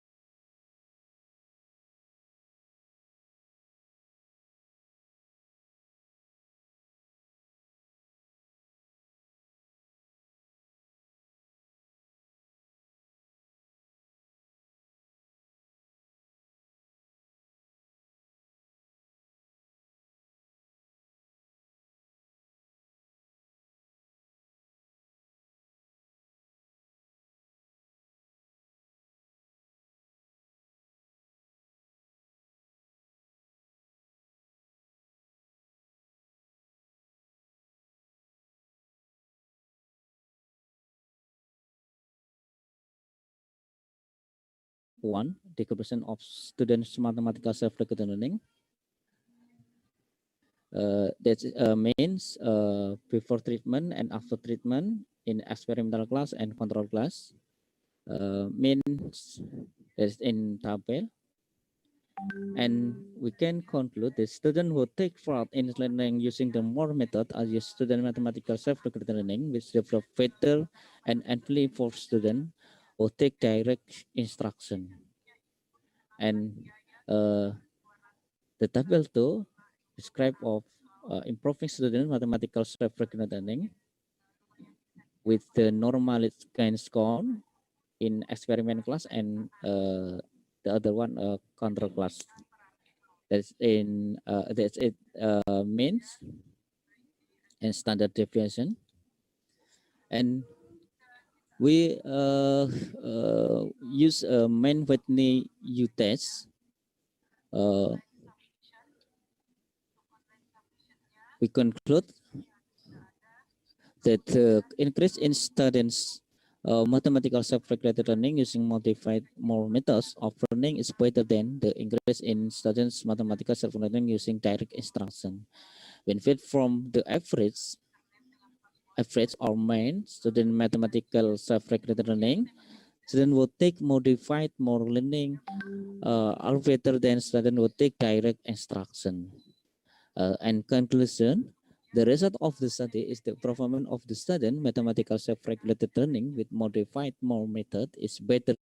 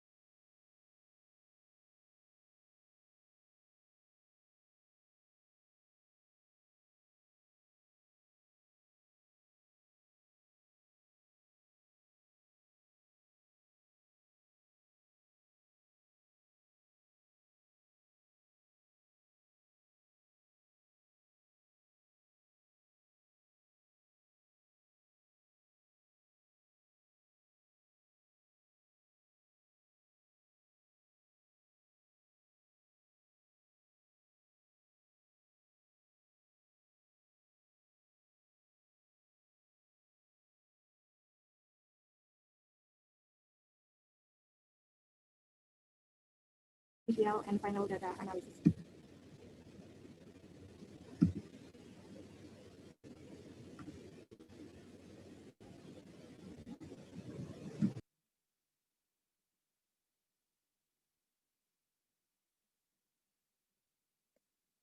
Okay.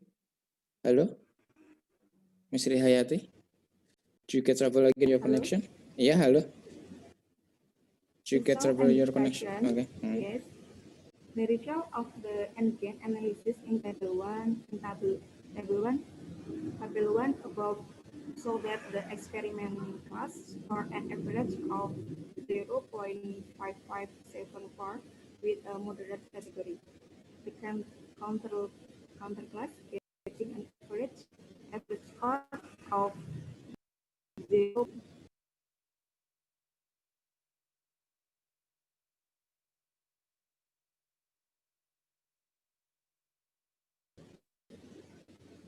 Based on age, visitor crossing a section of Mejing SDU railways dominated by 17 and 20-year-old by 35%, then age 21 and 30, 25%, followed by 31 until 40 years old, 22%, and age 41 until 50, 50%, while 50 year old or less in line with percentage 30%. Next.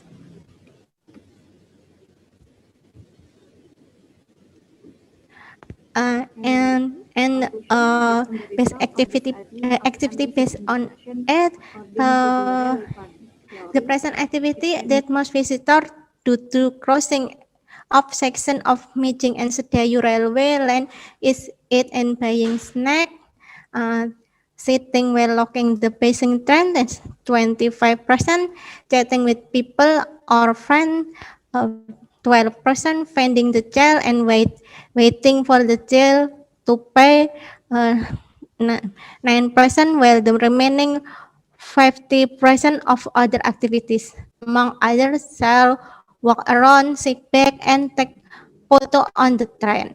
Next.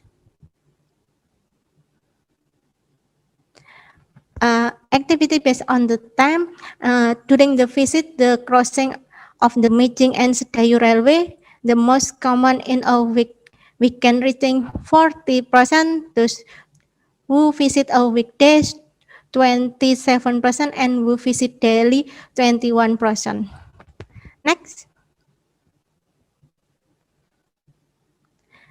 Actor based on the time visit, and then view from visiting hour, the afternoon, 3 until 8 p.m. become the most visiting hour, which is reaching 84%, while the morning is visited 9%, while other 7%. Next.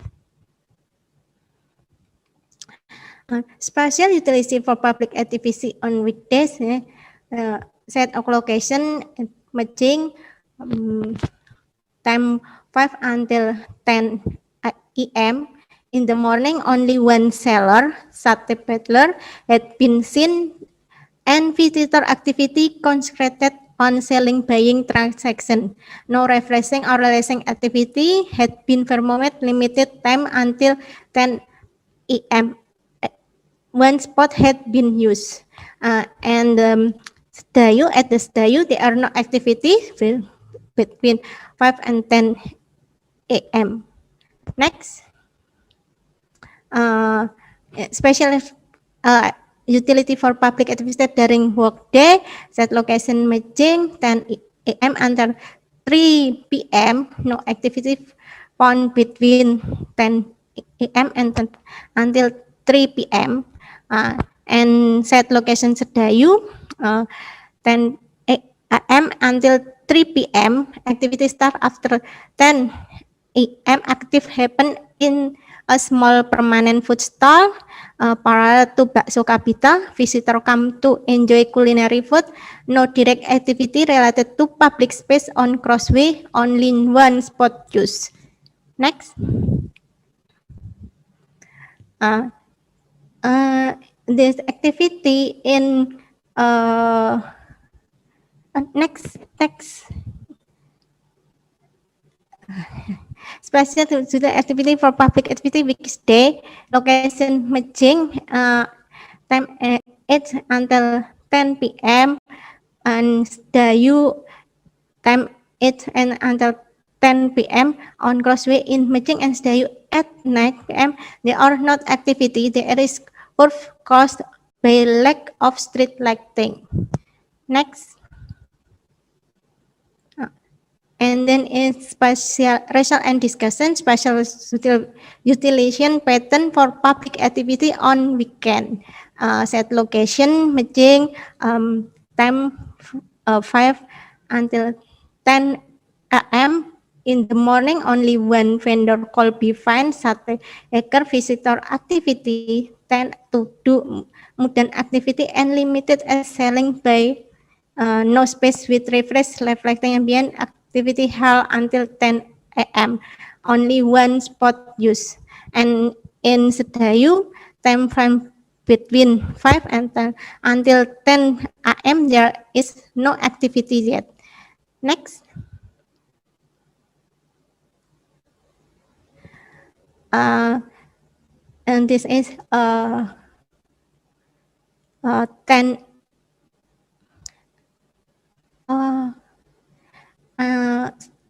special utilities for pick. Sorry, can pick the presentation. Set location in Mejing. Time is 10 a.m.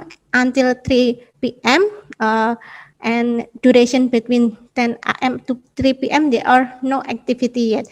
Set location Sedayu, time 10 a.m. until 3 p.m. Activity started at 10 a.m. Activity in a small permanent food stall parallel to bakso kapita. Visitor come to enjoy culinary food. No direct activity related to public space on crossway. Only one spot use. Only one spot use. Next. Spatial utilization for public activity on weekend. Set location Mejing, time 3 until 8 p.m.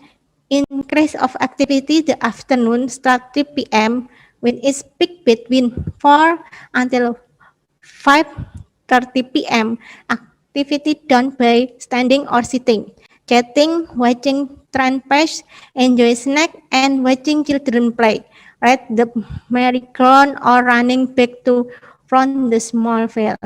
And set location in Sedayu, time 3 until 8 p.m. Similar to activity in Mejing, Sedayu Crossway activity increase starting from 3 p.m. and hold its peak between 4 p.m. to 5:30 p.m. Activity held by alone while standing, sitting on and around rain track, chatting, trend watching, food snacking, children playing, ride odong-odong or running back and forth. Next. Special utility for public space on weekend. Set location Mejing, time 8 until 10 p.m. and set location Sedayu, time 8 and until 10 p.m. Crossway Mejing and Sedayu at night, no activity. It's caused by lack of street lighting. Next. And the conclusion, pattern use space for public activity, railway, motorways, cross or crossway, actor and activity, visitor age range from children through productive adult. Visiting purpose, recreation, play, buy snacks, social interaction. Special usage for public activity can be accessed by all without any restriction, no discrimination. And then time from provided by visitor to do activity on crossway is in the afternoon. special form component, user type 1 activity on roll track, type 2 activity at rail track border distance 1 meter, type 3 activity at causeway over 3 meter, type 4 activity halt on motorcycle parked on. Next.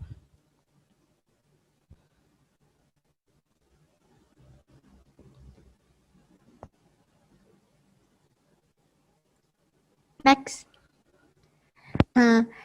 And the conclusion from research finding, it can be identify the territorial shift where area should be kept limited and forbidden to public access or being used as public area for public activity based on activity pattern by visitor on crossway and on its border. Utilization of space as public activity space could be identified its pattern along the crossway space and border. This counter to the safety on the user. Next.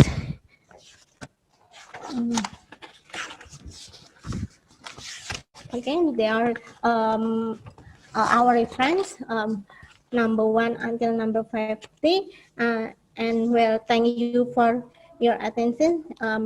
Maybe anybody would like to ask. Thank you.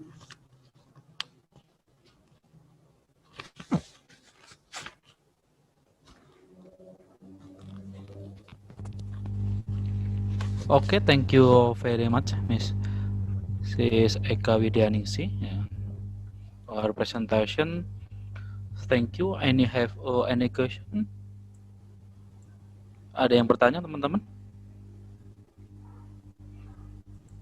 Okay, because we have no question, we will move to the next present. We will refer by Mrs. Dewi Widawati. Ready? Mrs. Dewi Widawati. Hello? Mrs. Dewi Widawati. Yeah. Ready? Ready, Pak. Okay, thank you. You have 15 minutes to presentation. Time is yours. Monggo, silakan. Assalamualaikum warahmatullahi wabarakatuh. Waalaikumsalam warahmatullahi wabarakatuh. Mohon maaf, ini ada terjadi kesalahan video saya nggak bisa muncul. Oh ya.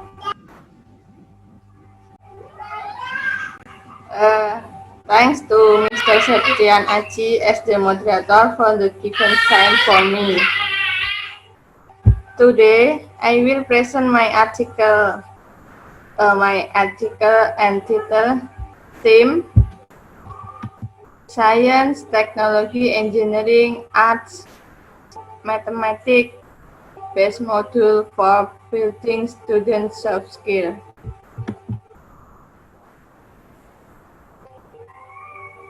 Next, my name is Widarwati Dewi.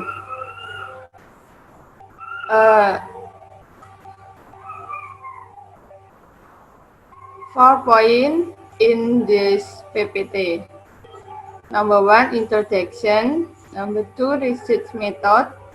Number 3, research result and discussion. Number 4, conclusion. Okay, next.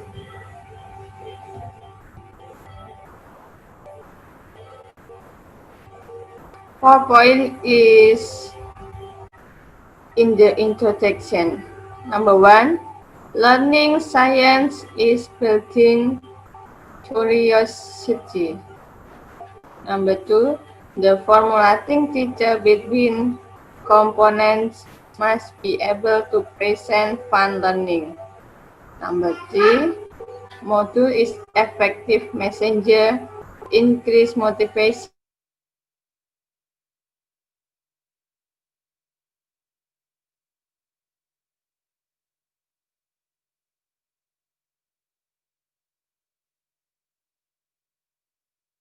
Stimulates learning.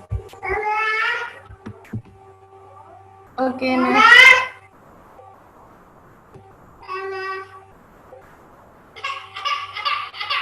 Introduction.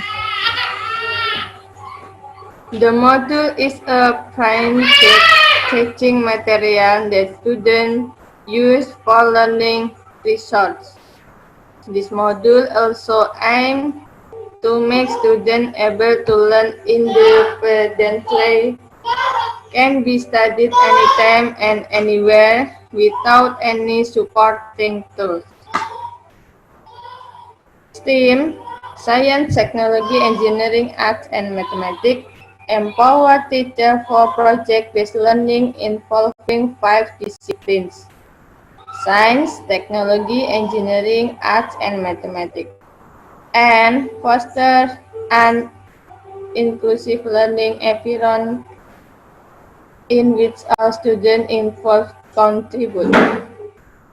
La France, 2009, defines soft skill as a simple term for complex system of properties and habits that companies generally need.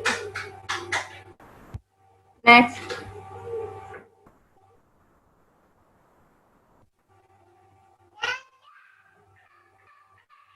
Research method. The design of the development adapts the development model according to Bob and Gale in Sukma Jinata 2007. Research and development mission. There are 10 steps in arranging the product. Sukiono 2015. Next.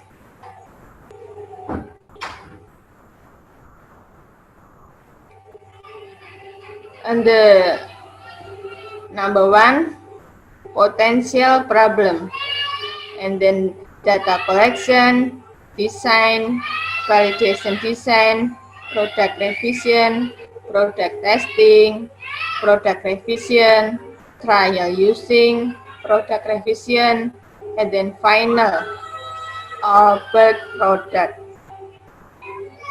Okay, next.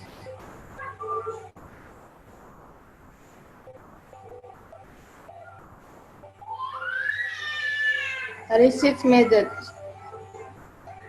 Short, types, and data collection technique. Short questionnaire research. Material expert, media expert, limited trial, extensive trial, SD6, and 7 bulong-bulong. Lab qualitative, input expert observation interview. Quantitative, expert judgment student questionnaire. Technique questionnaire interview, guidelines documentation, instrument validation sheet test. Next.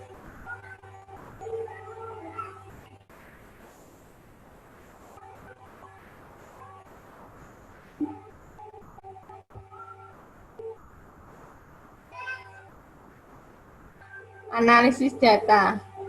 Mohon maaf, ini ada yang belum ditranslate. Instrumen memiliki tingkat reliabilitas yang tinggi jika koefisien yang diperoleh lebih besar atau sama dengan 0,60. Berdasarkan analisis deskriptif skala Likert. Uji validitas tiap item soal SPSS lebih besar atau sama dengan 0,3. Uji efektivitas dengan t-test pilot sample test. Next.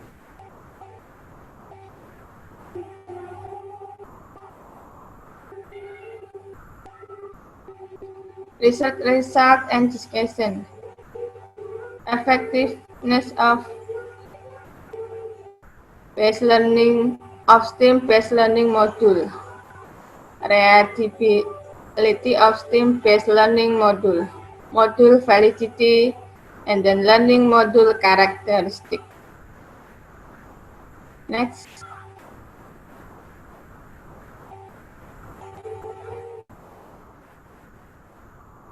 Learning module characteristic. Number 1, self-instructional. Number 2, self-contained. Number 3, stand-alone. Number 4, adaptive. Number 5, use-friendly. Next.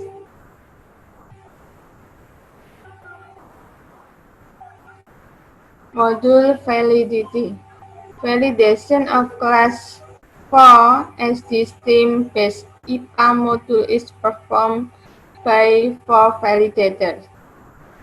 The validation results of this module are presented in Table 1. Number 1, Validator 1 average score 3.32 in category excellent. Validator 2 3.38 category excellent. Validator 3 3.43 excellent. Validator 4 3.4 category excellent. Validator 5 3.38 category excellent. Average value 3.4. This is excellent. Next.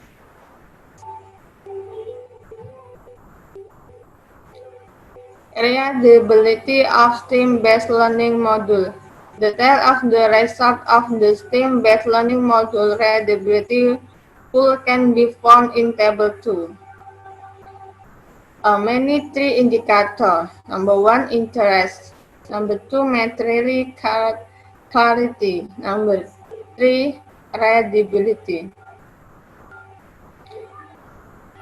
A description.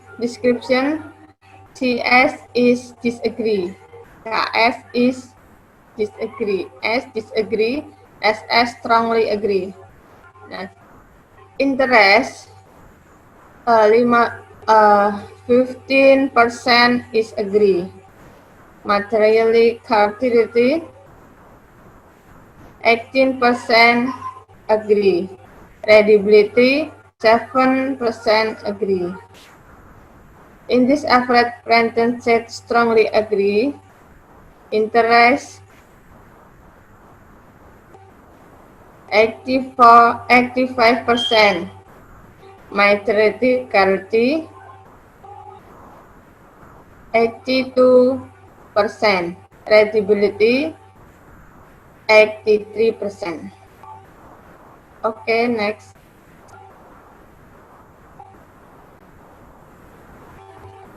Effectiveness of STEAM-based learning module. The result of the conclusion of normality of the question post-test data in the experiment class are present in Table 3. A data is initial condition. Ormograph Smirnov 0.724. The significance 0.032 is criteria normal. Next.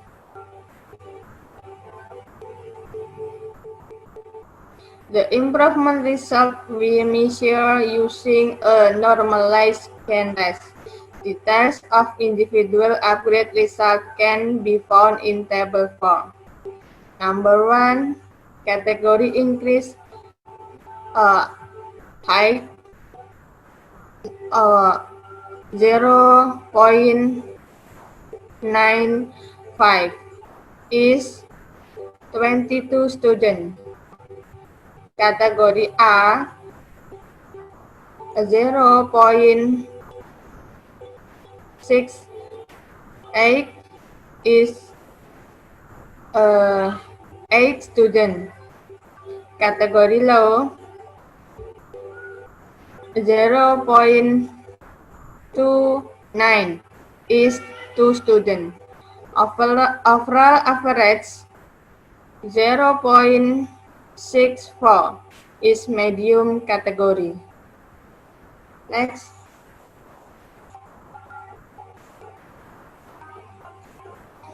The result of hypothetical test conclusion using the SPSS program version 23 independent sample t-test result can be seen in table 4. Equivariance 5.7 to 1. Mean difference 14.642.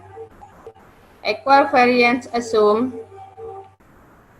5.879.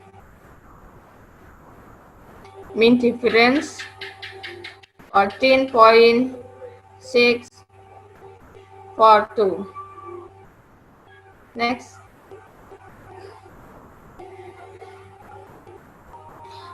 Is conclusion.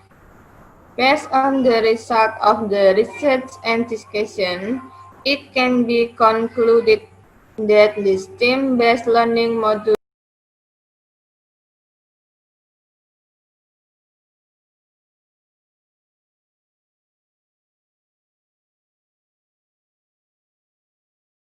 Thank you for the moderator for the time. I will give back to the moderator.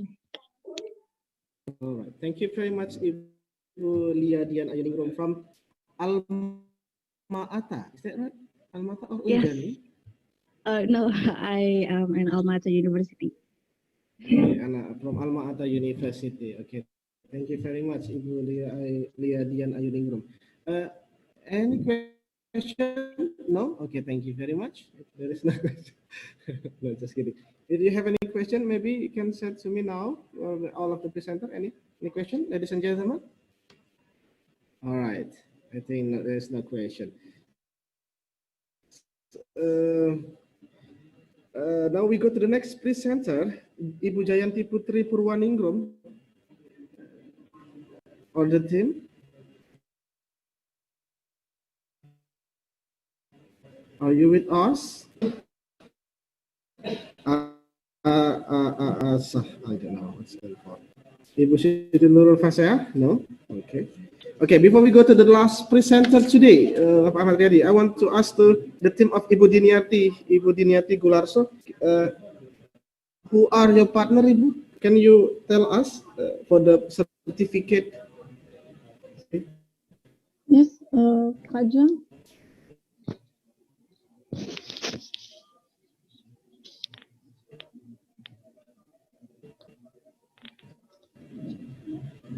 Pak Juang. Di sini Hendri tadi Ibu ya, Ibu Hendri. Ya, Bu Hendri. Hendri siapa? Hendri Aditya Rigianti. Aditya. Okay. Hendri Aditya Suryantari Rigianti. stand for and Hatna Suryantari. Standing for apa, Bu? Hatna Suryantari. Ya, Hatna Suryantari. Okay, thank you, Ibu Dini. Thank you very much, Ibu Dini. You're welcome. Okay, now, ladies and gentlemen, presenter from University or Universitas PGRI Yogyakarta, Mr. Ahmad Riyadi, because the other presenters are not with us. Okay. Okay, Bapak Ahmad Riyadi. Okay, I'm ready. Okay. You will share. Okay, please Yes. share your slide, Pak Ahmad. Okay. To the audience. Okay. Bapak Ahmad Riyadi from UPY under the thesis based on expert system. Okay. Okay, time is yours, Mr. Ahmad Riyadi, please.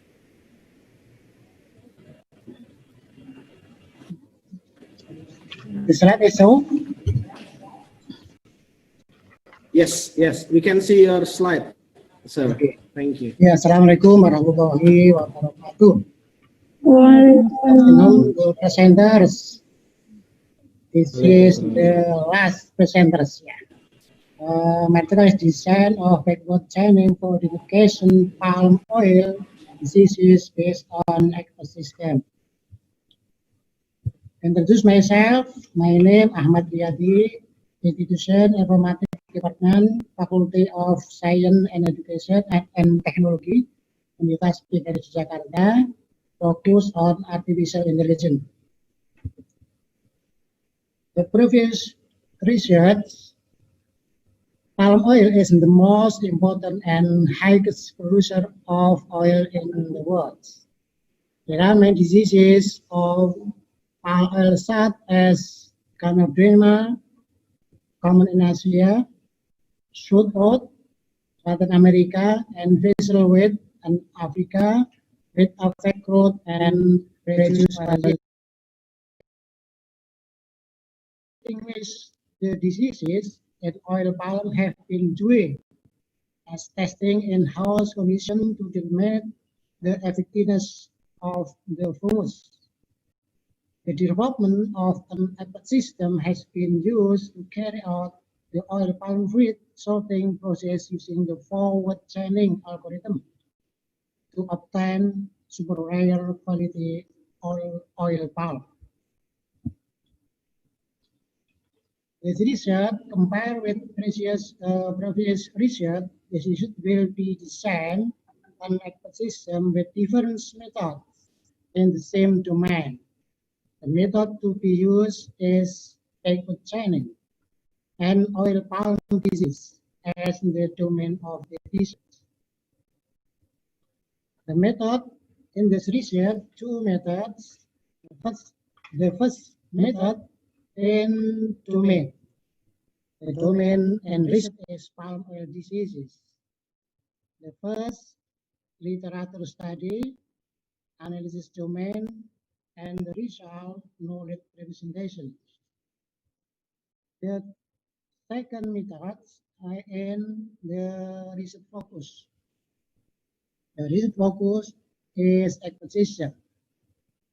The first literature study, input-output process analysis, design of input, output, and process, and design of backward chaining.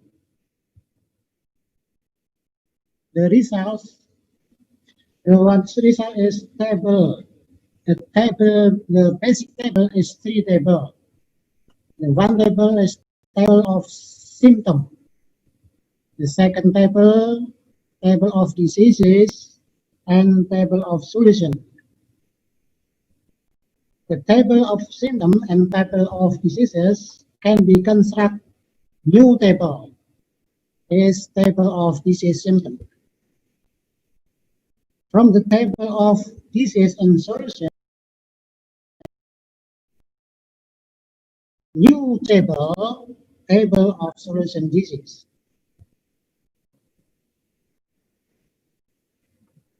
Okay. That is the design of system. The system have two entities. Entity one is admin. Is input the knowledge of palm oil. There are symptom, disease, solution, rule of disease, and rule of solution. The second entity is user. He will input the real symptom, and then he get a prediction of palm oil diseases. And the system include four processes: input data, acquisition rule of solution disease, acquisition rule of disease symptom, and consultation of identification palm oil diseases. The knowledge representation, the table representation can be constructed knowledge representation on evidence form. The rule one, if symptom 1 and symptom 11 then disease 1. Rule 1, if symptom 1 is true and symptom 11 is true, then disease 1 is true. The rule 2, if symptom 9 and symptom 13 and symptom 16 and symptom 23, then disease is 2. The rule 2, if symptom 9 is true and symptom 13 is true and symptom 16 is true and symptom 23 is true, then disease is 2 is true. It is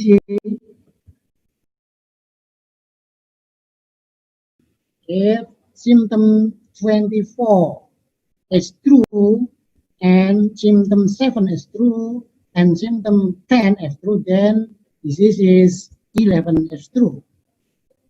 There is no representation for palm oil diseases. There is decision 3 for consultation for identification the palm oil diseases. The note 1 for rule 1. Rule 1 is used to test whether disease 1 is true. Disease 1 will be true if symptom 1 is true and symptom 11 is also true. The rule 1, if symptom 1 is true, symptom 11 is true, then disease 1 is true. Kami harap direvisi. Nanti kita akan bertemu kembali. Saya sudah membuatkan WA group ya kan untuk teman-teman. Nanti kita bertemu kembali untuk memantapkan paper yang sudah direvisi oleh teman-teman. Nanti kurang lebih yaitu kami beri batasan maksimal tanggal 10 November. Tetapi sebelum tanggal 10 November nanti kita berjumpa kembali untuk meng-cross-check papernya Bapak Ibu yang sudah direvisi satu persatu. Nah, nanti tanggal 10 baru kita bertemu kembali untuk pemantapan sebelum kita kirim ke Skopus. Dan jika kita agak agreement, ada perjanjiannya, yaitu bahwa paper yang Bapak Ibu kirim itu nanti bukan tanggung jawab kami selaku panitia apabila tidak keterima, karena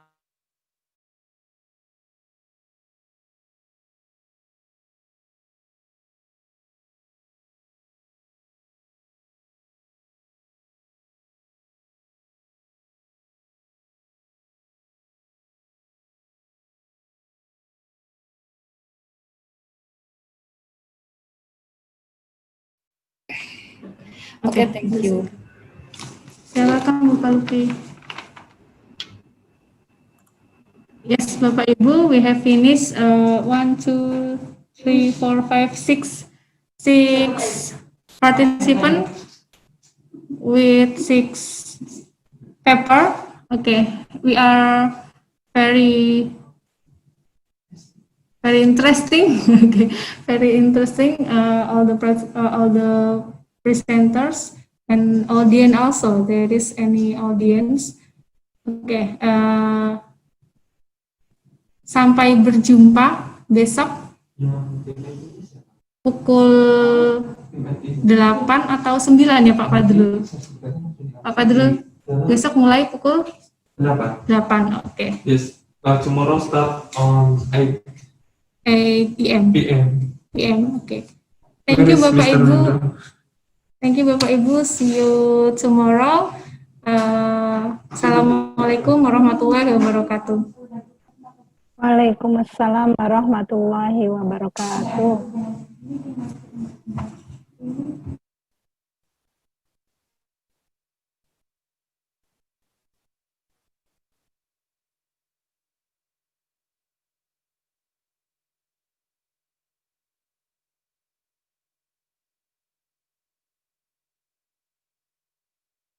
Ahmad Riyadi. Any question for Bapak Ahmad Riyadi, for all of the participants or presenters? Any question?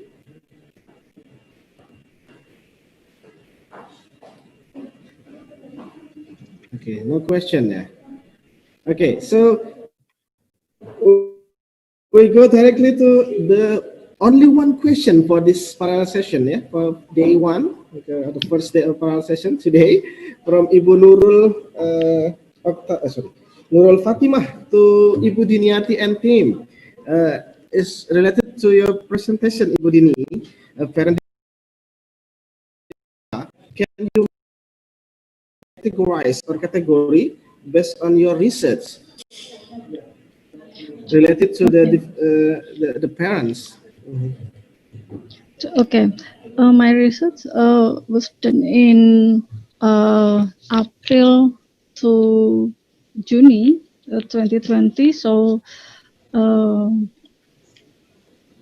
my research still mapping to parents' difficulty learn those children. So no category because the method is a survey and with open questionnaire. So there's no category for social economic for parents. Okay, Yes. it will be the further research maybe. Ibu Dini, it will be for the further research, I think. Maybe the new idea for the next research, maybe. Yeah. Yes. Right. All right. Okay. Thank you very much, Ibu Dini and team. So, the honorable presenters and also participants this afternoon, I would like to remind you, the committee will send the review paper at November 5th or Thursday, 5th November 2020 and 20. And you should send back the review, the fixed paper to the committee 12 November 2020. Okay, can you hear me clearly, all of the presenters? Yeah, all right. So before,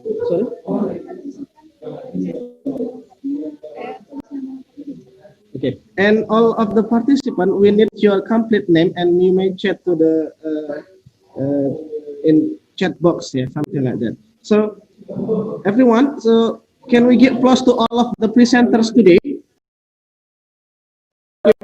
for presentation? Have a nice presentation today.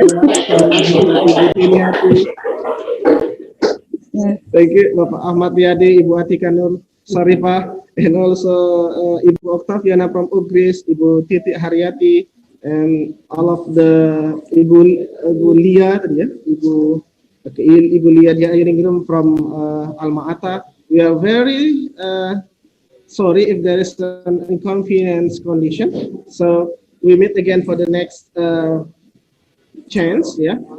Thank you very much for all of your attention. Do you have any question, all of the presenters, maybe before we close the parallel session today? Not yet. No question, yeah. To the committee, no? Clear, yeah. Everything is clear. So once again, we are very sorry if there is an inconvenience condition, and we do thank you very much for your presentation. Have a nice day, and Assalamualaikum warahmatullahi wabarakatuh. Waalaikumsalam warahmatullahi wabarakatuh. Thank you very much, honorable presenter. Thank you for the participant also.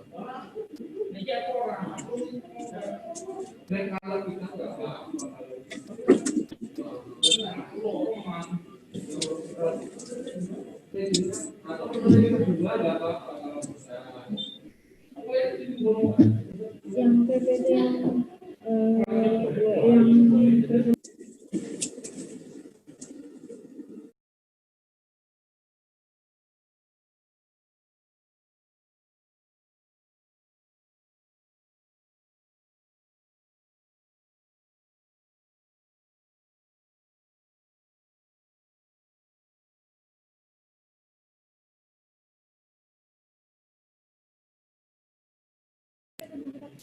Untuk partisipan mohon segera chat nama ya, chat your complete name to the committee so you can make your certificate. Okay. Radita and friends. Okay. Yang lain yang belum Julianus, Meriki, kalau belum silakan chat ke grup untuk pembuatan sertifikat selanjutnya.